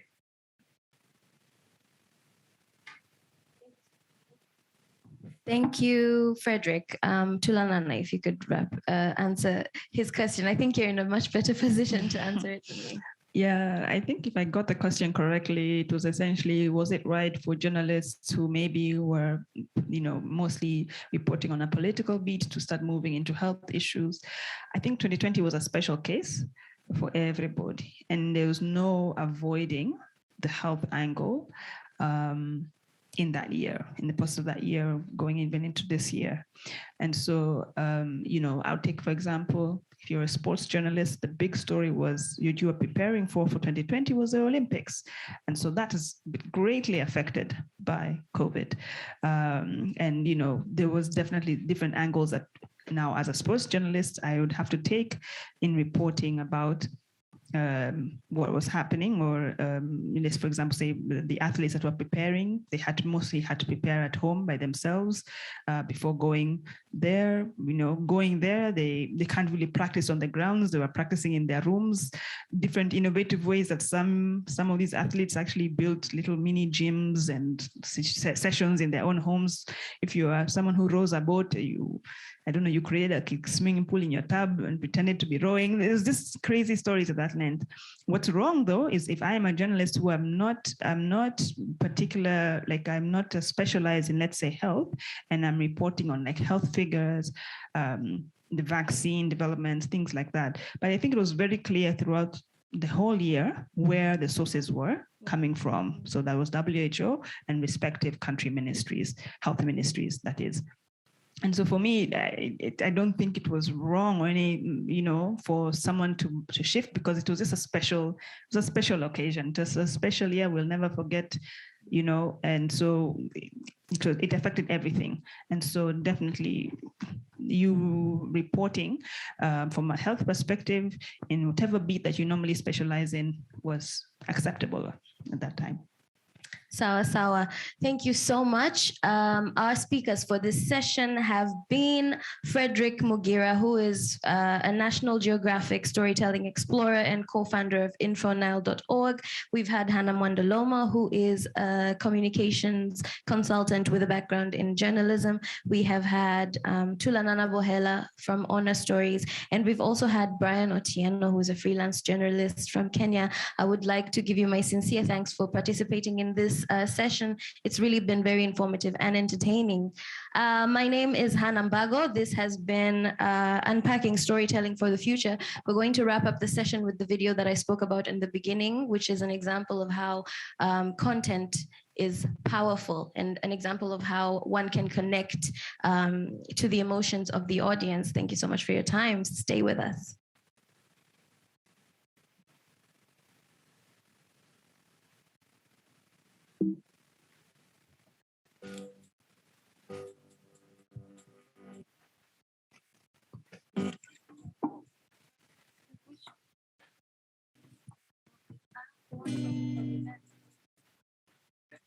There are 6 of us. I should wrap up. Oh, yeah. Doing over 200 Ks with my family, from my dad, my brother, my uncles that passed away all with cancer. This year, my son, my daughter-in-law, and my daughter from Toronto came. So the 4 of us. That's my hair. Gus is Garnet Elliott, my brother. We lost him to colon cancer in January.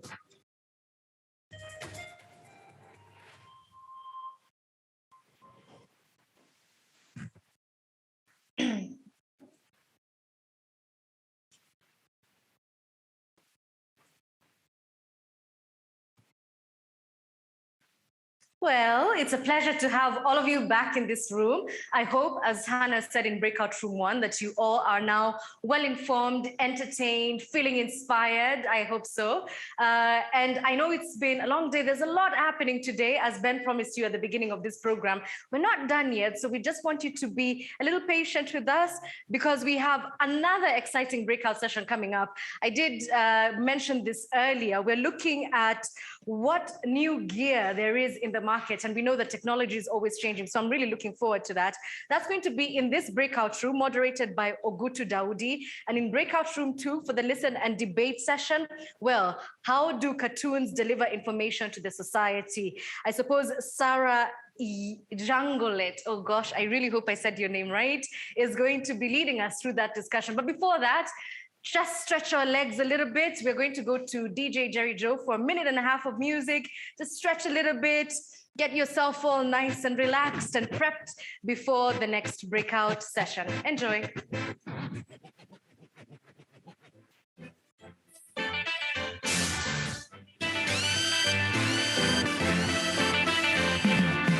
Jerry Joe.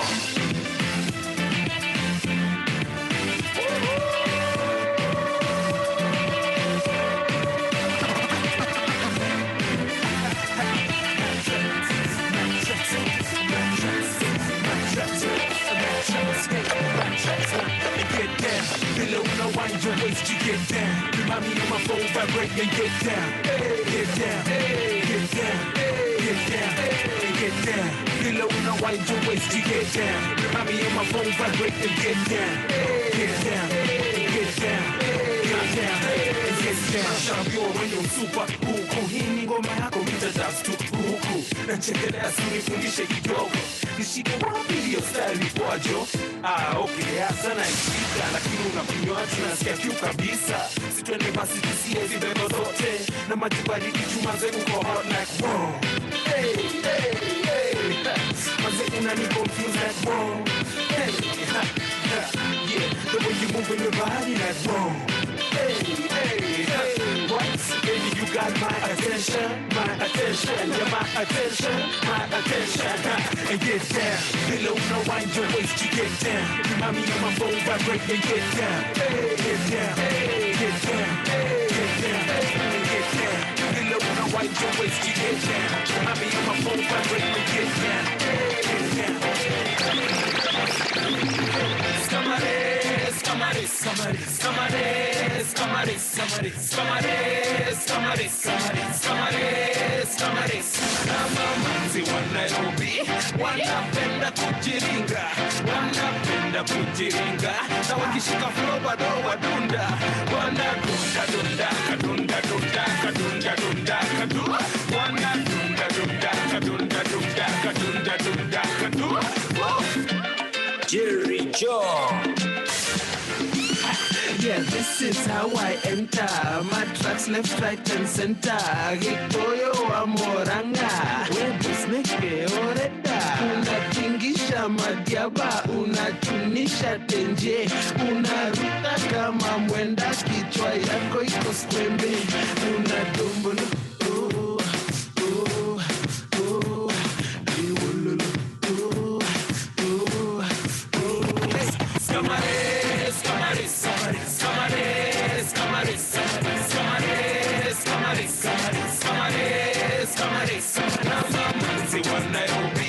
Wanapenda kujiringa, wanapenda kujiringa, na wakishika flow bado wadunda, wanadunda dunda kadunda dunda kadunda dunda.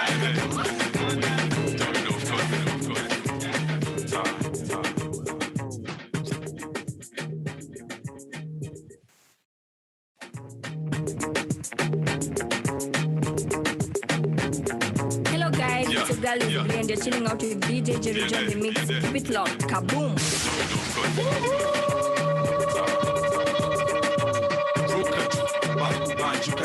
Life ni fupi na misi chifungi, naweka shida chini na tupa mikono juu. Banjuka tu, banjuka tu, banjuka tu, naweka shida chini na tupa mikono juu.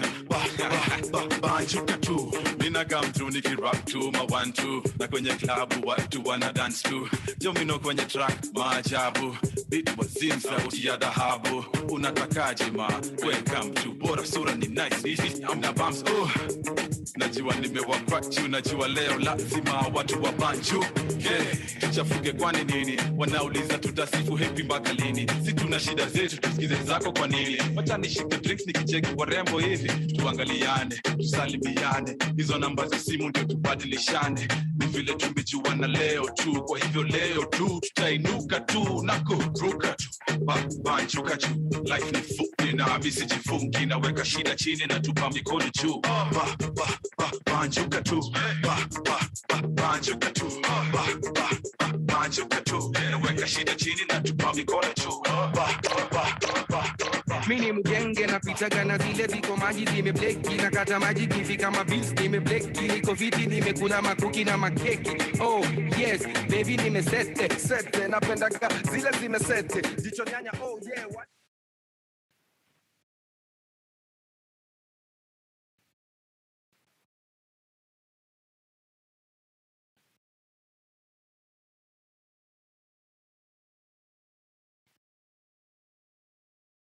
No, we definitely needed that to get us going. We had too much lunch and I think we were sort of beginning to doze off. So yeah, welcome. Thanks a lot for joining us as we go into our last session for today, but it's a very, very exciting one. So in this room, in this breakout, what we're going to be doing is talking about new tech, new gear.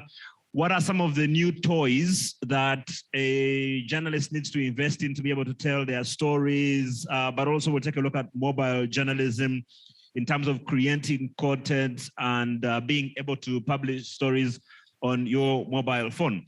Joining me to talk about this is David Ogutu, who was actually supposed to be the moderator for this session, but we thought he was a bit too important and too, you know, you've watched the TV stories where a police detective is removed from a case because he's too heavily invested. In our case, David is much more useful on the other side. So we brought him in. David is a co-founder and team lead at Kafunda Creative. It's a startup that skills and tools creative talent on the African continent, connecting them to work. He's got more than 12 years of experience as a creative, as a broadcaster. I know David personally. I've been, yeah. You gave me my first job, so. I didn't want to put it that way. I mean, So yeah, I've been David's boss, and I can tell you that it was always very obvious that David had a lot of growth potential, and what he's doing now at Kafunda Creative is just the beginning of much bigger things. He's insane, he's crazy, he's a nightmare to work with, he's a big fun in every side of your body. He asks questions, he's rebellious, he's insolent, which is everything you want in a creative. So I guess you can thank me for giving you a glowing introduction, right? Because if you're not thinking outside the box, you're not going to be creative, right? If you're following the norm, if you're towing the line, you're not going to be creative. And so David is one of those people who has always refused to, what's the famous word in Uganda, to koto, the poo, right? So for our friends in Kenya and Tanzania, we've got an MP who is actually an East African legislator who uses very, very big words. And so one of the common ones is here that you koto the puhu, which means you toe the line.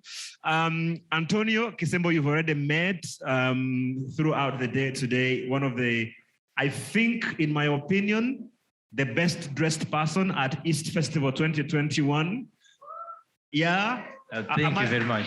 Am I lying?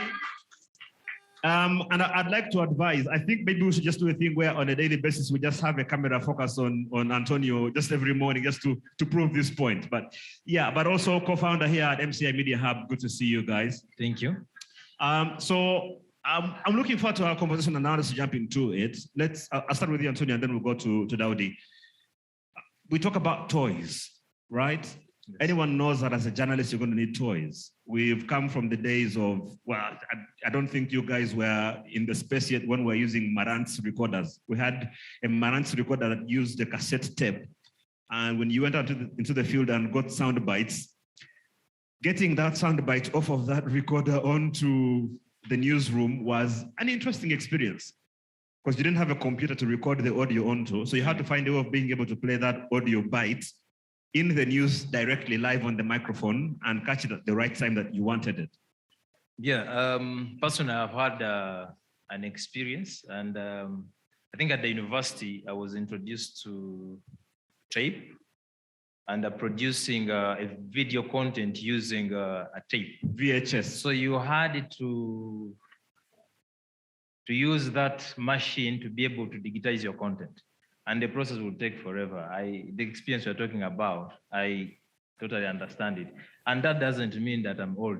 Yeah, some people might say, you're not. Yeah, because if you know that stuff, I mean, I don't know, a lot of our people here, if I can ask this. Ben. Yeah? Sorry, Ian is here, Ian Teremwa. I hope I forgot to introduce Ian, did I? Ian, thanks a lot, Hannah. Ian, good afternoon. Thanks a lot. Good to see you. How are you doing? Good afternoon. I'm feeling very good. Nice to meet you. Awesome. Awesome. Good to see you. So let me start by asking in the room here in Kampala, how many people in the room know what a mini disc is? Mini disc. Yeah. So no one in the room knows what a mini disc is. Anyone in the chat, if you know what a mini disc is? A mini disc was something we used to use to record music and commercials and things like that. And that just goes to show you how obsolete technology can become. I know that Daudi knows what a mini disc is strictly because we used them at Power FM when you were there. It was an interesting experience. So if I can start with you, Daudi, and then we'll go to Ian and come back to Antonio. You can clearly see that we've made some leaps and bounds in terms of toys. In a space of less than 10 years. Less than 10 years. And I think the mobile phone has been one of the most revolutionary tools, especially when people started really, really working on it. When the kind of people like Steve Jobs started really tinkering and brought out the iPhone and pushed the limits with the camera and the sound and things like that. It has really, really revolutionized how stories are told, because phones are more about capturing experiences and memories than they are about making phone calls anymore. I don't know if the other day I was looking at the quality of footage that is available on the iPhone 13, all right? And I was just like, I mean, this is absolutely insane. 10 years ago, you would need, a camera, 40, 30 times the size of an iPhone to be able to do that kind of stuff. And so like the world has changed, everything has become more compact. I don't know about it being more affordable. I think that is debatable. But everything has become more compact, has become accessible. It has become liberalized in the sense that you don't need to be a big network or a big producer or something like that to be able to create quality content. The tools that can allow you to do that, all the way from high-range RED cameras, because I think a RED Pocket right now is about what, 5 million shillings, right? Almost the same price as an iPhone. That's about 1,300 Uganda, but that's just what I do on the side. My major preoccupation is teaching. My training is in philosophy, so I just do cartoons as a hobby, as something that I have an interest in. But I'm mainly a philosopher by training. I teach at Makerere University and Uganda Matters University. Happy to meet you. Glad to have you here with us. Do we have a mic for Ian ready?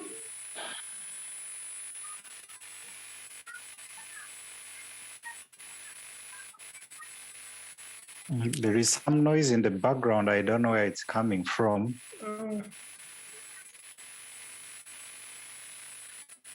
It's constant.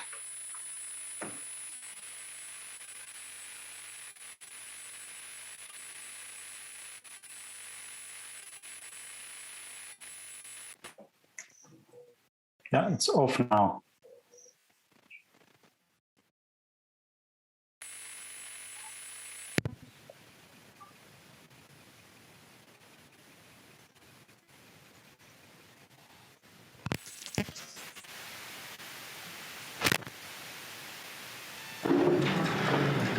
Hello, Sarah, can you hear me? Yes, I can. Please go ahead. All right, can you repeat the question? I didn't hear you.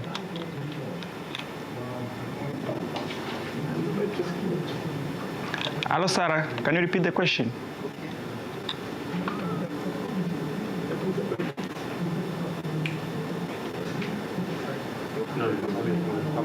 Hello, Sarah. Looks like she can hear me. Yeah, I can hear you. Please continue. All right, can you repeat the question? If you just make some introductions, introduce yourself, tell us a bit about your practice, so we can get to know you a little bit before we start our session. All right. So my name is Ian Tarimo. I'm the co-founder and executive director of Tanzania.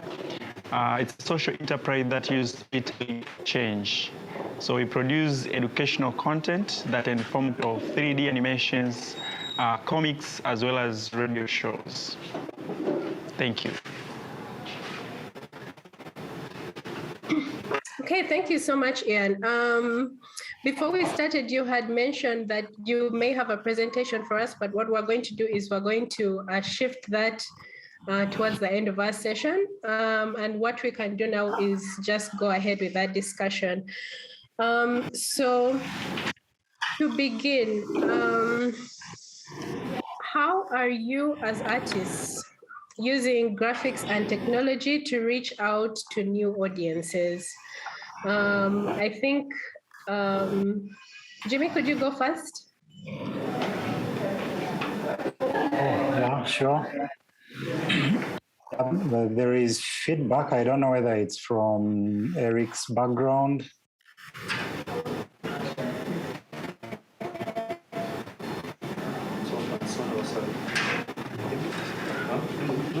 There's a little bit of feedback from the studio there. Maybe we could mute while the other speakers are there.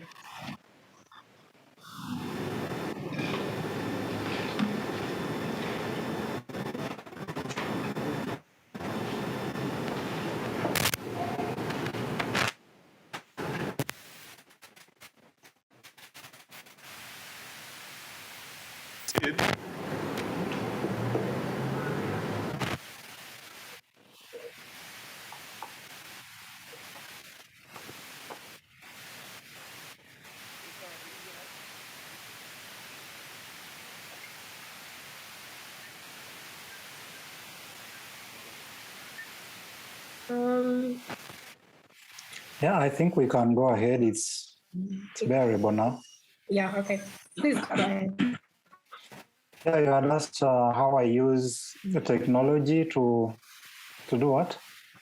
So what I'd really like to know is how you're using graphics and technology to reach your audiences. I'm especially interested because you have been a cartoonist for quite a while. I can personally say I remember seeing your cartoons in The Observer as early as 2006. I think I was 14 or 15 by then.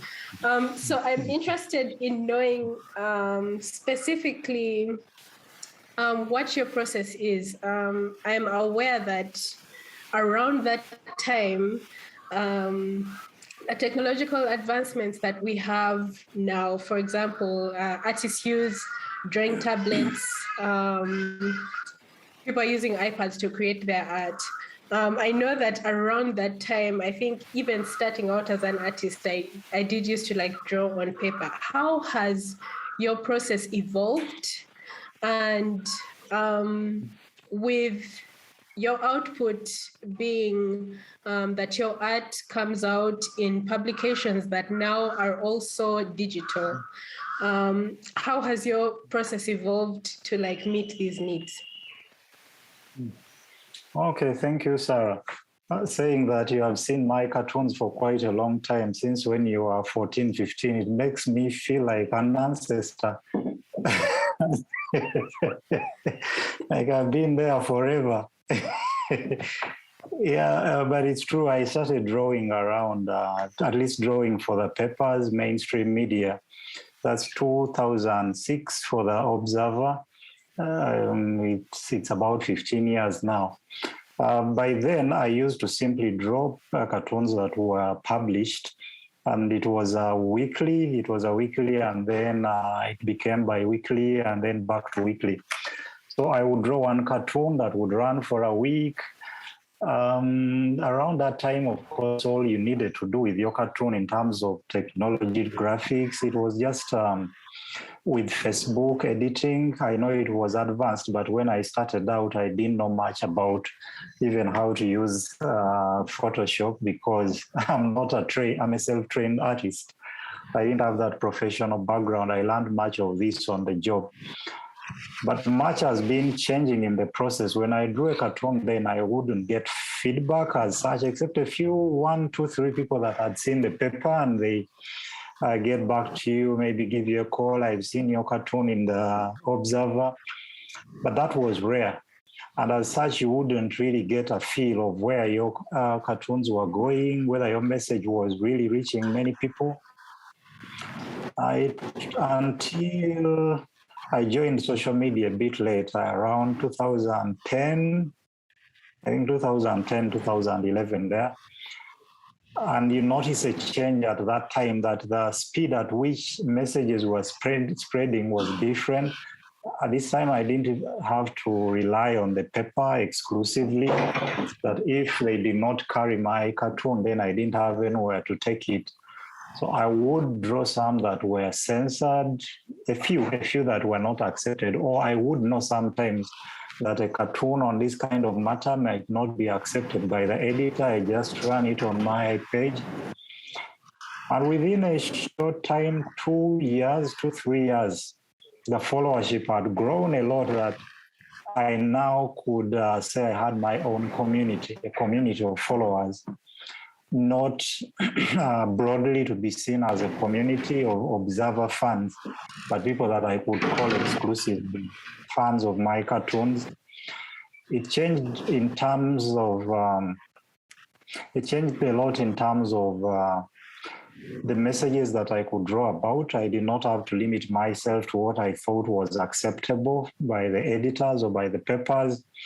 Also in terms of being more prompt, that when I saw any trending issue that I felt I had to speak to, I would draw immediately, put on my page, and within no time it has already run. You see it in many spaces on WhatsApp and everywhere.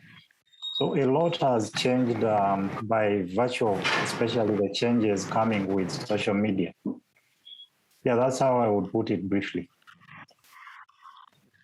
Thank you, Jimmy. I think I can redirect that question to you, Ian. I would say specifically for you as someone who is also an animator, I think we all are interested in knowing how technology has helped you in terms of production, in terms of how you reach your audiences. Also, I would, depending on how long you have been practicing as an artist in this space, how has technology changed and how has your audience changed with it? Yeah, please go ahead. Thank you, Sarah. I'm not I've not been in this industry as long as my colleague. Looks like he has been in this industry forever. We have only been, in this business for 5 years, and I would say that technology and graphic design have been very helpful. Just to give a little bit of a background, we didn't start since day one of running of this organization into animation or graphic design. So at first, we used to go from one school to another to raise awareness about issues that affect young people to have that equal access to education. In the process, because of that difficulties to deliver the message, some of the kids were not very interested to sit down and listen and be engaged. So, and also because we were going from one school to another, that was also a limitation. So we could not go, let's say, in one region to all schools. So all those limitations are the ones that forced us to think as an alternative on how we can still deliver the message without us going from one school to another physically. So I would say that the use of animation has been very helpful to us in these past 5 years. I would say that some of the content have reached a place that maybe we'll never reach by ourselves physically, but the content is traveling. As you said, the number of people that use internet, people who have access to electricity and television is increasing every day. So we leverage that to continue producing our content, and we are seeing that the use of technology, I would say that technology is the most effective tool that helps the world to be a global village indeed, in a way that I can produce a content here. For instance, for content, I think it was about raising awareness about people living with disability.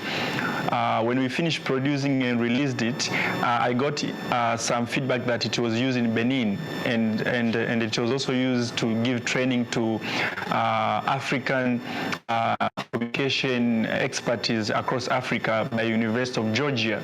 So you can see all those people. Maybe I will never meet all of them physically, but our content and the use of technology, we are able to reach that message to them.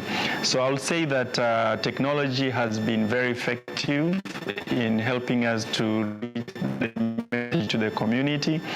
Also, technology is changing every day, so it's also a challenge for us to learn every day when you see new software or updates of the softwares that we have. So we keep learning every day. But we can say that the number of people that we've been reaching in this, let's say the last 3 years, is way bigger compared to the number of people we reached in the last 5 years. So technology is indeed an effective tool for us to reach the community, but also even to get feedback from the community, because I don't need to go to Nairobi to get a feedback while I can share my content with them and they can comment on YouTube or other digital platform, and right there I can get all this feedback and keep improving our work. So yeah, that's what I wanted to say. Okay, that's great to hear, Ian. In terms of viewership, do you often, because of the reach that the internet and technology has, do you often come upon kind of like outliers in terms of audience? I know, Ian, most of your material does reach younger audiences. So do you often have outliers who do develop interest in the work that you do, resulting from the reach that technology has accorded you? Indeed. So, as I've said before, most of the content, our main target are young people. But now, when you go to the community and you have some good content, the community members share other challenges that they are facing. So what we normally do when we develop stories, we say we have like story A, story B, and sometimes we have story C within the same story. So when you watch our content, as a student, as a young person, you're going to get your message that is going to be useful to you. But within the same storyline, as a parent or government official, they're also going to get their message. So in a way, we end up sending that powerful message that helps the community, depending on their roles that play in day-to-day life of this young person, and they get their message so that they can keep improving the lives of these young people. But as I say, the NGO now has its specific mission and its purpose-driven organization. Business component of our mission. And with this business component, let's say if you get, because we already got some opportunities that are not aligned to what the NGO is doing, and that we treat as a business where we do like a consultant work, we produce content for them, and that's it. So it's up to them on how they're going to distribute. So I can give an example. Last year, we animated the Bible. So from chapter 1 to the last part of the Bible, we animated it for. So this religious matter is not related to the NGO, so it has nothing to do with the NGO, but it was done under the business side, which is a client base, for us to be able to generate some income so we can have that financial sustainability. Thank you, Ian. I hope I've responded to you.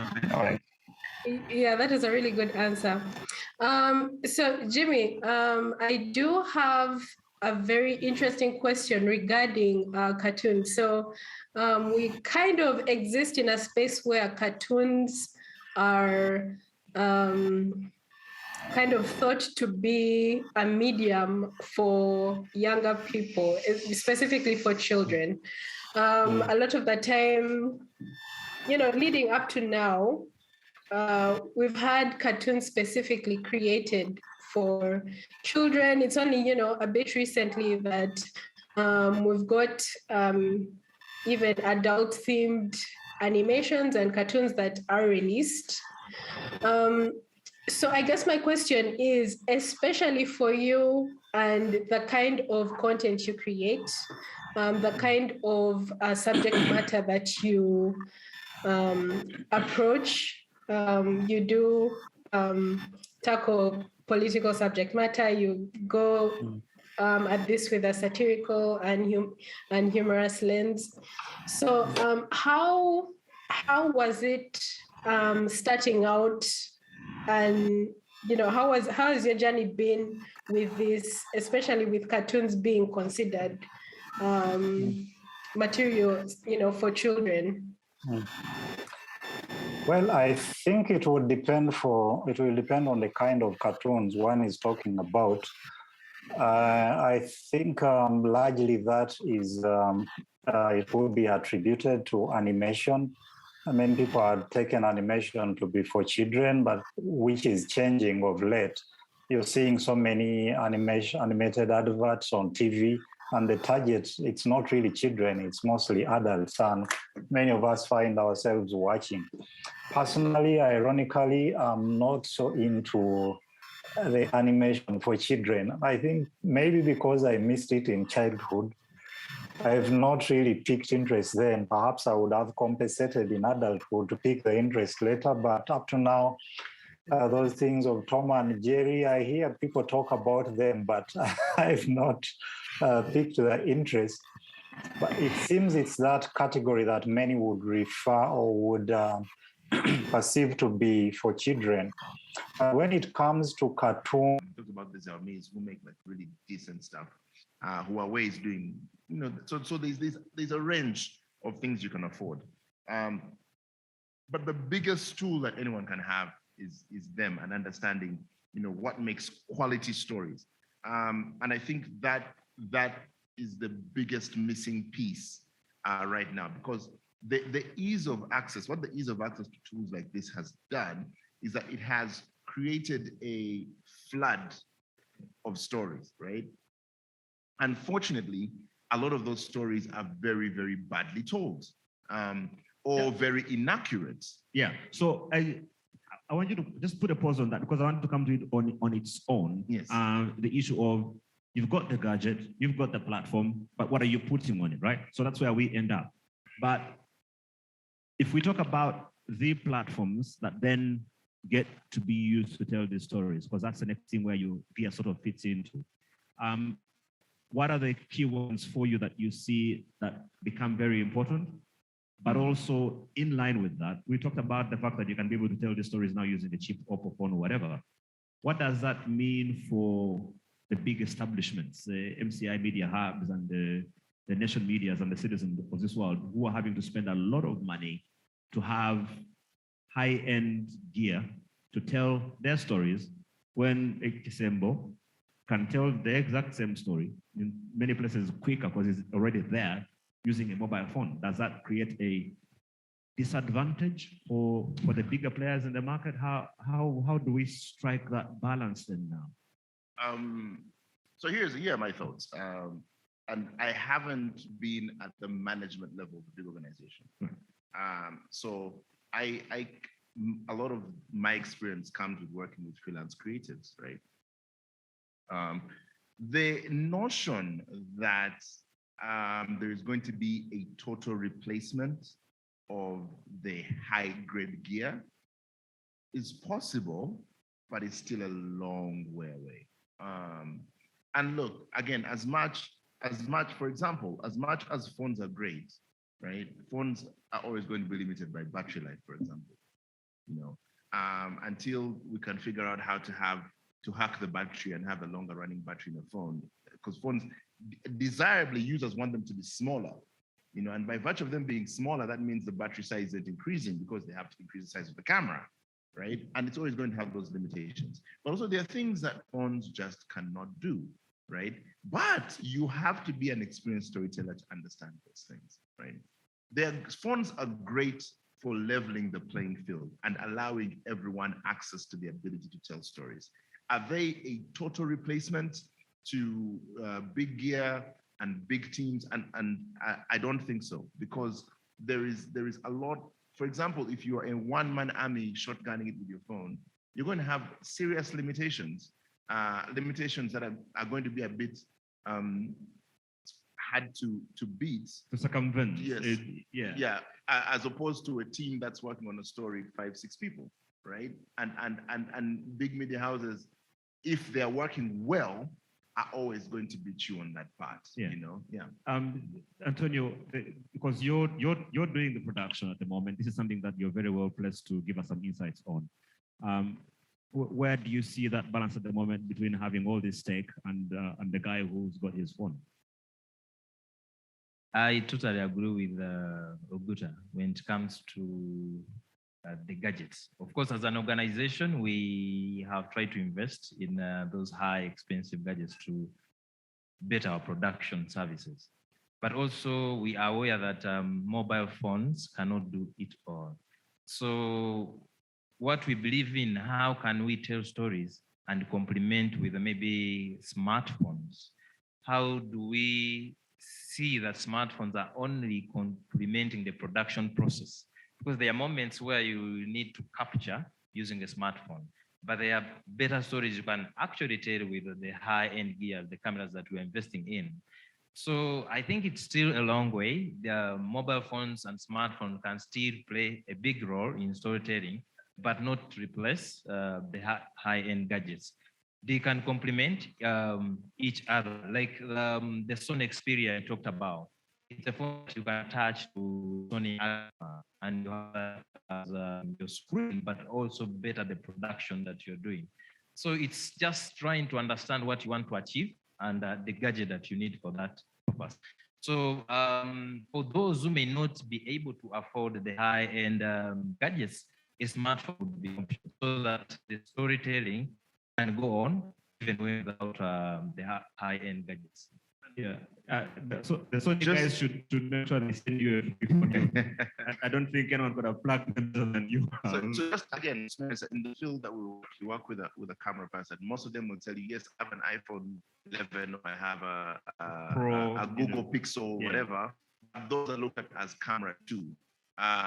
Because for example, there are some places where your large lens and whatever is not going to be able to go, and you need to get certain shots. For example, these cameras don't work very well in low light, and you might need to pull out your big camera to be able to capture certain things in low light, because the kind of lighting that you need to rig to make sure that the smartphone lens is capturing footage in a high-end, high-quality way is interesting. So you cannot, as I said, you can't look at them as individuals. You can look at them as complementary. You can look at them as good starting points, but they all have their limitations. There are places smartphone can go. Doing an investigative piece, for example, if you walk in with your huge camera, everyone's going to be suspicious.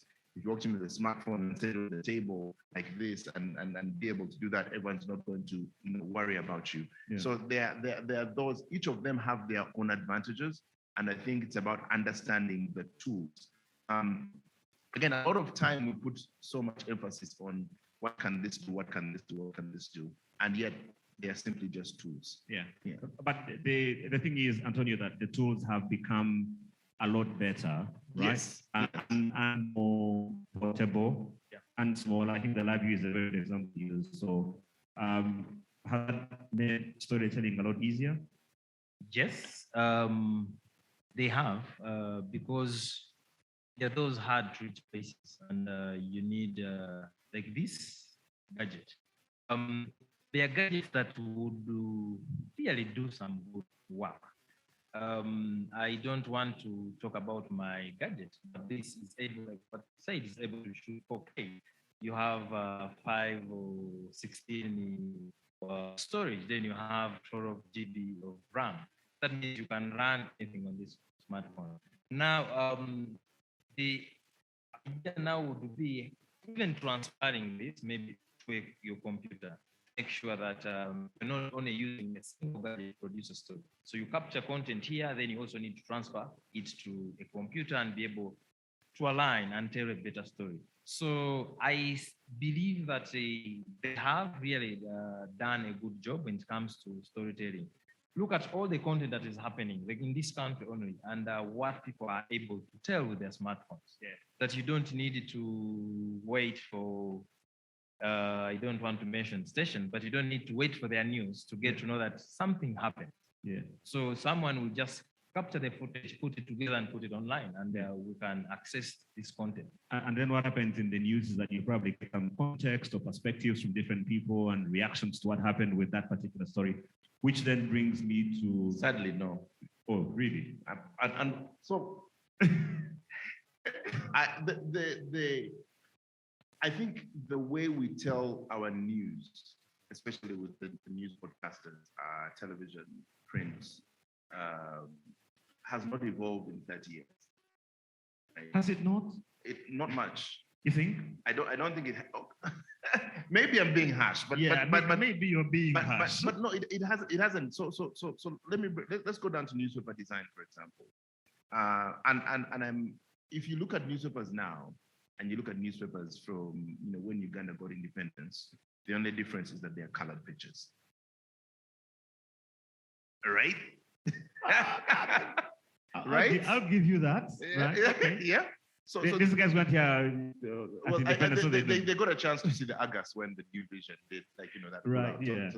Right? So it's just the pictures are now colored. The pictures are now colored. But the thing is that the context in which the world views information has changed so greatly in that time, because the world is being bombarded with so much stimulus that something like a newspaper has to adapt to that kind of stimulus and be able to attract the audience. Because you have to think about, when I'm telling my story, who am I competing with, right? So right now, you're competing with, people will tell you that, the worst thing you can do for yourself is get onto TikTok, right? Because you get on TikTok and scroll one video, 2 videos, and 3 hours later, You're just there scrolling videos, right? Rabbit trail. Yeah, you're on a rabbit trail. You get on YouTube, and before you know it, you're watching cats jump over something. And newspapers, unfortunately, and media houses, I think about other media houses, their competition, and not other forms of media being consumed as their competition, right? Right. There was research that came out last week, and we're talking about how much time Netflix takes customizing its thumbnails. You know the thing you see before you click on the movie? Because it was discovered that if a person spends, I think it was like 90 seconds or without deciding what to watch, they leave, right? 30 seconds, right? If without, and so the thumbnail has become their most important selling point. Now, if you translate that to a newspaper that's on the print stand, right? If I am walking by the newspaper, I personally, and maybe I might be wrong, and there may be guys in the audience who find this newspaper funky, but I personally, I'm just like, I'm never attracted to the newspaper because number one, they're saying stuff that I already know. So you're saying, okay, COVID vaccines now in Uganda. Yes, I knew that 24 hours ago when they dropped at the airport at midnight, right?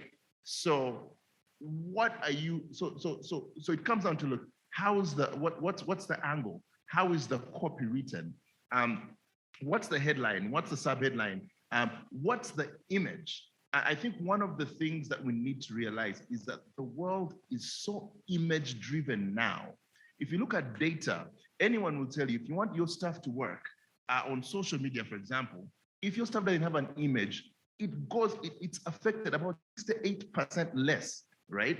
So how are we not translating that to the media that we have? And that's what I'm saying, like, so 50 years of independence, our newspapers haven't changed. Yeah. So I wanted to bring in Antonio on this because, again, we know you to be a creative. We know you to be on the other extreme. So we expect you to say that, right? But Antonio, isn't there still a place for why that newspaper still has the same layout as so many years ago? Why, like, Daudi wants us to have only pictures on the front page. It hasn't happened. Well, do not misrepresent me. Not only pictures on the front page. Right. I think the front page should be attractive.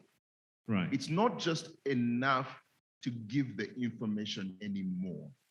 You have to, if you don't get me in the door, I will never know what's on the other side of the door. Right. Ogote is very passionate about creative and art. Yeah, so we expect him to be on that side, right? Yeah, but I believe we have had progress, much as a lot has to be done. And I think what all these companies should be looking at, how do you use the new technology to make sure that my newspaper is before you, that anytime you are thinking about news, the newspaper is in your eye by tapping into mobile users. So what I will do if I don't, if I have this design, I make sure that I also create content for the mobile. That I have these, they are all tools. You have Canva, you have people that can help design an appealing, that side of a smartphone that if you send this either through the different social media platforms, I'm able to see something that is more pictorial and tap into Ogute's audience. That then we can be able to understand that much the paper is designed the way it is, but there's another audience that I want to tap into.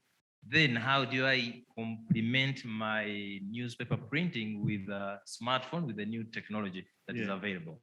And I think we have not appreciated enough this technology and the tools that we have to say that this technology should complement the news that we're giving out there. Right. But what we do is just to use the technology for the sake. Sometimes they just put things there because it has to be. Yeah, because I'm wondering online. if there's maybe there needs to be a balance between that and the sort of audiences that you have. For example, we were having the chat about this before we started the session, the fact that newspapers, for example, have a very specific audience. The average 45 to 55-year-old is not going to do the stuff, is not going to really be interested in the things that you're talking about, Daudi. They still want to get there. I'm just thinking. I don't think that's true. I can tell you. And let me tell you why. I don't think that's true.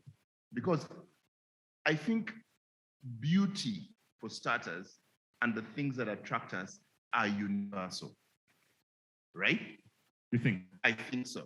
It's no longer in the eyes of the beholder. No, they're universal, and that's why you see brands spend so much time on color psychology and blah blah blah and things like that. That's why sex sells has been a universal premise for a lot of advertising, because in as much as they are different nuances to different target audiences, right? The things that sell are universal, and I'm going to raise you. There is a gentleman. He's a former architect turned newspaper designer. I think it's called Jacek or Jasic, or whatever. He's Eastern European, right? Polish, yeah, Poland. Yeah. So a lot of the consumers of newspapers in those countries are older people, right? But newspaper sales were plummeting, and this was a project that he did 4 years ago. Newspaper sales, as have been plummeting, and newspapers have been wondering how to revive this. And 4 years ago, he went in and redesigned the newspaper and said, okay, fine. For example, it is universal that when someone opens the middle of a newspaper, they are looking at that as one page, right? So you putting two stories on that page, technically one of those stories is going to suffer, right? Just looking at the way people read, and the way people consume information, that stuff is universal. Just looking at the fact that people are more attracted to images than they are attracted to words, that is universal. And he got those things and said, let me redesign newspapers. And in every country where he redesigned newspapers, all those countries had an at least 25% rise in newspaper consumption. Wow.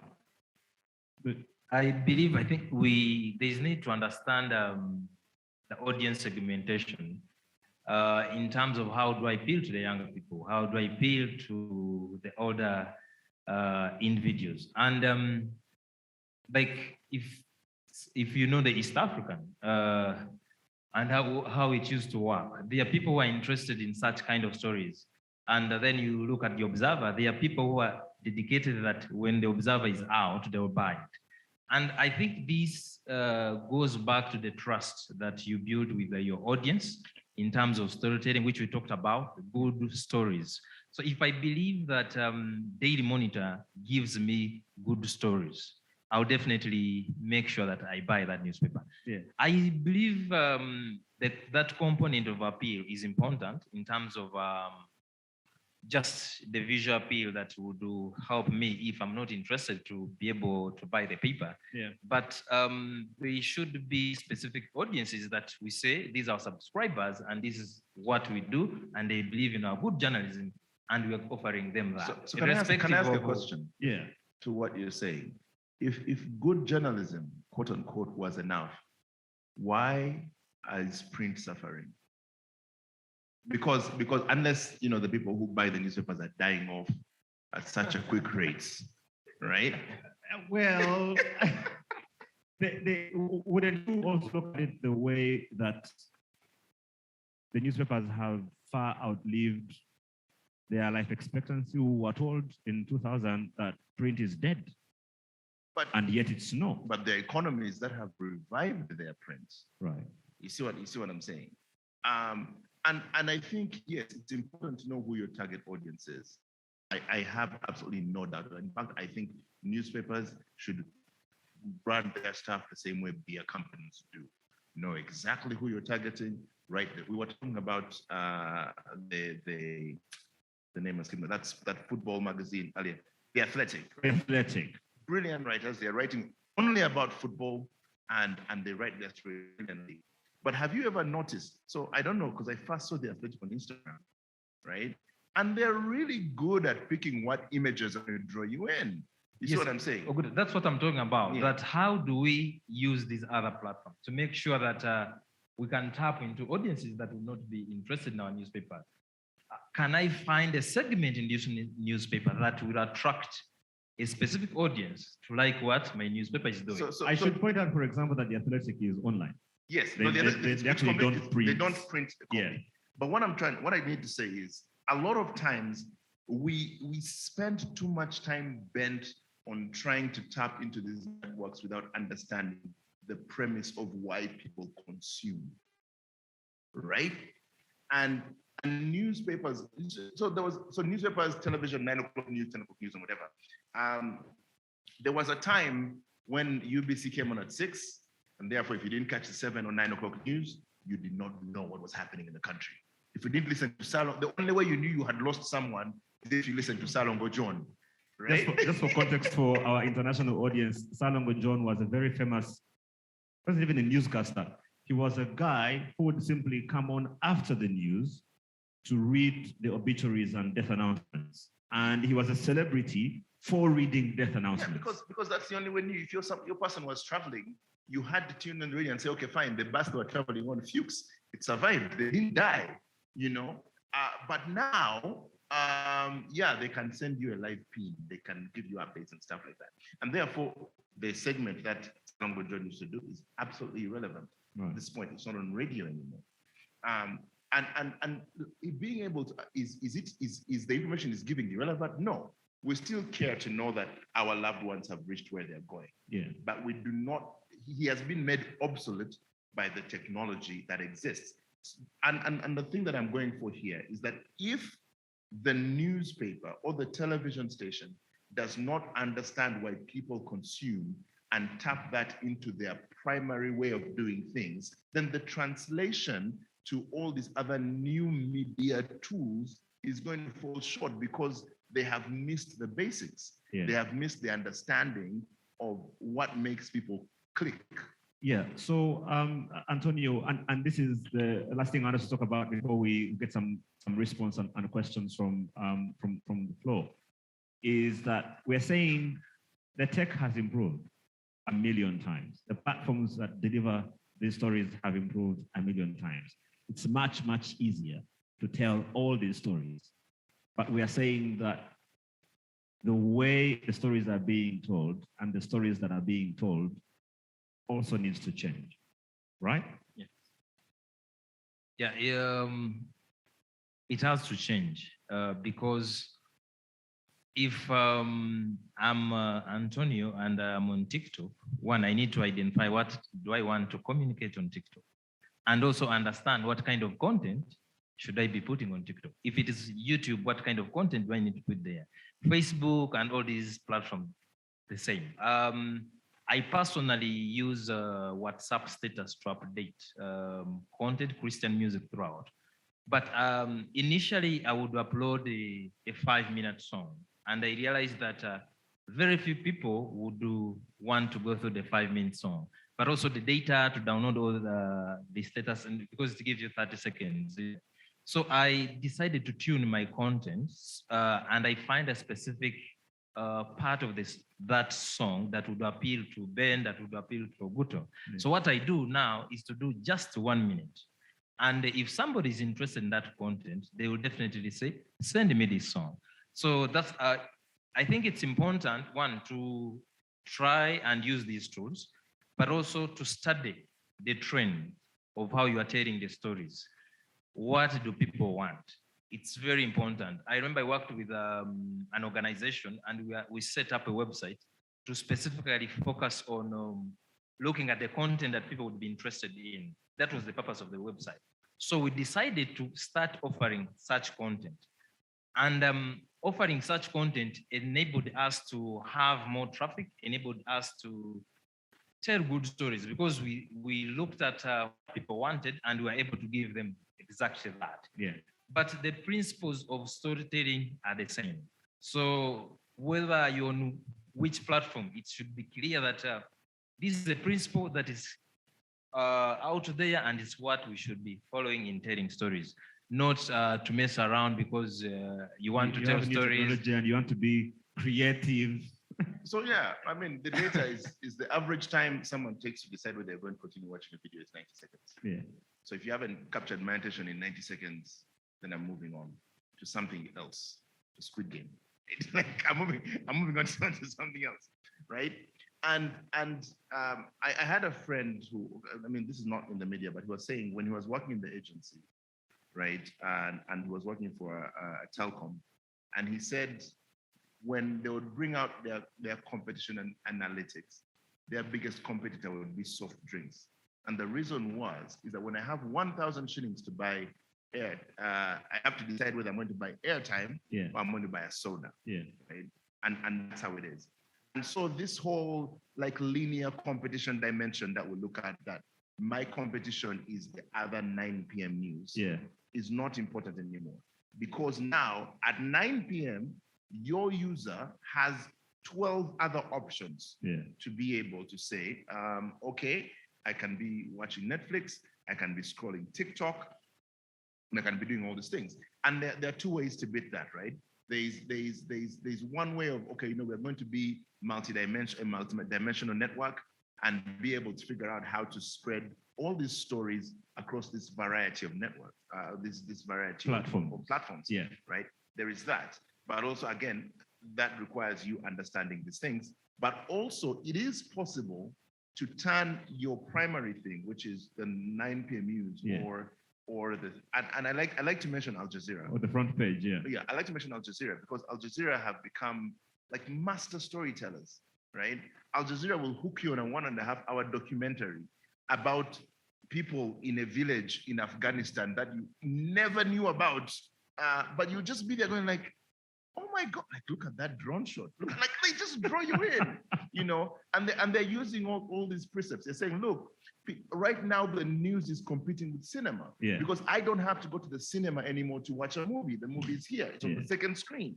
And therefore, for someone to turn on the TV to watch the news, my news has to be as appealing as the 45-minute episode of the series that they're watching. Especially because, like you said, whatever you're going to tell me has probably been tweeted 8 hours before that, right? Yeah. So I should tell you, and I want to thank Daudi and Antonio. I want to open up questions. And if you have any questions for us, you can use the chat, and then we have here, can we get a microphone? And then we'll move around and get some questions and responses. As we do that, I should tell you, Daudi, what you just mentioned about your friend at the agency stating about telcos. So at the time that this particular thing happened, I was working with the biggest soft drinks maker in the world.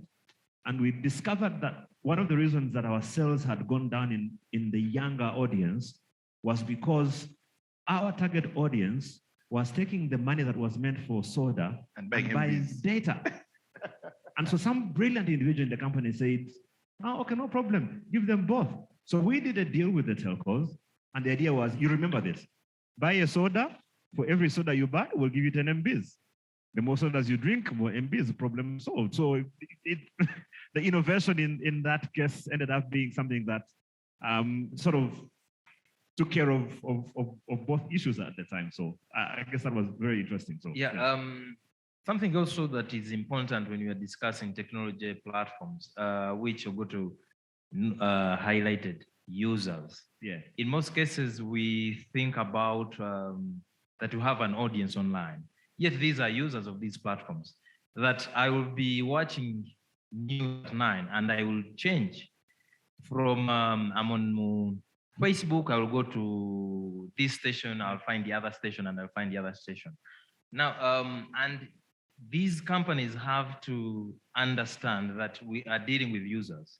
And if you're dealing with users, how then do you make sure that the content that you're providing them help them through what the content that they want, but also stick to your channel, than being there and saying, this is my audience, I have this audience, yet these are users. I'm here on maybe NTV, tomorrow I'm going to be on NBS, or in the same time, I'll be on NTV, I'll switch, I go to NBS, UBC. So that's, I think it's important as we discuss platforms and we discuss technology, to understand that aspect so that you are able to offer the content that makes sense and appeals to your users. Yeah, and I think one of the things that our media channels don't do well, including the print and all of that, is that we don't do teasers anymore. That's what I was going to say. We don't do teasers. BBCI. Oh, BBCI was, oh man. Very well. Do you know, you start thinking to yourself, you actually put a calendar note to say, when is this thing coming out? You set a premier reminder. Yeah, like I want to watch out for this thing. So there's a lot to learn from there. Let's take some questions. Please do tell us your name and try and keep your question or comment to under 30 seconds so we can take as many as we can. Okay. Thank you so much, David and Antonio. My name is Tamkede Moses. As a journalist, I've accepted the fact that phones are the next thing. And for some of us, as we are telling our stories, we always base on sources because they are the ones that alert us. But we have found challenge that some of these sources don't trust the mobile phones we are using. In fact, someone can call you to give you information. Now, if you remove a phone and you're recording, a person is in fear, saying, where are you taking my thing? But when you remove a camera, this person is ready and set for you to get information from that person. So how are we going to let these people accept that, you know what, now this phone is the real deal and it's now the thing we are using? Thank you. Are we taking them as a bulk or we? Right, so you can just respond to that quickly. Also, if we can just kindly see if there are any in the chat. It would be good to hear if you have any questions on that. So please let us know. Someone here, this is from you, Malcolm. You're just saying that you agree that the concept of loyal audiences is now dead.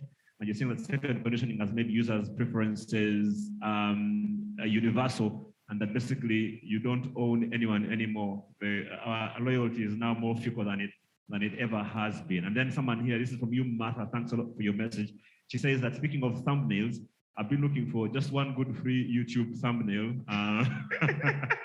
Thumbnail creators. So Yeah. I think she's doing some. There's an entire career there. There's an entire career in doing. No, there's someone who at Netflix who's hired just to create. Yeah. thumbnails. So obviously there's and that also creates opportunity, doesn't it? Yes, it creates an opportunity. Right. So let's respond to his question. Then we'll. Can we take one more? Yeah. Okay. Well, please try and make it very brief, and then yeah.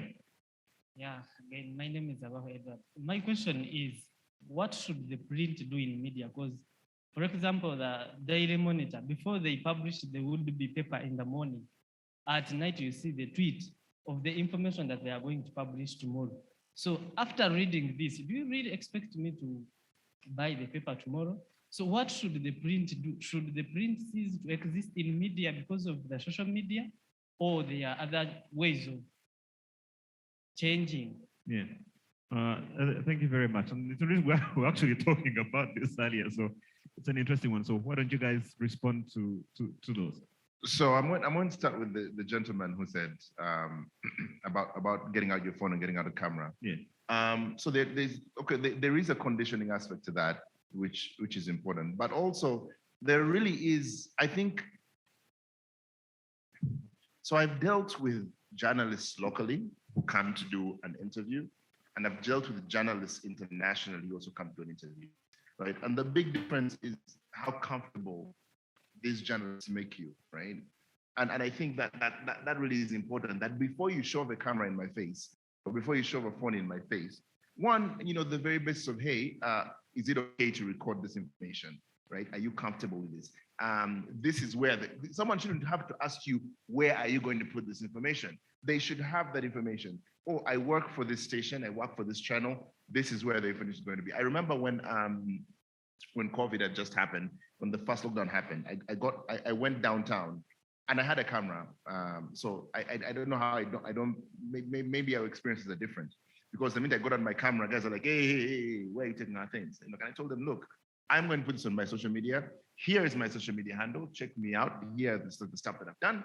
I just really want to know what the impact of this thing is going to be, right? And immediately explained that information, introduced myself, spent 5 minutes having a conversation with people. They started to trust me, and even the information they gave was a lot more honest at that point. I remember someone in camera telling me, look, if the government doesn't open up in time X, I'm going to go back to being a criminal. Yeah. In camera, no, this is stuff that they ideally would not say. So there's a thing to people's skills that I think needs to be developed, and that would make that a bit easier. But also I think Antonio had pointed out the issue of people being able to trust you and where you're coming from, and you have to build that. Is important. Yeah. Antonio, there was the issue about if the Daily Monitor, the New Vision, or the Daily Nation, or the East African has already tweeted this story, why do I need to go and buy the newspaper in the morning? I think usually what they do is to give you a teaser. And what they are trying to do is to take you to their newspaper, buy a newspaper to understand the full story. But how it is done sometimes, it's the other way around. So ideally, you need to have someone who will create this teaser that will make sure that someone who is watching or seeing this tweet brings them to the paper. Essentially, that's how it should be. Yeah. Yeah. I don't know if there are any questions in Tanzania or in Nairobi. Hannah, I don't know if you're with us or Edith. If you have any questions from your side, please let us know. So we are more than glad to take those. And as we come to you in just a moment, Daudi, this whole issue of copy, right? Because we talked about how that story is presented to you to be interested in picking it up the following day. So I'd like to reiterate a couple of things. I think there's a bit of an unfair assumption in the fact that the newspaper is the only one that's going to put out a teaser. Normally, the newspaper tries to be as cryptic as possible, but with the liberalization of information, by the time the story is going to run in the press, from the president's press secretary to some random person in government, to a leaked memo, and I have the entire story, right? And the thing that I believe newspapers really need to become good at is two things. One is being captivating in the way they write, so that I am not just getting the facts, right? But I'm being taken on this journey of storytelling. Unfortunately, a couple of times I've mentioned storytelling to journalists, and they always believe that has an aspect of fiction, which is not necessarily true. There's a possibility of getting good data and telling a properly woven story around it. So you can't just tell the facts anymore. You have to tell the story. But the other one that newspapers can do is offer us wider context of these issues.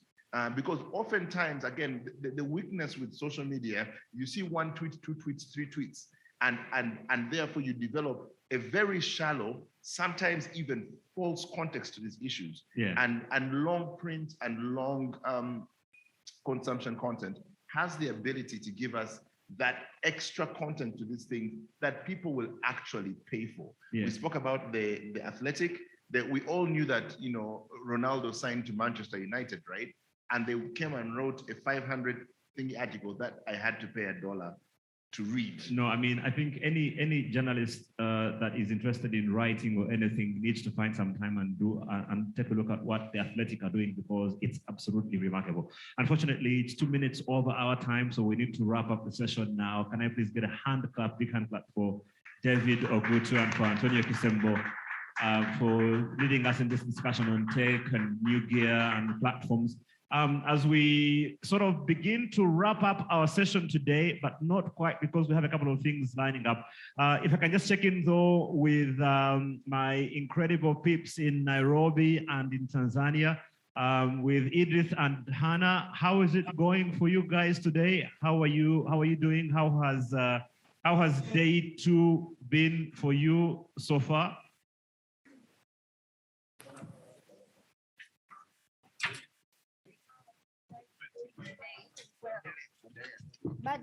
Hello, Ben. Yeah, I see. You want to begin? Hannah, do you want to go first? Do I want to go first for what? To answer Ben's question, he just asked how the day was. The day was amazing. The day was so great. Personally, I really liked the session that I moderated on unpacking storytelling for the future. It was so insightful, and I think I kind of got lost in it a bit. It stopped becoming a session, and I got what's this, talk show vibes. But all in all, the day was amazing. I enjoyed today. Yeah, I have to say the same from this end, Ben. You did promise us it was going to be a jam-packed day. You certainly were not lying about that.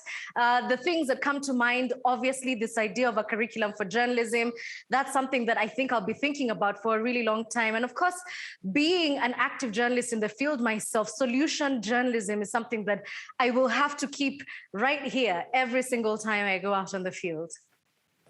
Yeah, no, it's been absolutely incredible. So as we wrap up today, I know that tomorrow is going to be a wonderful session as well. And before we try and get some insight from you guys in terms of what you're looking forward to tomorrow, I want to ask Abbas to come because he's going to introduce something special that we're going to watch. And then we have a wonderful acoustic performance lined up for you guys here in Kampala that you'll be able to enjoy. I'll say a big thank you to Daudi and Antonio as they leave, and then invite Abbas to come and tell us. So Abbas, first of all, thanks a lot for your session. It's been an incredible day. Thanks for hosting us. It's been great. Do I so say far thank today. you or you're welcome? Both. You can say both. Okay, Yeah. you're welcome. Yeah. What are you holding? We are building the next generation of journalists. Right. And we are building the next generation of journalists. We're not doing too badly so far. What are we watching now? So we're going to watch a MCI documentary about the next generation of journalists. It really is a story about our journey as MCI, but also what we've been able to do, the talent that has come out of this so-called factory. And it also shows the different, model or approach to journalism training. My hope that whoever is watching after can sort of like pick some notes or tips on how to use the same platform in their countries. Yeah. And we did talk about this in the morning about how it's important the way we train our new journalists and the importance that the Media Innovation Center and the Innovate Hub and MCI and what they're doing to build the next generation of journalists. So let's watch this video for a few minutes and then we'll come back and wrap up with Hannah and Edith as we get ready for tomorrow. Enjoy.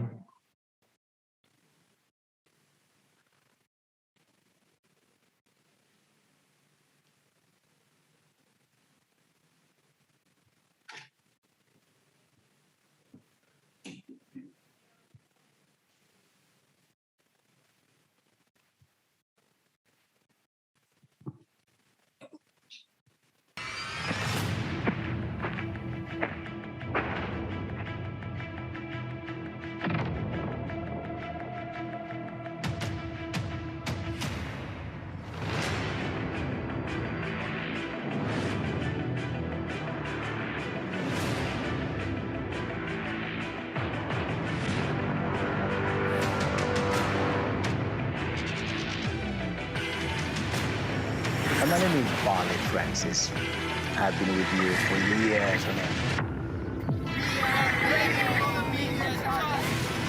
People like Abbas Mpinde, a journalist from Uganda who founded the Media Challenge Initiative to help other young people get the training they need to tell the stories that the world needs to know. Media Challenge Initiative is a youth-driven non-profit building the next generation of young journalists in Africa through mentorship, training, and experiential peer-to-peer learning. We believe that good journalism can make the world a better place. We believe that the next generation of journalists is very essential in defining the future world through the stories they tell and how they tell them. Auma says coloring during therapy creates a safe space for her to express painful feelings from her past, which also engages part of her brain to process the trauma in a better way. Olivia Komgisha, Bidibidi, Yumbe District. So the way this came up, really, it was just how we were stuck in terms of getting internship in the media, but also getting jobs in the media is one of those hardest things for any Ugandan aspiring journalism student. It started at school where we sat. We said we do mass communication and the jobs are very hard to get, especially in our field, journalism. So we decided to start a competition within our institution. But the whole idea is to try to help students penetrate the media. Not only penetrating the media, but giving them skills that they need to work in the media. By then we called it Barley Francis Media Challenge. My name is Barley Francis. I've been with you for years on end. In 2012, there came a child called Bafranak Obale Francis News Anchoring Competition, and I managed to participate in. The difference with the current competition is then you report live from the scene, and the event was at Musambia Sharing Hall.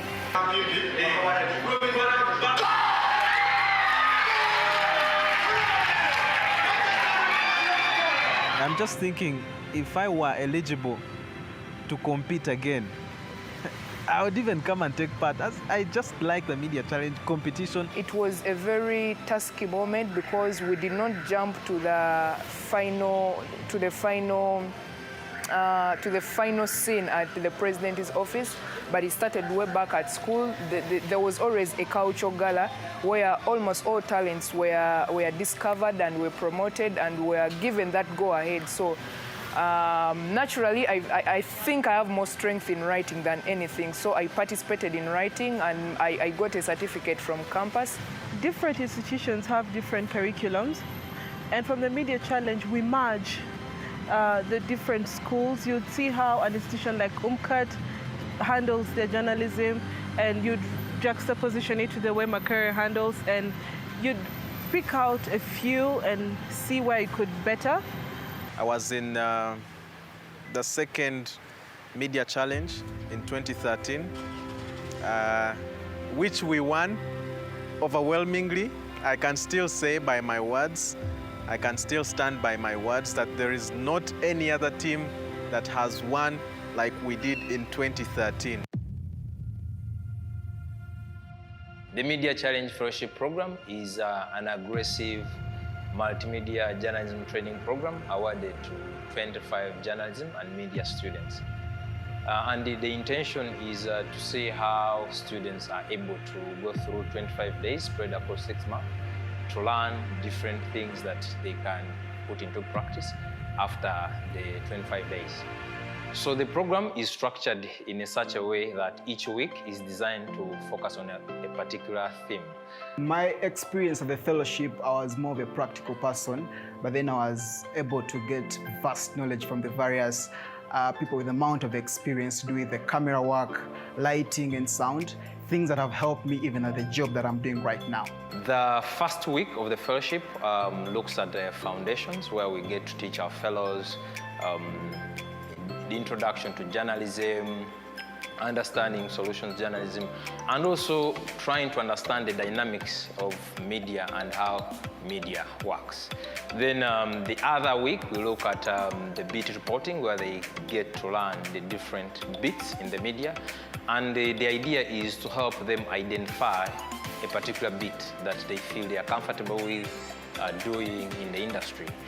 Then we also believe that we are in a digital world, so we have the whole week dedicated to digital journalism, where we get to teach the fellows digital skills to help them understand the nature of the technology and how journalism is actually changing, and how they can be able to use the digital skills to better their journalism career. We also look at career weekend, then the production part of it, where we want to have our fellows learn production skills, and also look at the career on how they can make a transition from university, from the fellowship, and enter the industry. Through a series of training, I really got to know that reporting wasn't the only option. Actually, I can do some other things. I can produce, I can write, or do camera work. And not only teaching us the skills, but also taking us through the process and making it practical, the assignments, giving us mentors, a very wonderful team that works with us to make sure that we're guided. And, you know, it's really hard to not feel like, or not to take away something at the end of the day. So it's been quite the experience that I most certainly will never forget, and one that if I could would tell everyone to try and apply for. So the fellowship comes in to support journalism and media students to have these skills. I have seen, and I have even worked with people who have come from the Media Challenge. These are young people with different ideas, people who can actually mentor you as an older person. So I think the Media Challenge is doing good in nurturing talent And we're not actually just talking about talent, but we're talking about new talent, a new kind of media in Uganda. There's a lot of, they do a lot of multimedia, they do a lot of digital, they do a lot of TV, you know, with so many different aspects to this whole thing. Not things that we who have been in the media for over 20 years actually know.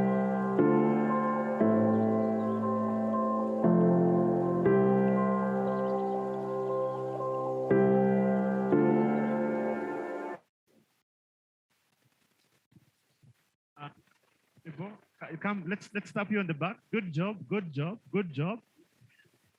Hannah, what did you think? I know you've been here at MCI, you're no stranger to this place. Maybe you want to add yourself to that documentary as well briefly before we go to Edith. Yes, Ben, I got, it certainly took me back, and I took a little walk down memory lane, and I'm proud to say that I think I can say I'm one of the success stories of the Media Challenge Initiative. As a 2019 MCI fellow, it really was an immersive experience, and they really do teach you not to just do the one thing that kind of drew you to media, but to expand and to be a one-woman, one-man army. So we can write, we can do print. Okay, that's the same thing. We can do print, we can do radio, we can do video, we can do digital, which is what is happening right now. So I really enjoyed the presentation. That's amazing. And if you can also kindly tell us a little bit about what to expect tomorrow, and then we can finish with you and hear from Edith and the people who obviously want to grow up to be like her as well. I'm sure she's been a bit impressed by that. So what are we looking forward to tomorrow? Yes. I've been holding myself from fangirling. I still can't believe I'm on the same thing as Edith Kimani, guys. Oh, okay, I'll rein it in for now. But do tune in tomorrow. I'm particularly interested in the morning show. We're going to be discussing what is comedy's role in media? And interestingly enough, before I decided to become a journalist, I thought I had a future in comedy, but that's a story for another day. So join us tomorrow. It's going to be really interesting. And there has been talk. That's why I was asking you, Edith, go first for what? Because we were talking here of a dance competition tomorrow. Guys, I hope you're ready, because we are. Over to you, Ben. I'm going to say pass on the dancing competition because I have 3 left feet. I can't dance the same. You've already lost. Before we even started, you've lost. Yeah, I'm throwing in the towel already. And I've got to say, Edith, your ability to blush on the camera is unparalleled. I don't know how you still manage. She does it so well, doesn't she? Graceful. That's how you blush gracefully, guys. Audience, take note. Yeah, Edith, from you, briefly. First, I must commend Abbas, obviously, for the great work that he's doing at the Media Challenge Initiative. As somebody who actually joined journalism out of a competition, I understand the importance of such spaces and what they can do in terms of getting new talent. Perhaps the thing that I would ask him to do is get seasoned journalists to come in for a challenge so that we can get our skills sharpened, maybe get new skills, who knows, maybe that could be the thing of the future. But other than that, I really enjoyed the day. I'm really looking forward to the comedy section that Hannah mentioned. And about the dancing, listen, I'm not the best dancer, but I am not one to turn down a good time. So I'll be there.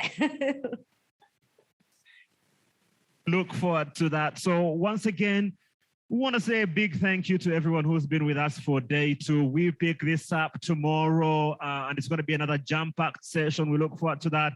Continue the stories and the discussions using the hashtag EastFest21.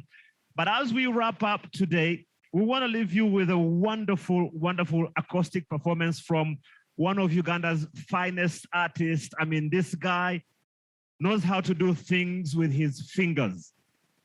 With a guitar, Kenneth. Yeah, with a guitar, I must add, yeah? With a guitar. Ladies, please, let's calm down now, right? With a guitar.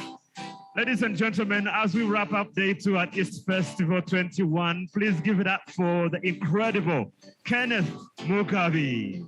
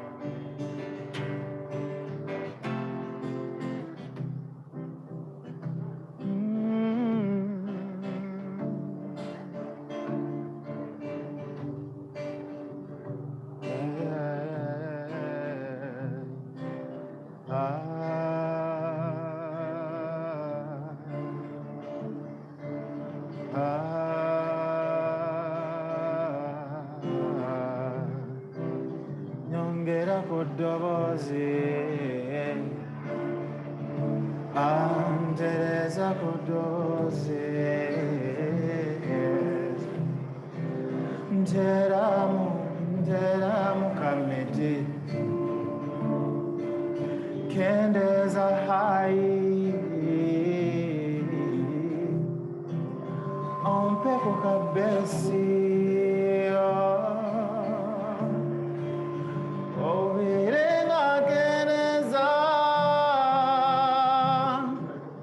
Waleka katambala kowe wange Nongamba nchokomao Nalinda mpaka kumacha tewasibulango wagenda n'omutima gwange wadde namba y'essimu okugireka komango oluusi nebuuza oba wagenderera okkaleka mikwano gyange ginsekerera lwakatambala oluusi ntambula nako mpaka eyo gyensiiba ebinyiiza byonna nsikayo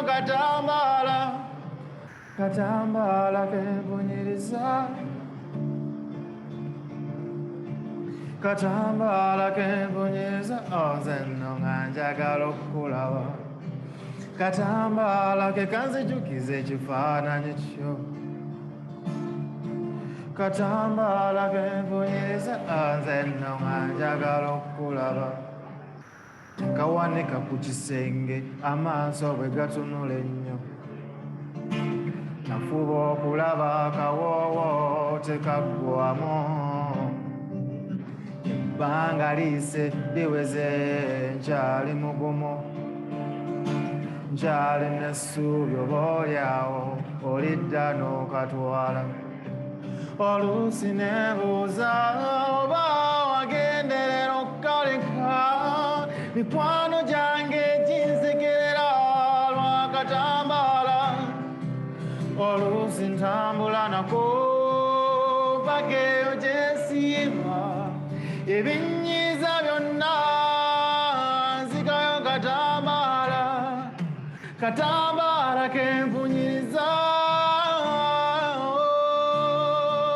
katambala kempunyiriza nze nga njagala okukulaba katambala ke kanzijukiza ekifaananyi kyo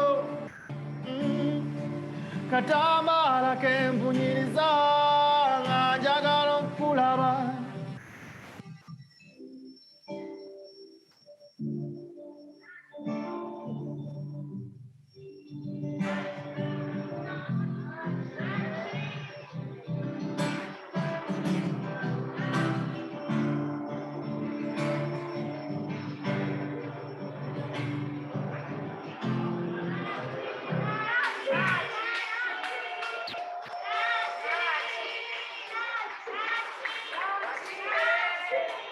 kati no museke munkubire ku ngalo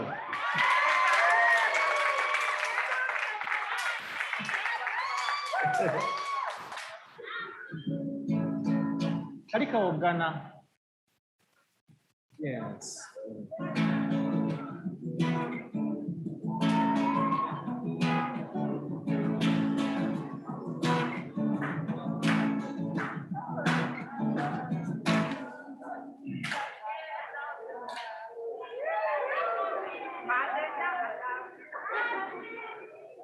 akemba akasozi kadde katambala si kyekyo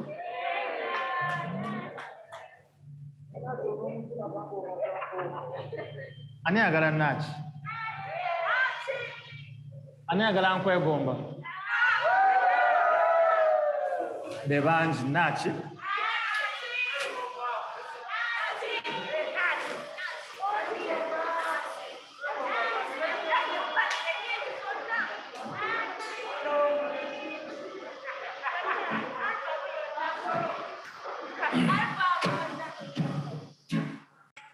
nsaza akaviri nze n'ennyuma sitera kugolola ngoloddeko mpakize ne mihola jaffene bambyolieko ngeregeze nazinabyeko leero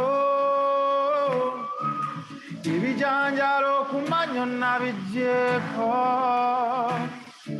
nakwesonga ddanga tukyali amapeera n'endya maama kati nze nkwetegekedde namunye n'akagatto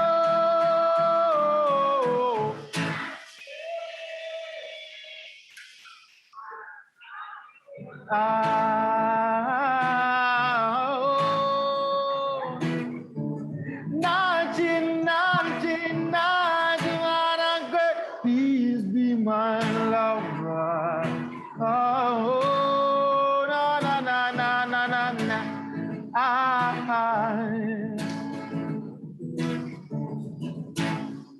Nasindiko mubaka nakuntwalako olw'ensonyi ennyingi nakunkwanako nasumba amapeera gonkuba mugongo sijja kwerabira ebyaluli nakunyonyogerwa nonnegera ebisigadde byalimu oluyi engolo ensambageri awange teyalimu nakwesonga dda nga tukyali amapeera n'endya maama kati nze nkwetegekedde namunye n'akagatto nawe nakinawe while I be my lover. Ay, ay, ay, ay. Nati, mwana gwe, nawe be my lover. Oh, na na na na na na na.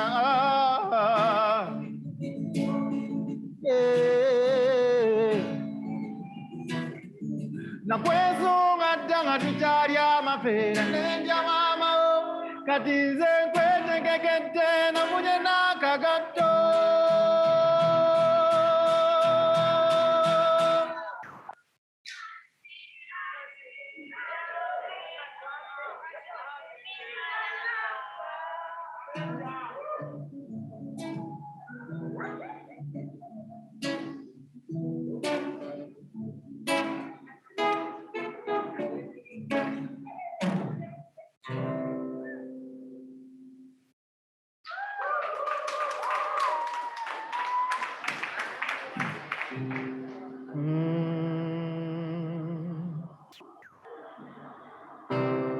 nsikirizibwa okusemberera nzikiriza kusemberera nsikirizibwa okutunuulira buli kifaananyi kye batannasiiga Katonda yawunda ggwe ne yeewuunya nsikirizibwa okukwatako mukwano anedda tonfuna bubi nze munno nkwegomba kulabamu abalongo abalina amaaso ng'agaga nkwegomba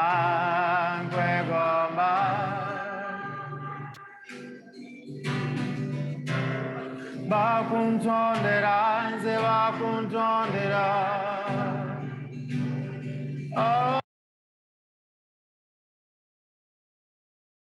Tanzania kwegomba